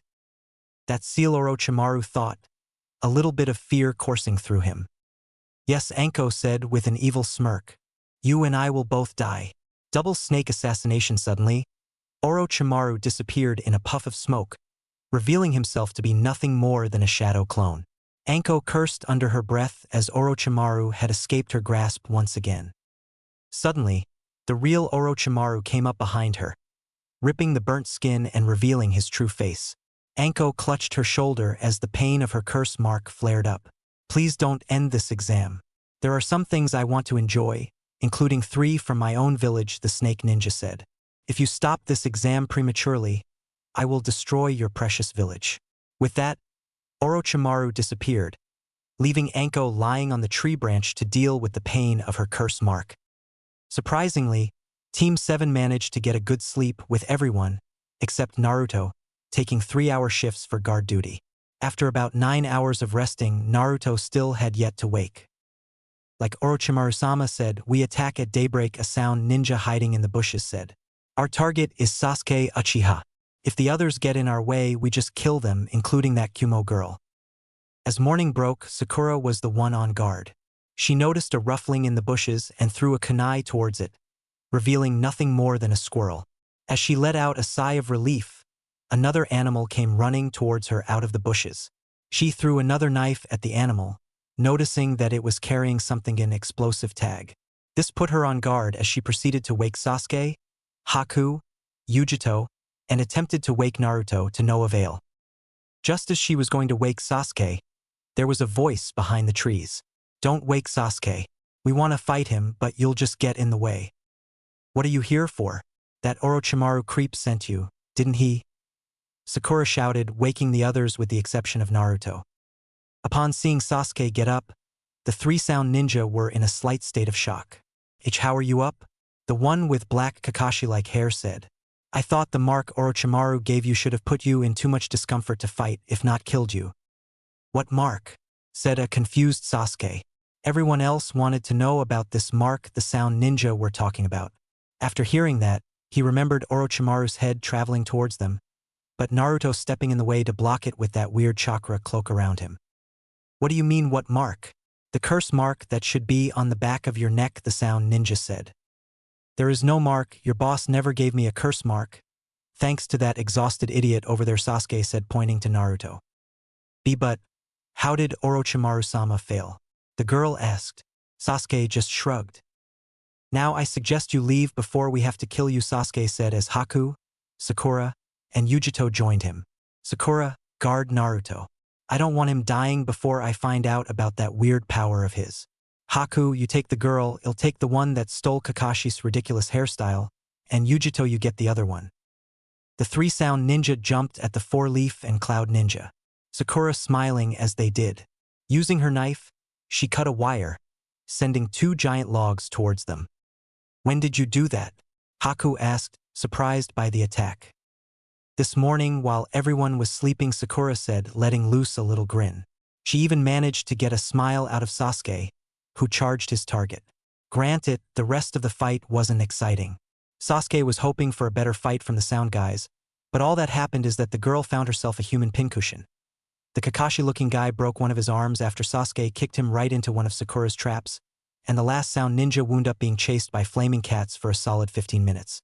After all was said and done, the sound ninja had a damn earth scroll on them. The last thing they all needed was another earth scroll. Morning, everyone. Naruto yawned. His attention turned to the defeated sound ninja. Did I miss something? Everyone's sweat dropped as they were wondering how anyone could sleep with a fight going on near them, considering that there was a Naruto-shaped outline made of shuriken and kunai on the tree directly behind where he was. Somehow, the lucky kid managed to avoid any projectile thrown his way. Seeing their opportunity, the sound ninja escaped. Sasuke now had the chance to ask the question that everyone wanted to know the answers to. Naruto, about yesterday, what happened? He asked as everyone's attention turned to Naruto. Well, I don't really want to talk about it, Naruto said, trying to avoid the subject which he was really bad at to start with. And why not? Sakura said, trying to be nice and play the opposite to Sasuke's forcefulness. Does it have something to do with that weird chakra? Haku asked, remembering their battle on the bridge. Naruto nodded. For some reason, though, he could see Yujito looking at him with a look of sadness and understanding. It was then that Naruto realized that the two of them were similar. Which one? He asked Yujito. To you? She responded to him. Now everyone wanted desperately to know what they were talking about. Naruto said. What the hell are you two talking about? Sakura said, butting in. Sakura, can I ask you a question? Naruto said. He was no longer the cheerful blonde-haired idiot that they all knew and loved. In his eyes, they could see a hint of pain and suffering. So are you going to tell them? Kurama asked his host. Yeah. They've already seen enough and I'm tired of keeping secrets. If I just hide from them, they will definitely hate me and I would rather have them hating me knowing why they were doing it, Naruto told his resident demon. What is it? Sakura asked Naruto. Do you know why everyone in the village hated me? Naruto asked as everyone went silent. Well, now that you mention it, I never really thought about it, Sakura responded. Naruto's questions brought back flashbacks from Haku's own childhood. He remembered the mob, formed by his own father out of fear, killing his mother. I just stayed away from you because my parents didn't want me to be near you. I remember some people referring to you as a demon child. But what could that possibly mean? Do you know about the Kyuubi attack on the village almost 13 years ago? Naruto asked as Sakura and Sasuke nodded. The Kyuubi? Well, I was told it was an evil monster that attacked our village. However, the fourth sacrificed himself to kill the demon and save the village, Sakura said. Inside, Kurama scoffed at the comment. What if I told you that story was made up, Naruto said. What do you mean by that? Sasuke asked, still not picking up on anything. Haku was slowly realizing that something was up, but was unsure due to his lack of Lia village knowledge. For the past 12 years, the third put a law into place to try and protect me. However, that ended up backfiring and the entire village ended up resenting me. Seeing me as some remnant of that night, Naruto said, taking a deep breath. On that night, the only way the fourth could defeat the Kyuubi was to seal the Kyuubi inside a newborn infant. No, gasped Sakura, suddenly realizing what Naruto was trying to say. Yes, Sakura, that infant was me, Naruto said as he saw her eyes tear up. Sasuke stood in shock at the revelation. Haku understood all too well what it was like to be feared and cast aside, but was still in shock that this kid had an actual demon inside of him. However, Yujito was the only one who truly understood his pain. Before you go freaking out and try to hate me like the rest of the village, please understand that I am not the Kyuubi. It's not like I had a choice in the matter and it just happened. I'm still Naruto, it's just that I have the Kyuubi inside me. Naruto looked up at his team who just stared at him in shock. There was no way their little knucklehead teammate could have a demon. Sakura? Naruto asked. Sakura was trying her best to suppress her regret for treating Naruto like a piece of crap in the past. Tu never knew her voice trailed off. That's why everyone hated you? Naruto nodded. Sakura was at a loss for words. Naruto looked at Sasuke, who was just looking at him with his usual demeanor. Sasuke? Naruto asked. Is something wrong? Sasuke shook his head. It's just hard to believe that someone like you could have a demon inside of him. You've always been so positive, despite everything that you've gone through. I know the feeling of loneliness. It tears at you. Having to bear that for 12 years. How did you do it? Don't you hate the villagers for doing what they did to you? Naruto smiled. No, I don't hate them. I just see it as I need to prove them wrong and show them who I really am. You mean a blonde-haired, mischief-making idiot? Sasuke let that joke slip, enraging Naruto a little.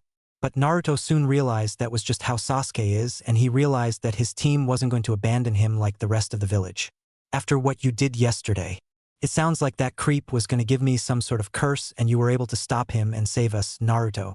We talked about what all the possibilities for that weird chakra you had were, but we came up to the same conclusion. Huh? Naruto said, a little confused. We decided that regardless of what it was, you just wanted to protect us so we wouldn't hate you for whatever it was that you said, Sakura said, reassuring Naruto. Naruto just gave his team a big smile. Somehow, his team had managed to look past the demon inside him after his actions yesterday saved them from that creepy snake dude. Hey Kurama, can you hear me at all? Another voice inside Naruto's head called out. Barely, is that you, Matatabi? This connection is shaky, probably because of this damn seal, Kurama said. Naruto began freaking out, hearing a second voice inside his head. Why are there two voices inside my head? The damn fox was enough, but now there is another one. Everyone looked at him as if he were going insane. Yujito just laughed. It's probably the Nibby. She's been wanting to talk to your friend ever since we realized that you were his Jinchuriki, Yujito said. Wait, does that mean?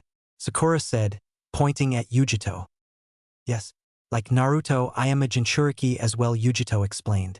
While our tailed beasts can normally only talk to us, Sometimes they can generate links between other Jinchuriki to talk to other tailed beasts. Wait, so that means you can talk to that evil demon, Naruto? Sasuke sent him a suspicious look. Yeah, oh, and speaking of which, he's not really evil, just misunderstood, Naruto said as the rest of his team looked on with utter confusion. Naruto explained to them everything that Kurama had told him, and Team 7 did the only thing they could do regarding the matter. They accepted what Naruto was saying. So what you're saying is that you can access the fox's power anytime?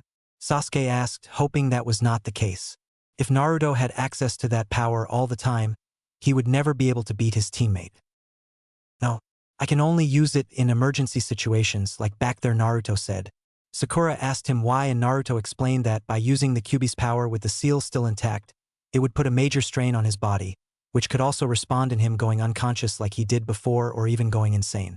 Plus, if the seal was stressed for too long, it would begin to crack. If the seal broke, then both Naruto and the Kyuubi would die. The only way to safely release the seal was with some sort of key. Most of the conversation between Kurama and Matatabi was just regular chit-chat. However, they did get onto an interesting topic. What do you think of that sand kid? Do you think he's? Matatabi said. UHG, I really hope not, but unfortunately I think so. Kurama responded. Huh? Now they are talking about that Gaara kid, Naruto said to Yujito. What about Gaara? Sasuke asked, trying to get as much info on one of the more powerful competitors as he could. Both of our inhabitants have come to the conclusion that he may also be a Jinchuriki for the Ichibi, Yujito stated as a wave of shock was sent through the Leaf Ninja. They don't really know much more, but they said to watch out for him. Of course, this only made Sasuke want to fight him more. The aspect of going up against something with power similar to that of what Naruto had just displayed was rather invigoration. Now the team turned to Yujito, as their curiosity was directed towards the Kumo Jinchuriki. So why did you come and find us if you are not after our scroll or anything? Sakura asked, wanting to know why she found them and helped them escape from Gaara's sand. To be honest, I needed to get away from my team. Karui and Omoi are two you never want to be around when they start arguing. Especially when Karui starts shooting her head off, Yujito explained as Sakura was reminded of how Naruto and Sasuke act sometimes. Also, Matatabi and I wanted to confirm our suspicions about Naruto. Suddenly, they all heard screaming and yelling coming from behind them. Well, looks like my team is here. I had better go before they cause you trouble, Yujito said, leaving the group of Konoha ninja. It was getting late on the third day and the four of them had decided to make their way closer to the tower, with the hope of picking up some opponents camping out to ambush competitors. Their luck paid off and they soon found themselves facing another group of Rain Ninja, who apparently wanted revenge for what Team 7 did to their comrades earlier on. However, they really weren't much of a match for Team 7, who already outnumbered them before Naruto used his shadow clones. Haha! About time, Sakura cheered as she searched the defeated ninja to find a heaven scroll. The four made their way to the tower, leaving just over a day left in the competition.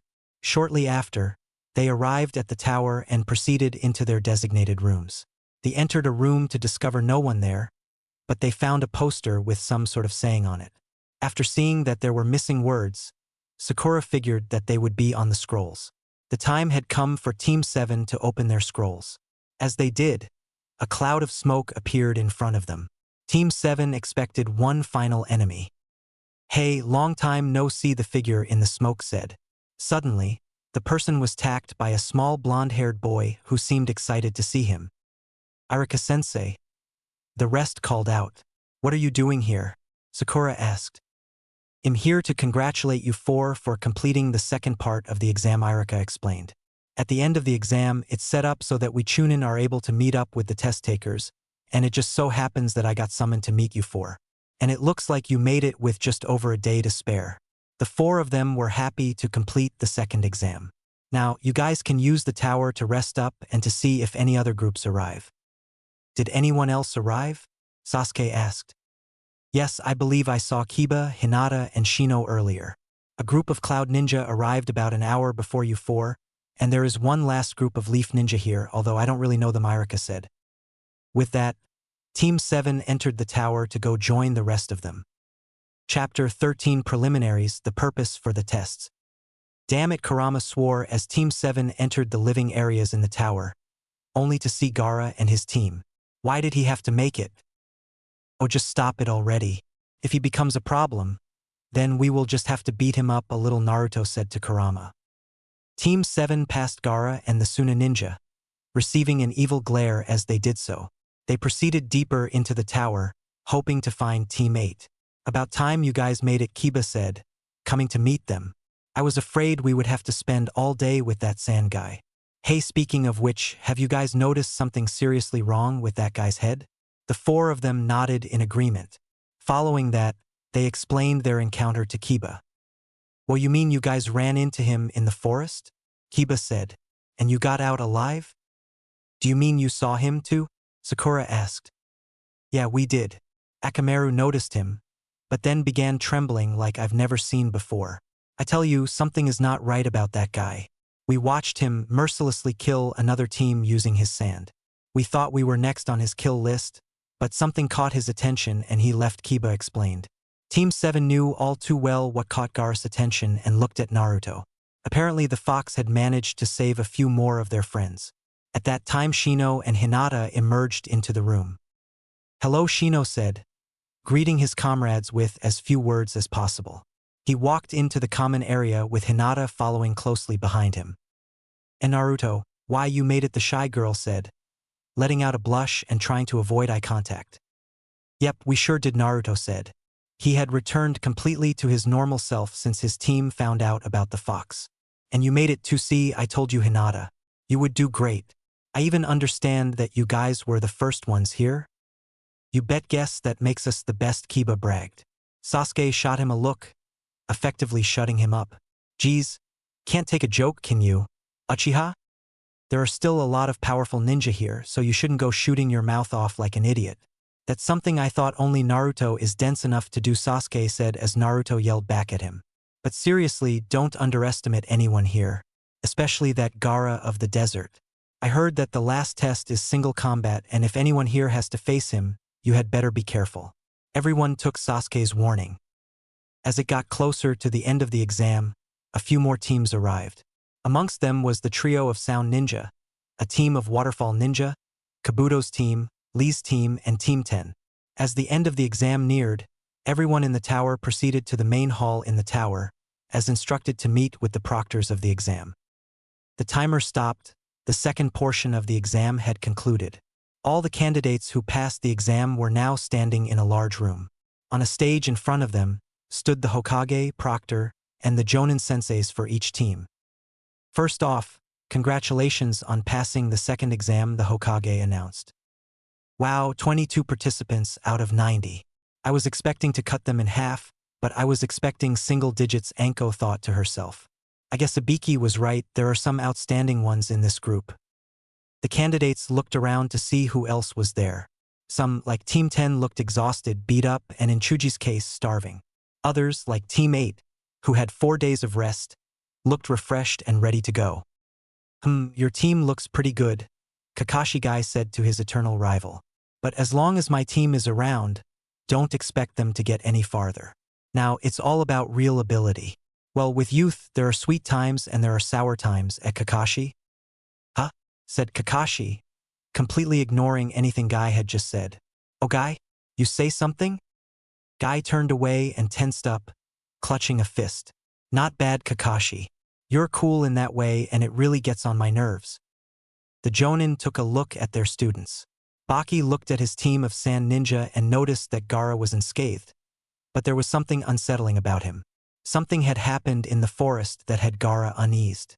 Kurenai noted that her team looked shaken by something. Guy admired the youthfulness of his team. Kakashi, on the other hand, just gave his team the usual smile and wave. To be honest, he had never imagined that his team would make it this far. He had entered them in hopes that they would mature from this experience. However, it seems as if they were well above his expectations. No wonder they nominated them, the Hokage thought to himself, looking over the rookies. For all of them to make it is surprising to say the least.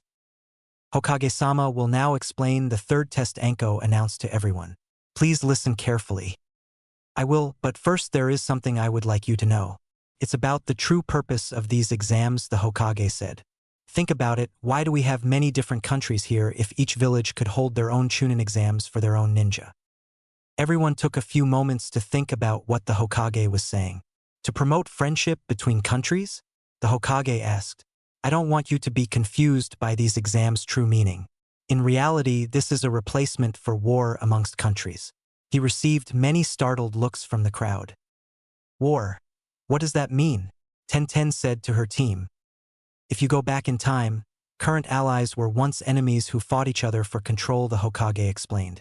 In order to prevent fighting, this is the stage these countries chose to do battle on. That is the purpose of these exams. What? Naruto blurted out. Isn't this thing for deciding who becomes Chunin? It is a fact that this exam decides who has what it takes to become Chunin, the Hokage explained. But this exam has another side where each country's shinobi risk their own life to protect their land's prestige. There will be leaders and influential individuals watching the third exam. Many of them come from countries that are clients of shinobi. If the strength of a country is clear, that country will receive more clients, and if seen weak, they will lose clients. Not to mention, it will send a message to other villages that our village has much power. The strength of a country is the strength of the village. The strength of the village is the strength of the shinobi. And a shinobi's true strength is born only through life-risking battles. But why do you say stuff about being for friendship? Tenten asked. I said in the beginning, I don't want you to confuse the purpose of this. By losing life and establishing balance, this is the shape of friendship in the world of shinobi, the Hokage stated. Before we begin the third test, I will tell you one more thing. This is not just a test. This is a life-risking battle, with your dreams and country's prestige on the line. I'd like to explain the third test, but... Actually, I apologize, Hokage-sama. From here on, as referee, will you please allow me? Geku Heiate, a sickly-looking ninja, said, appearing before the Hokage. The Hokage agreed. Hello everyone, I'm Heiate. Before we begin, there is something I would like you to do. It's a preliminary for the third test, to decide who gets to participate in the main event. Preliminary. Many people questioned in unison. What do you mean? Why aren't all the people here allowed to participate? Sakura asked. Because the first and second tests may have been too easy this year, and we have too many people remaining, Heiate said. According to the rules, we may have a preliminary to reduce the number of participants for the third test. As Hokage-sama said, there are many important individuals and time is important.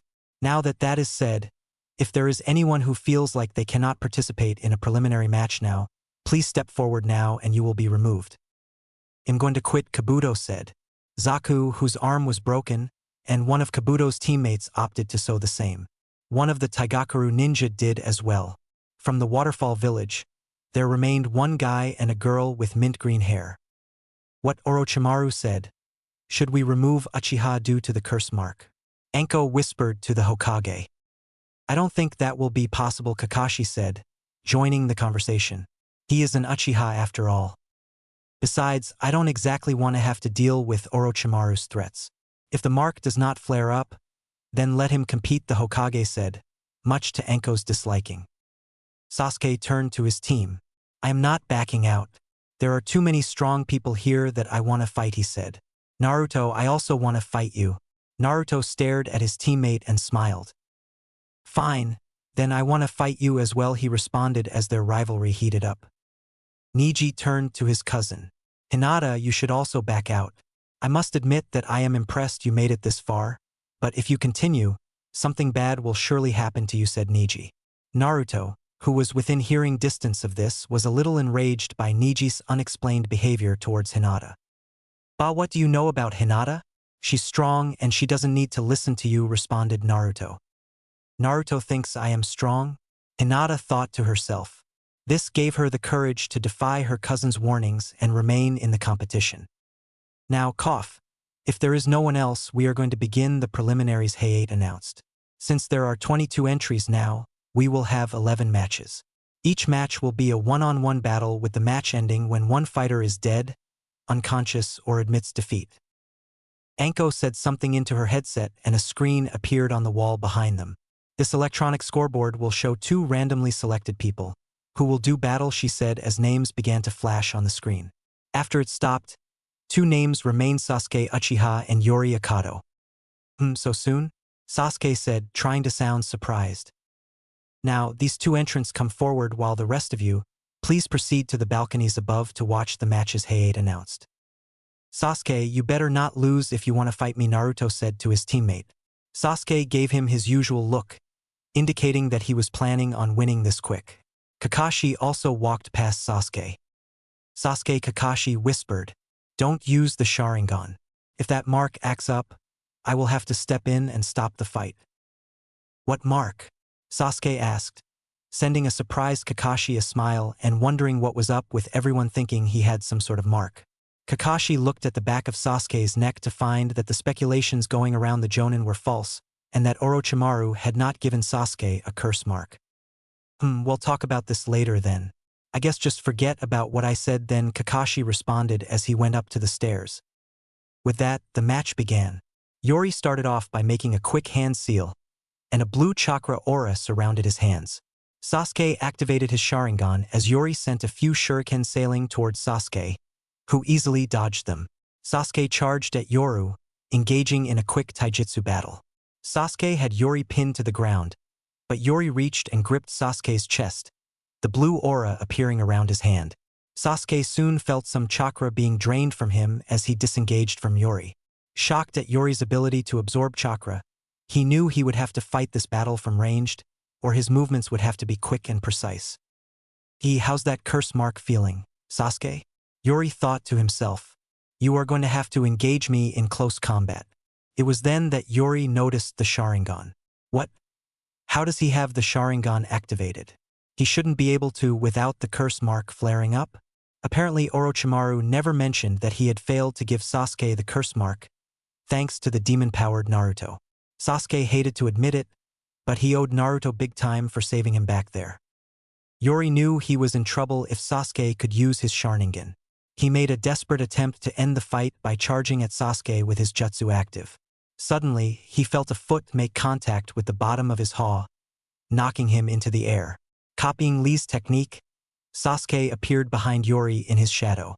Sasuke kicked Yori a few times, making him fall faster towards the ground with each blow. Finally, Sasuke flipped around so that he was on top of Yori and drove his knee into his opponent's gut as Yori and the ground met. Lion's Barrage, Sasuke called out as his final strike knocked Yori unconscious and out of the exam. Sasuke, you may have avoided me in the forest, but you will become mine soon enough, Orochimaru said, disguised as the Sound Team's sensei. However, I need to make sure that next time the demon brat won't be in my way. Kakashi appeared next to the Hokage and Anko. I looked at Sasuke's neck before the match and there doesn't appear to be a curse mark. I'm going to take him for a further examination to be sure, but it appears that Sasuke has avoided that fate for the time being. Anko looked at Kakashi out of surprise and the Hokage nodded in agreement. Winner, Sasuke Uchiha Hayate announced as medics came to collect Yori. Kakashi went to meet Sasuke. Come with me, the Hokage just wants to be sure, he said to Sasuke as the Uchiha victor followed him out of the room. Where's Sasuke going? Sakura asked out of curiosity. Naruto and Haku shrugged. Next match, Chuji Akamichi vs Dosukinta Hayate announced. Chuji stepped forward, revealing some of his nerves to his opponent. I have to fight this nervous fatty? Dosu taunted his opponent. What did you just say? Chuji growled in anger. Dosu had just said the taboo word for Chuji. I am not fat human boulder. Chuji did one of his family's jutsu, inflating himself into a large ball and rolling at high speeds towards Dosu. Dosu sidestepped Chuji as the human boulder slammed into the wall. Wanting to end it quick, Dosu revealed some apparatus on his forearm and slammed it into Chuji. With a flick of his finger, he sent a shockwave of sound through Chuji's body, effectively knocking him out. Winner, Dosukinta Hayate announced as Team 10 let their spirits drop. Next match, Haku Yuki vs Tenten. This will be an interesting fight, Tenten said as she faced Haku. The battle between the weapons expert and Senbon specialist was about to begin. Hayate announced as Tenten took a step backwards, throwing a few shuriken to test the waters. Haku quickly knocked them out of the way with his Senbon and sent a few more towards Tenten, who dodged them rather easily. You're not going to beat me with Senbon. I know about all types of weapons and yours is not powerful enough. Tenten stated. Tenten, show him the power of your youth, Lee said, cheering for his teammates from the stands. Not caring about anyone else's ears, Lee did so, deafening anyone standing within 10 feet of him. Lee, cheer harder, Guy instructed. Yes, Guy Sensei, I will pour all of my youth into this cheer, shouted Lee. Now, no one was safe from Lee's shouts. This match is practically over, Sasuke said, returning to the stands. Is Kakashi-sensei with you? Naruto asked. No, he stayed behind, saying he had something to check up on, typical. Sasuke shrugged. Long time no see. Kakashi the Sound Sensei said to Kakashi. You should consider your student lucky. However, he won't escape me next time. Orochimaru, Kakashi growled out. Why are you here? Why are you after Sasuke? Hey, you're lucky. You've already got your hands on it, Orochimaru hissed. Kakashi realized what Orochimaru was referring to. Yes, it's the Sharingan. Just like the one in your left eye. I want it. What are your goals? Kakashi said, trying to squeeze as much out of the snake before it slithered away. The newly created sound Villigathat's MY village. You should be able to figure out just from that, Orochimaru said. For that purpose, I need a lot of pieces. Kakashi activated his Raikiri, ready to take down Orochimaru if he must. However, Orochimaru just turned and left into the darkness. I will get my hands on Sasuke and there is nothing you can do to stop me. Orochimaru let out a sinister laugh as he faded from view. What do you mean over? Lee shouted at Sasuke. Tenten's youthful powers far succeed your teammates. Just watch the match and you'll see, Sasuke said as everyone turned their attention back to the match. Tenten and Haku were engaged in an equal battle of throwing weapons at one another. Realizing that she needed something different, Tenten took out the 2 scrolls on her side. Ninja Art Twin Rising Dragon. Suddenly, the 2 scrolls unfurled and rose into the air. Tenten jumped up and began summoning weapons, bombarding Haku with a rain of sharp, pointy objects. With her attack finished, Tenten landed on the ground to see the results. All she saw was Haku encased in a dome of ice. What? Most of the people in the stands said. Team 7 didn't look so surprised. Guy-sensei, what is up with that ice surrounding Haku? Lee asked. Everyone else was shocked by Haku's mysterious ability. Like I said, this match is over, Sasuke repeated himself. Haku has a rare blood limit called the Hayaton. Watch a little more and you shall see its true powers. Hayaton demonic ice mirrors, Haku said as a dome of ice mirrors formed around Tenten. Tenten, Lee shouted out as the rest of Team Guy looked on at Haku's abilities. Please surrender now. I do not wish to harm you, Haku said, his reflection appearing in every mirror. Like you could keep me trapped in here is mere ice? Tenten replied. She threw a few kunai with explosive tags at one of the mirrors, only for it to be unfazed, much to her surprise. Haku went on the offensive, hitting the joints on her arms and legs with senbon, effectively immobilizing Tenten. What did you do? I can't move, she called out as she collapsed to the ground. I hit the nerve clusters in your arms and legs.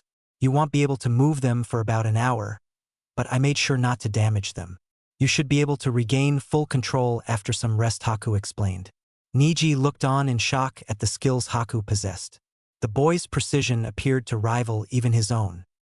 The proctor took a look at Tenten and she noted that what Haku said was correct. Alright, I declare Haku Yuki the winner. Next up, Ino Yamanaka versus Sakura Haruno. Everyone in the stands braced for the cat fight of the century. Chapter 14 Preliminaries, the Leaf Kunoichi Blossom. Next match, Ino Yamanaka versus Sakura Haruno, Hayate announced. The 2 shocked kunoichi proceeded to the floor. I never thought that I would have to fight you, Sakura Ino said to her opponent. To Ino's surprise, Sakura removed her headband that she had been using to hold back her hair and tied it properly around her forehead. Those 2. This could get troublesome, Shikamaru sighed, leaning on the railing. It may not look like it, but Ino is an exceptional shinobi, Asuma thought about his student. But will she be able to go all out against Sakura? Flashback. As a female ninja, we must not only be skilled in the arts of the shinobi, but also culture and knowledge, an academy instructor lectured. If you cannot sneak into enemy territory and act as a normal woman, then being a spy will be pointless. Today's lesson will be flower arrangement. Now go and pick some flowers. The little girls ran off to complete their assignment. Ino, wait up a little, Sakura said, calling out for her friend. Before reaching a small Ino, she tripped and fell to the ground. I'm bad at this stuff, how about you? Sakura asked her friend. What? Ino asked, trying to see if Sakura was serious. But you're named after a flower. There is a trick to this. What? Really? Sakura said. Yeah. What you do is find a main flower, and then find smaller flowers that complement it, Ino explained. Look over there. Ino pointed at a few flowers. If this cosmos is the main flower, then you can use that Fujibakama as a complement. Like the Sakura flower in the spring, the cosmos flower is the most beautiful flower in the fall. And in flower language, it means harmony as it goes along great with any other autumn flower. Ino then held the flower up to her head and gave a cute smile. Look, does this go as nice with me as it does the cosmos? Aren't I a cutie? Why? Yes, Sakura responded. What was with that pause? Ino asked. Suddenly 3 larger girls appeared behind Sakura. Well, if it isn't Miss Gigantic Forehead, their leader said. Trying to make yourself look better recently? Who do you think you are? Ino then proceeded to deck the girl upside the head, sending her flying back and leaving a few flowers sticking out of her mouth. I'm sorry, I must have mistaken that opening for a vase, Ino said as the rest of the girls' group gathered around their unconscious leader. It may be weak, but that flower is poisonous. You had better spit it out. With that, the 3 older girls were running away from Ino. Ino is so incredible. She's so smart and fashionable and cute. And her ninjutsu skills are great as well, Sakura thought. But compared to her, I'm just... Sakura looked down at the flowers she was holding and got a saddened look on her face. If Ino is a cosmos, then I'm just a Fujibakama, Sakura said quietly, although Ino picked up on what she was saying. What are you talking about? If you ask me, you aren't even a flower, you are a bud, Ino said, only worsening Sakura's depression. End flashback. Right now, I have no intention of fighting you over Sasuke, Sakura said, facing her opponent as she recalled some of her childhood memories with Ino. What? Ino shouted out. You and Sasuke don't even go together, Sakura stated. Plus, I am stronger than you. I don't even have to worry about you. Sakura, who the hell do you think you are? Ino replied. Don't get ahead of yourself, crybaby Sakura. What are they doing? Naruto asked Kakashi. Well, it looks like Sakura doesn't want Ino to not take her seriously or show her mercy, Kakashi explained. Flashback.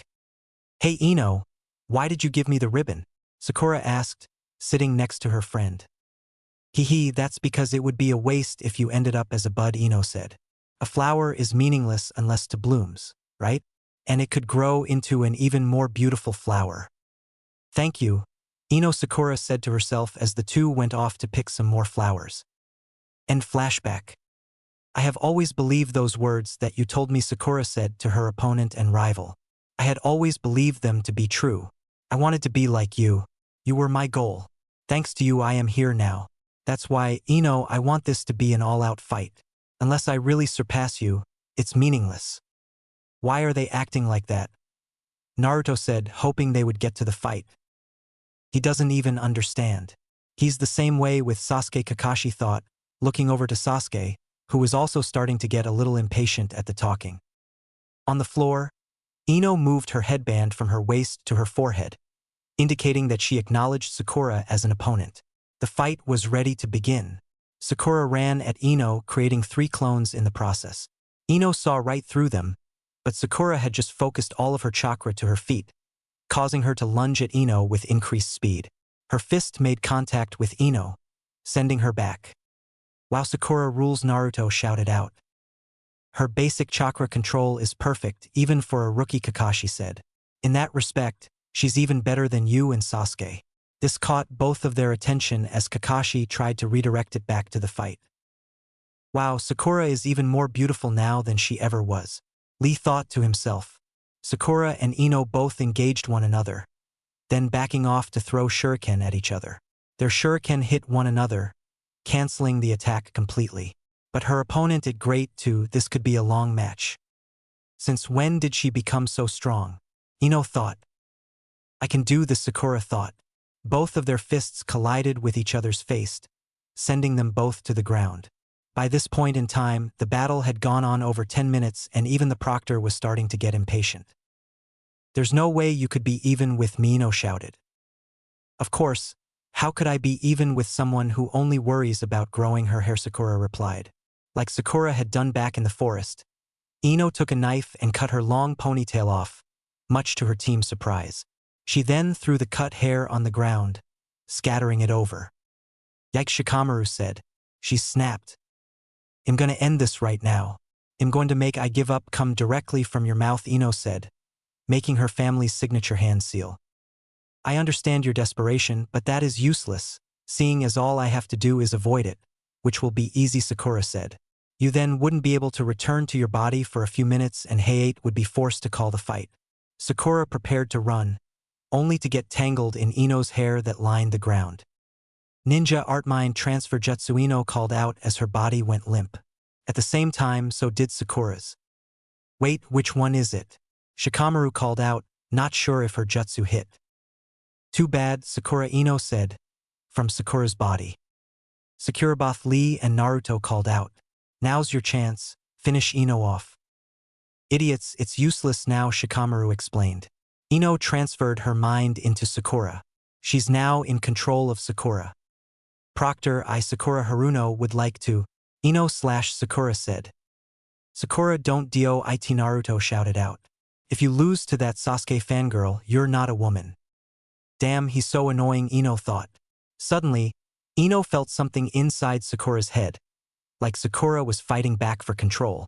She clutched her head. Inside Sakura's head, the inner Sakura began beating up Ino, forcing her out of Sakura's body. Two minds? What are you?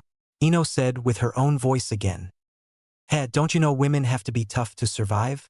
Sakura said, finally regaining control of herself. Once you are caught by that jutsu, it's difficult to repel, Kakashi thought. But what if Naruto's cheering awakened her inner desire to beat Ino and that's what gave her the strength? Maybe she's not so weak after all, Sasuke said to himself. With one last burst of energy, the two kunoichi charged at each other, their punches making contact with each other's faces. The two fell to the ground unconscious. Their Jonin senseis went to the floor to collect the unconscious girls as Hayate announced a double knockout. Man, that was troublesome. I hope I don't have to face a girl, Shikamaru said, receiving some glares from Tenten and Kurinai. Next match, Hinata Hyuga versus Kankuro, the board announced. Heh, a little leaf brat, this will be easy, Kankuro thought to himself. Hinata recalled the encounter in the forest with the sand ninja. She began to tremble a little. Although he had not been the one she was afraid of at that time, he couldn't be much better. Niji then turned to Hinata. You should just give up, he said to her as she receded even more into herself. He had also managed to catch Naruto's attention. You are too weak to face him. I can tell just from looking at you. What the hell are you talking about, Niji? Naruto shouted at Niji, ready to knock him out. I am only speaking the truth, Niji said. Niji Nizan? Hinata looked at her cousin. Nizan. Most of the people responded, looking to Kakashi for answers. Niji and Hinata aren't necessarily siblings, more like cousins. They belong to the Hyuga clan, one of the most prestigious families in Konoha, Kakashi explained. Hinata is a member of the main family while Niji is a member of the branch family. However, things have happened over the years, distancing the branches, and Niji is only searching for some form of weakness in Hinata. Hinata, I will say it again. You are not a good shinobi. You should just forfeit. You don't want to dishonor the clan, do you? Dishonor the main branch? Niji taunted as Naruto's blood began to boil. Hinata, don't listen to this ass, he shouted out, waking Ino and Sakura. Even now, I can feel your sense of inferiority. You cannot win and you will only dishonor yourself and the main branch. Now you don't want to do that. Oh wait, you already have. You cannot change and you will continue to be weak. Niji's words had a harsh sting to them as Hinata walked down the stairs to face her opponent. I wanted to change myself. But is it true that I cannot? She said to herself. She remembered the training sessions with her father and how he would always degrade her. Eventually, he shoved her aside for her sister, Hanabi. Hinata Niji had one more thing to say to her before her match began. People cannot change themselves. I thought of you as a spoiled member of the main family, but the truth is that you are just an embarrassment. This really got Naruto's blood boiling as Kurama was debating whether or not to let a little of his chakra seep through the seal. He also wanted to shut this cynical man up badly. Hinata, I can see with my Byakugan that you do not want to fight. Deep down, you just want to run away and hide. Niji taunted more. Kankuro just smirked. This sibling rivalry was doing his work for him. Byakugan? Sakura asked, directing her question to Kakashi. Kakashi answered her question. It's the advanced bloodline of the Hyuga. Kind of like Sasuke's Sharingan being the advanced bloodline of the Uchiha, although it surpasses the Sharingan in terms of visual insight alone. Niji glared at her from the balcony, activating his Byakugan. He wasn't going to pass up this chance to embarrass and taunt a member of the main family. His only regret was that he wasn't the one facing her. I can see you imagining your defeat, Niji said. You cannot change that. You cannot change yourself. Hinata, you can, Naruto shouted out, having enough of Niji's bullshit. He has no right to tell you what you are and aren't. Now kick this sand guy's ass and stick it to Niji bastard's face. I believe you can do it. Naruto is cheering for me? Hinata thought to herself. He thinks I can win? He really is annoying, Niji thought.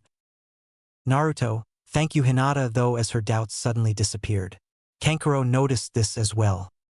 Heh, looks like this brat wants to play. Kankuro smirked. Byakugan, Hinata said, activating her blood limit. Thank you, Naruto. I will show you that I can change. Begin, Hayate announced. Hinata made the first move, charging at Kankuro, who was just standing there. She had her Byakugan locked onto him, but noticed that something was off. The chakra inside Kankuro was not normal.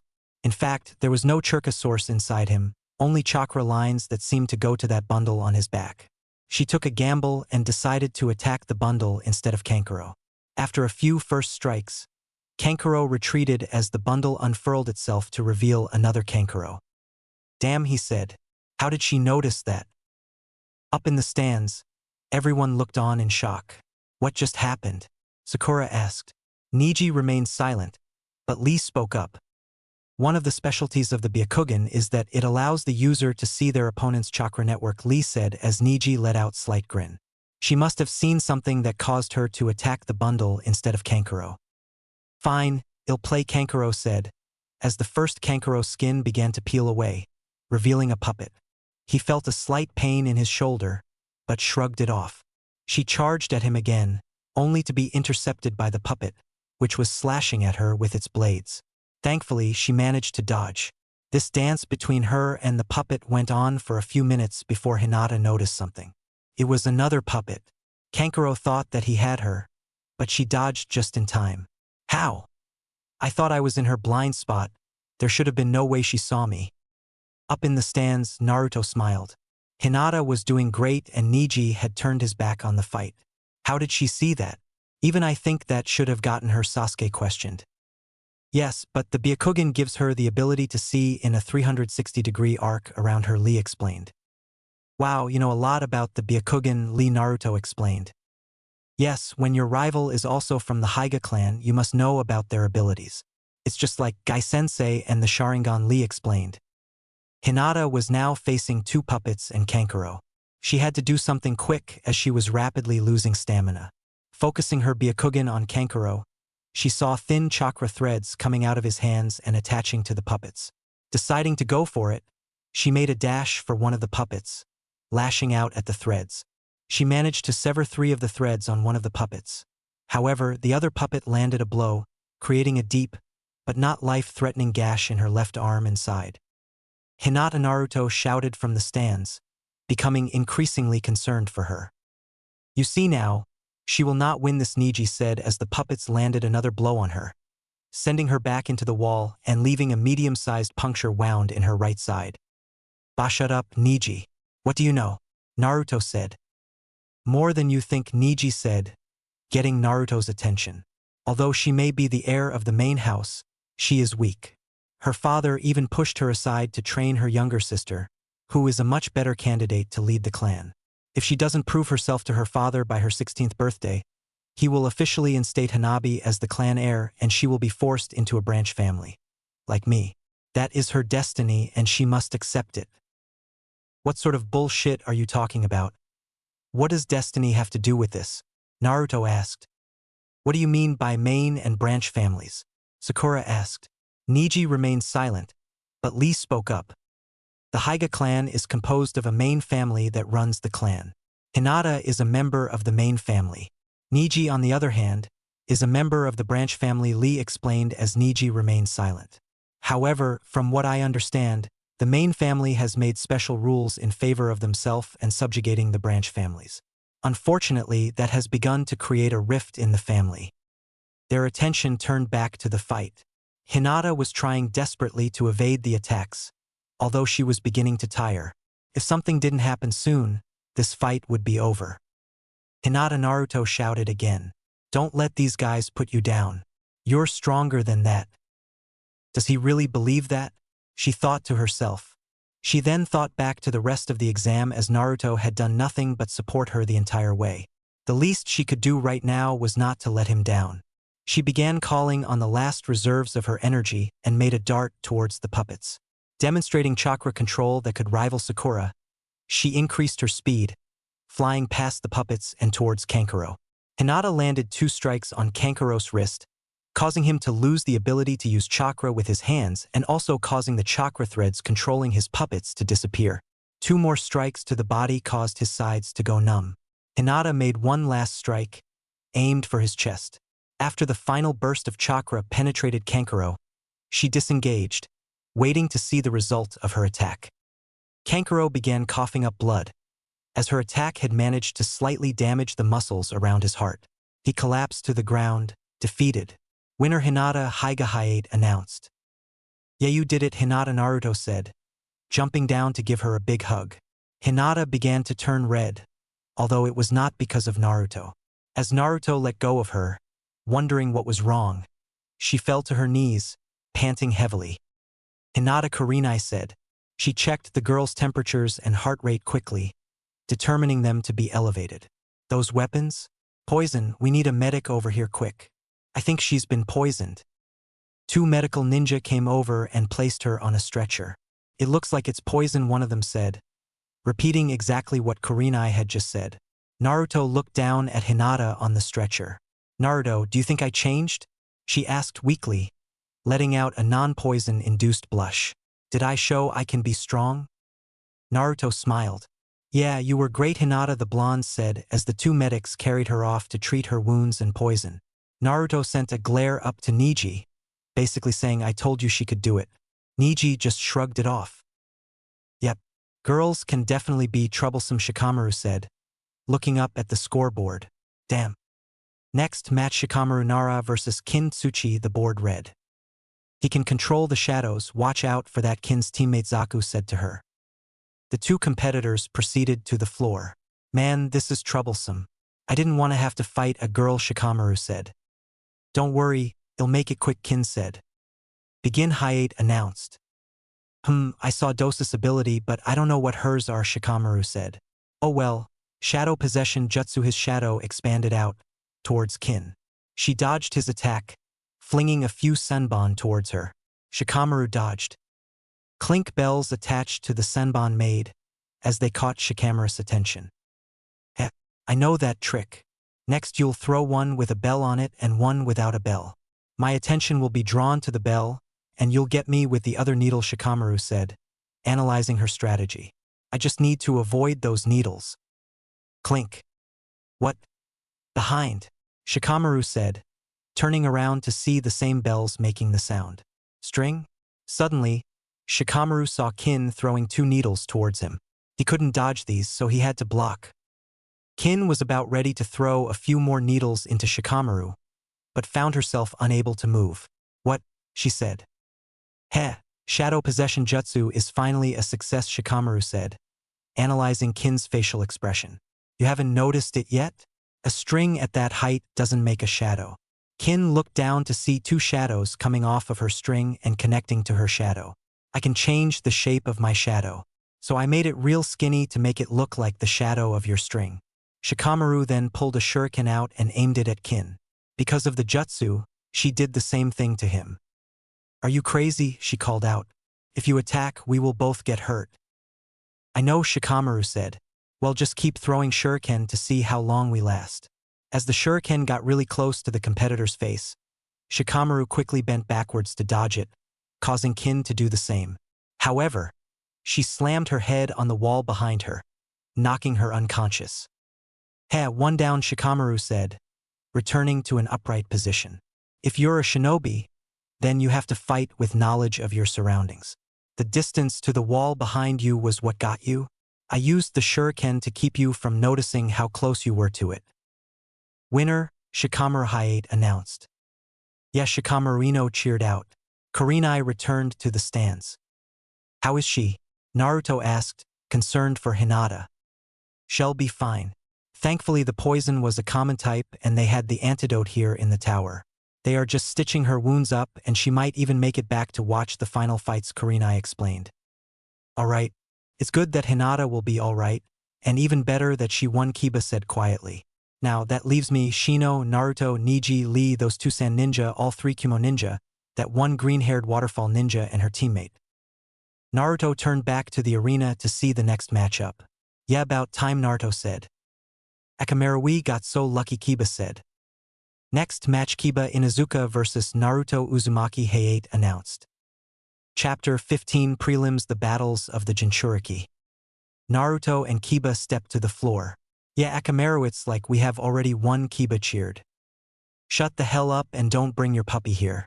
Hell only get in the way, Naruto responded. Idiot, Akamaru's fighting with me, Kiba explained. Is that even allowed? Naruto asked the proctor. Yes, animals and insects are the same as ninja tools. They are allowed, Hayate explained. Humph. Fine, you need the help anyways, Naruto said. Akamaru, you stay out of this. I can take Naruto on my own, Kiba said. Naruto, don't lose to him, Sakura called out, returning the favor for him cheering for her. Sorry, Kakashi, but he can't beat Kiba, Kurenai thought. I feel bad for you, so I'll end it with one punch, Kiba said, remembering Naruto's failures back in the academy. Is that so? Then me too, Naruto responded. Stop acting tough, Kiba said. This will be fun. I never was a fan of dogs anyways, Kurama told Naruto. Wait, are you gonna help me? Naruto asked the fox. Not physically. There are too many people here and you can beat him without me. I do know a trick or two that will help though. I'll tell you when the time is right. Naruto let out a little smirk. Begin, Hayate announced. Beast Mimicry Jutsu, Kiba called out as he began to grow claws and his appearance began slightly more canine in appearance. He charged at Naruto with unbelievable speed, sending Naruto flying back. Proctor, he won't be opening his eyes for a little. Naruto. Ino and Chuji thought from the stands. Chuji had finally recovered from his battle with the sound ninja, although his hearing was still a little shaky. Sakura glanced over at Kakashi and Sasuke, who gave her a smile, reassuring her that Naruto wouldn't be defeated so easily. Both Sakura and Sasuke knew Naruto could easily beat Kiba if he tapped into the Kyuubi's chakra. However, with the Hokage and a bunch of high-ranking ninja present, only an idiot would do that. Though in their eyes, Naruto was an idiot. Kiba, never underestimate me, Naruto said, standing up.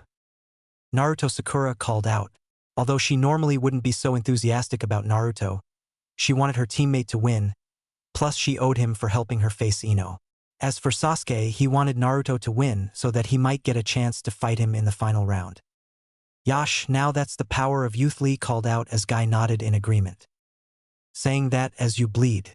I said to stop acting tough, Kiba shouted out. Akamaru just barked along with Kiba. I let you hit me to test your strength, Naruto said. I'm gonna need to teach him how to do that without getting beat to a bloody pulp, Kakashi said, thinking of Naruto's specialty jutsu. You should stop acting tough too. Use your dog. They'll beat both of you, Naruto grinned, wiping the blood off his mouth. Gur, you'll regret that. Let's go, Akamaru, Kiba commanded as the two charged at Naruto.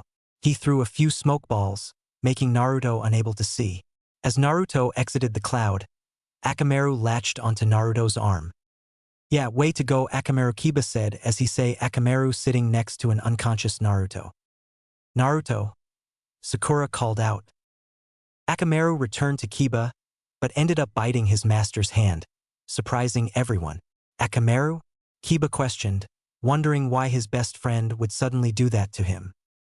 "Guryu fell for it," Akamaru said, disappearing in a puff of smoke, revealing that Naruto had used a transformation jutsu. The unconscious Naruto stood up, holding an immobilized and whining Akamaru. "No, that can't be Naruto. He managed to combine a transformation jutsu and a shadow clone?" Shikamaru said, shocked at Naruto's surprisingly clever plan. "Humph, so you've gotten a little stronger. Well, that doesn't matter. Time to get serious now," Kiba said, tossing a food pill to Akamaru.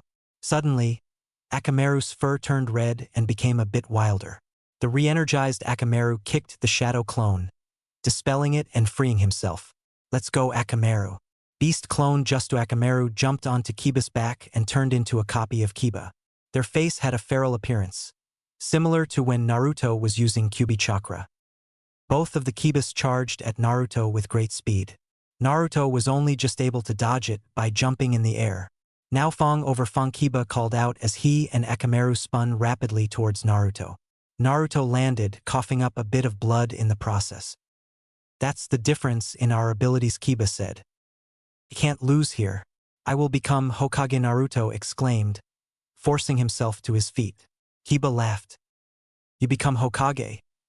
You're even weaker than me. If you want to become Hokage, then you'll become Hokage."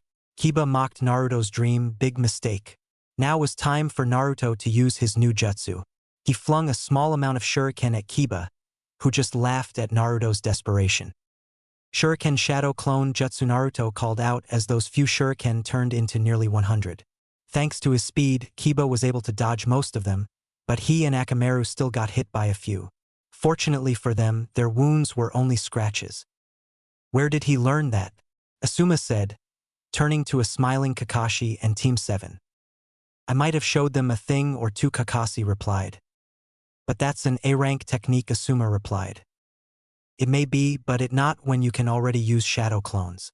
Because Naruto could use the shadow clone jutsu, it was a C, maybe a low B rank in terms of difficulty to learn. Although he's still a long way from mastering it, as the Hokage can create roughly 1,000 shuriken clones," Kakashi explained.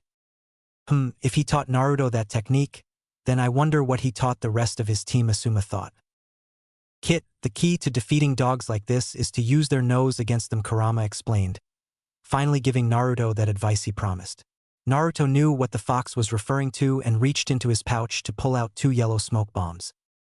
"Please tell me those aren't," Kakashi thought, picking up on what Naruto was trying to hide.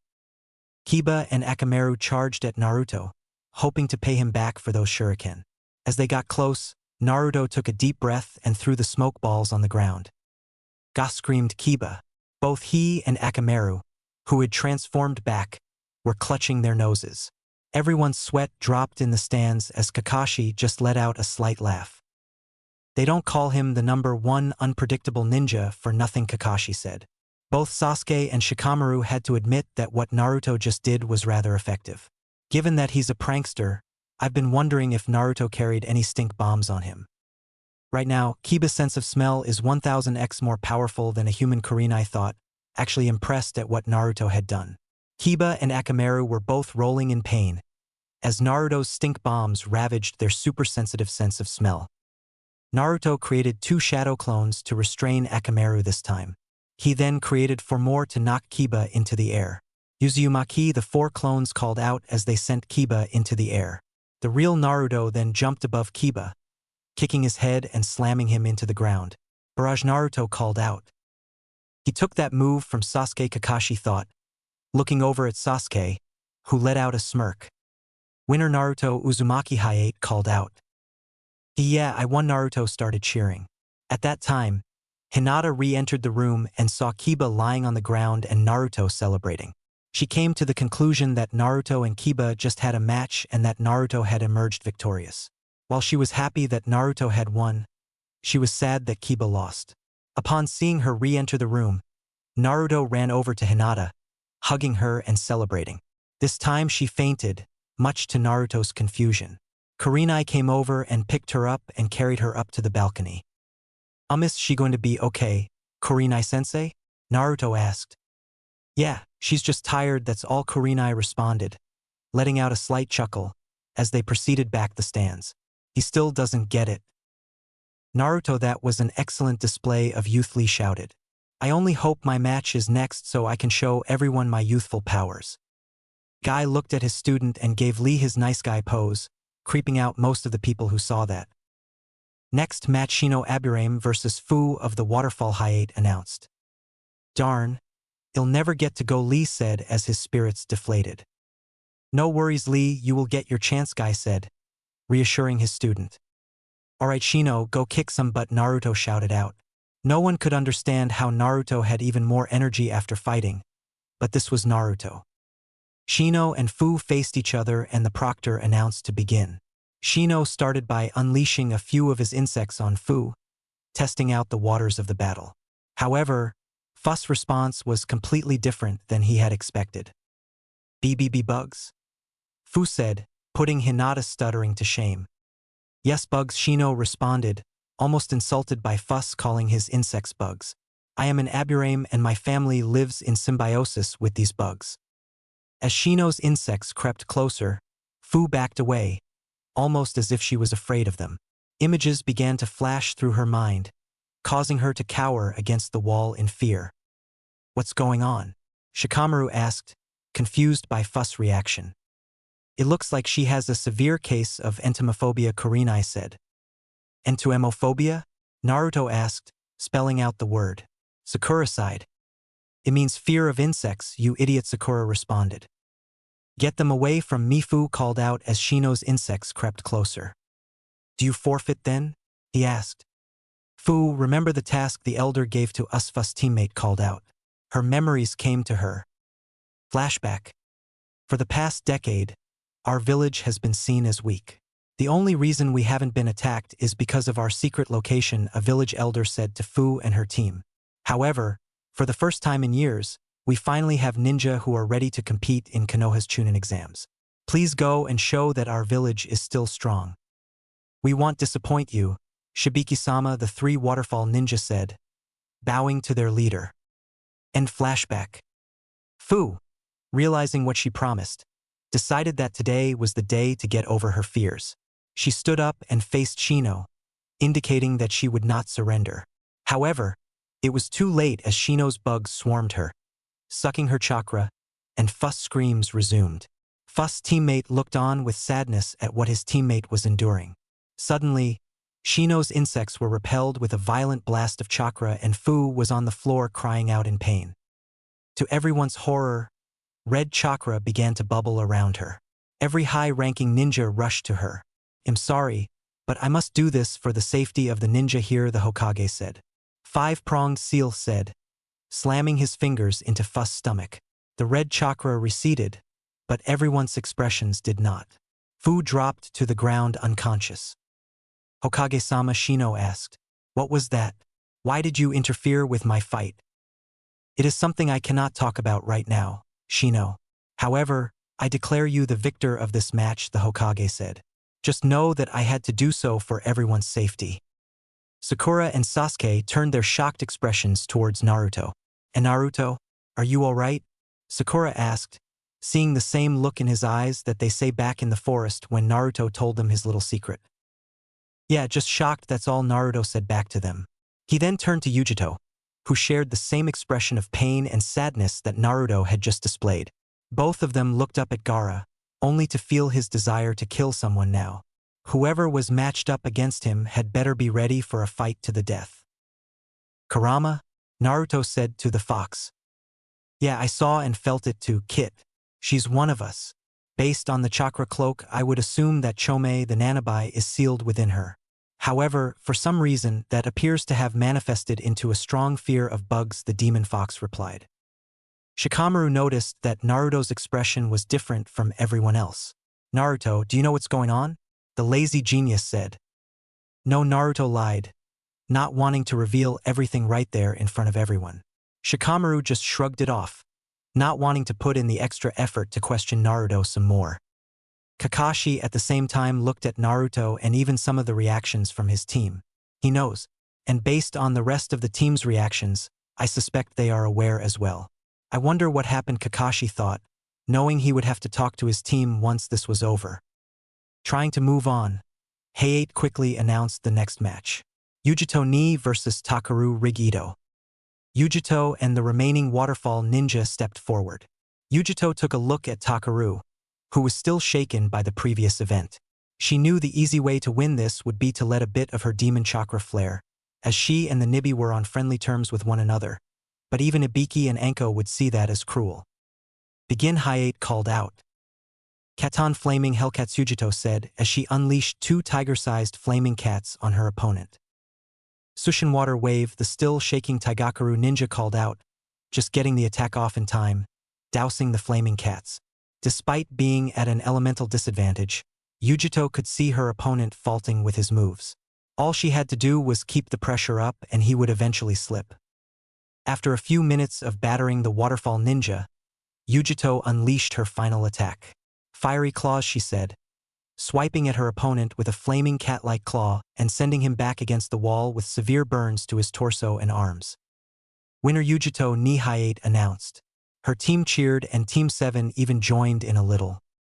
Lee, now it will be your turn for sure, Guy shouted. Eno Lee replied, much to everyone's surprise. It's come this far, so I might as well go last. Everyone looked at the scoreboard in anticipation for the next match. Gaara disappeared in a whirl of sand, appearing on the floor. Get down here, he said, sending a death glare towards the Konoha ninja. Next match, Gaara versus Rock Lee, Hayate called out. Everyone, especially Team 7, was shocked at the matchup, and some of the other Konoha ninjas saw their faces. Yashit fell for it, Lee exclaimed. If you don't want to go last, then say that you do want to go last. Guy sent him a thumb up as he saw Team 7's worried faces. Haha, do not worry. Lee will win this for sure, Guy said.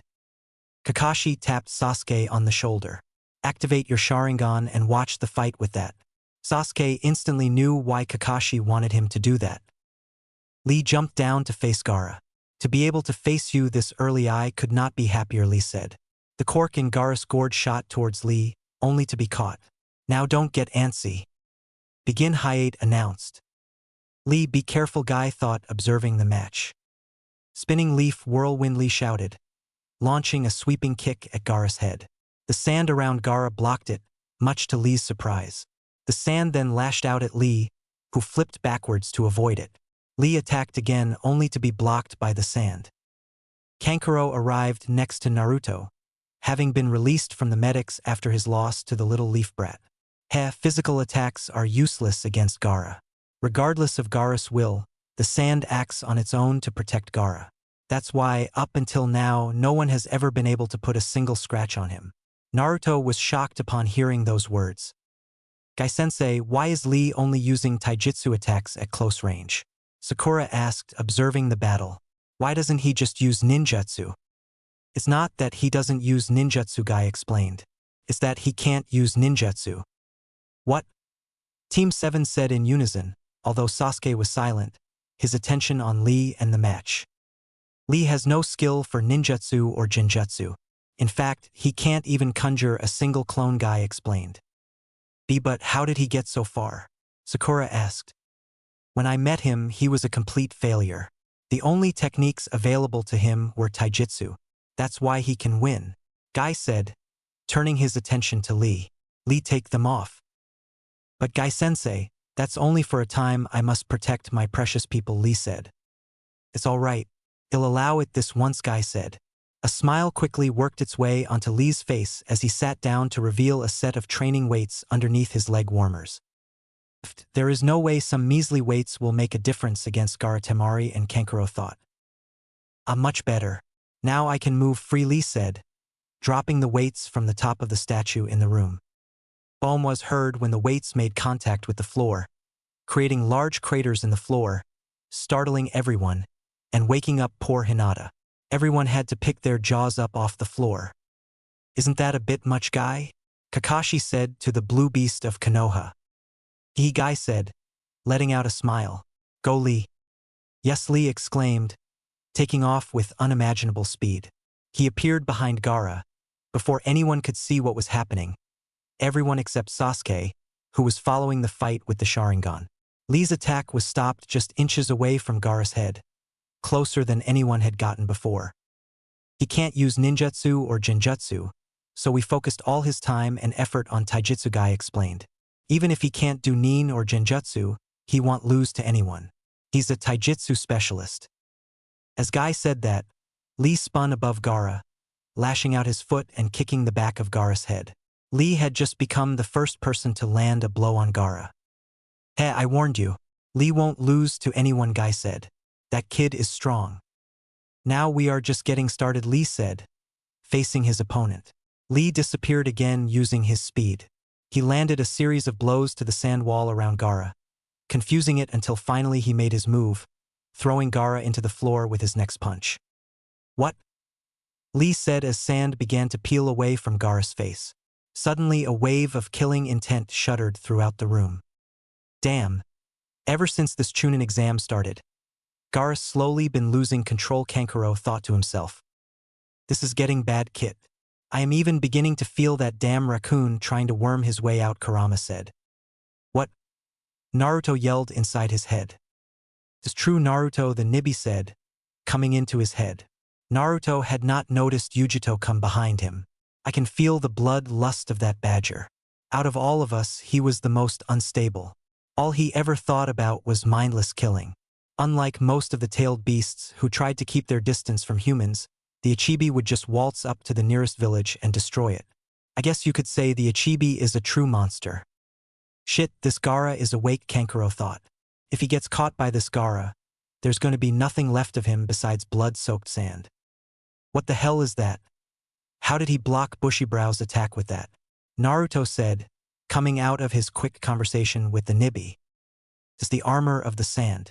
A look of fear could be seen in his face by both Naruto and Yujito. Armor? Naruto asked. Yeah, it's a thin layer of sand that covers Gaara's body at his own will. It's different from his sand shield that acts on its own, Kankuro explained. That's Gaara's ultimate defense. There are no weaknesses. What do we do? Naruto asked his demonic counterpart. For now, hope your friend doesn't get himself killed, Kurama said. Only if that badger gets out of control will we step in. If worse comes to worse, the seal on Yujito and Matatabi has already been released and she can transform into her tailed beast. Transform into her tailed beast, Naruto said. Yes. For you, that is what happens when the chakra cloak you gain from me reaches 9 tails. You effectively turn into me. Although, since you and I are on friendly terms with one another, you will not die and you would be able to revert back to your own form at will, Kurama explained. That is the case with Yujito and I, the Nibi said, creating a slight connection with Naruto so that she and Kurama could discuss the fight. You need to release that seal on you to complete your transformation beyond the chakra cloaks. However, my seal has been released already and the two of us work in conjunction with one another and she can even transform into my true form. If I can transform into you, then I really am a demon, Naruto began to cry, pointing at the fox. Haha, it's not like that, Kit. I'm the demon. You are human. However, because you and I are on good terms, I want to take control and try to destroy you. That's what happened with the Nanabi until the Hokage suppressed the chakra with that seal. The Nanabi was trying to escape and would have destroyed that girl's body and mind. You and Yujito, on the other hand, would retain your minds and be able to transform back into your original body. You follow? Kurama explained some more. Sort of, Naruto said. That's good enough for now. Just remember that I am the demon and you are human. We are separate entities, but we work together, lending each other our powers. The same is true for Yujito, but not for the Sand Kid and that waterfall girl. If their beasts broke free, they would be dead and the demons inside them would go on a rampage. If Gar's forced to use the armor, then that means he's in a defensive pinch as it actually takes up chakra, Kankuro said to himself. That means that kid is actually pretty good. Is that all? Gaara asked Lee. What? If that sand is protecting him, then I must do some damage above the sand's reach, Lee thought, coming up with a risky idea. The lotus. Lee looked up at Guy Sensei and got a nod of approval. He unwrapped the bandages on his arms. The lotus smashes down at high rates of speed, Guy said, catching everyone's attention. That thin layer of sand is useless. Lee then began to dart around Gaara at high speeds, creating a vortex-like effect. Suddenly, Gaara was kicked into the air, his altitude increasing with each of Lee's subsequent blows. Gaara's ascension was too fast for the sand and Gaara soon broke away from it. Lee then wrapped his bandages around Gaara and began the downward spiral at an extremely high velocity. Even the primary lotus puts an extreme strain on the body. All of those kicks are extra dangerous as well, Guy worried. Please let it end with this. Primary Lotus Lee shouted as the vortex collided with the ground, leaving a large crater with Gaara lying in the middle. Lee had disengaged at just the right time and was standing, facing the crater. However, he was severely fatigued from the assault. Lee won, Sakura shouted. What? Both Guy and Lee said as they saw Gaara's body crumble away, leaving a hollow shell of sand. When did he switch? Guy said. It was when you closed your eyes to pray, Guy.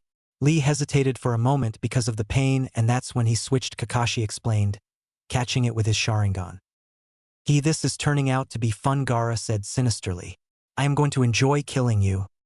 The demon inside Gaara has finally awakened, Kankuro thought. Lee was thrown back into the wall by a wave of sand. He was barely standing after recovering himself. Why didn't he dodge it? Sakura asked. The primary lotus is a double-edged sword.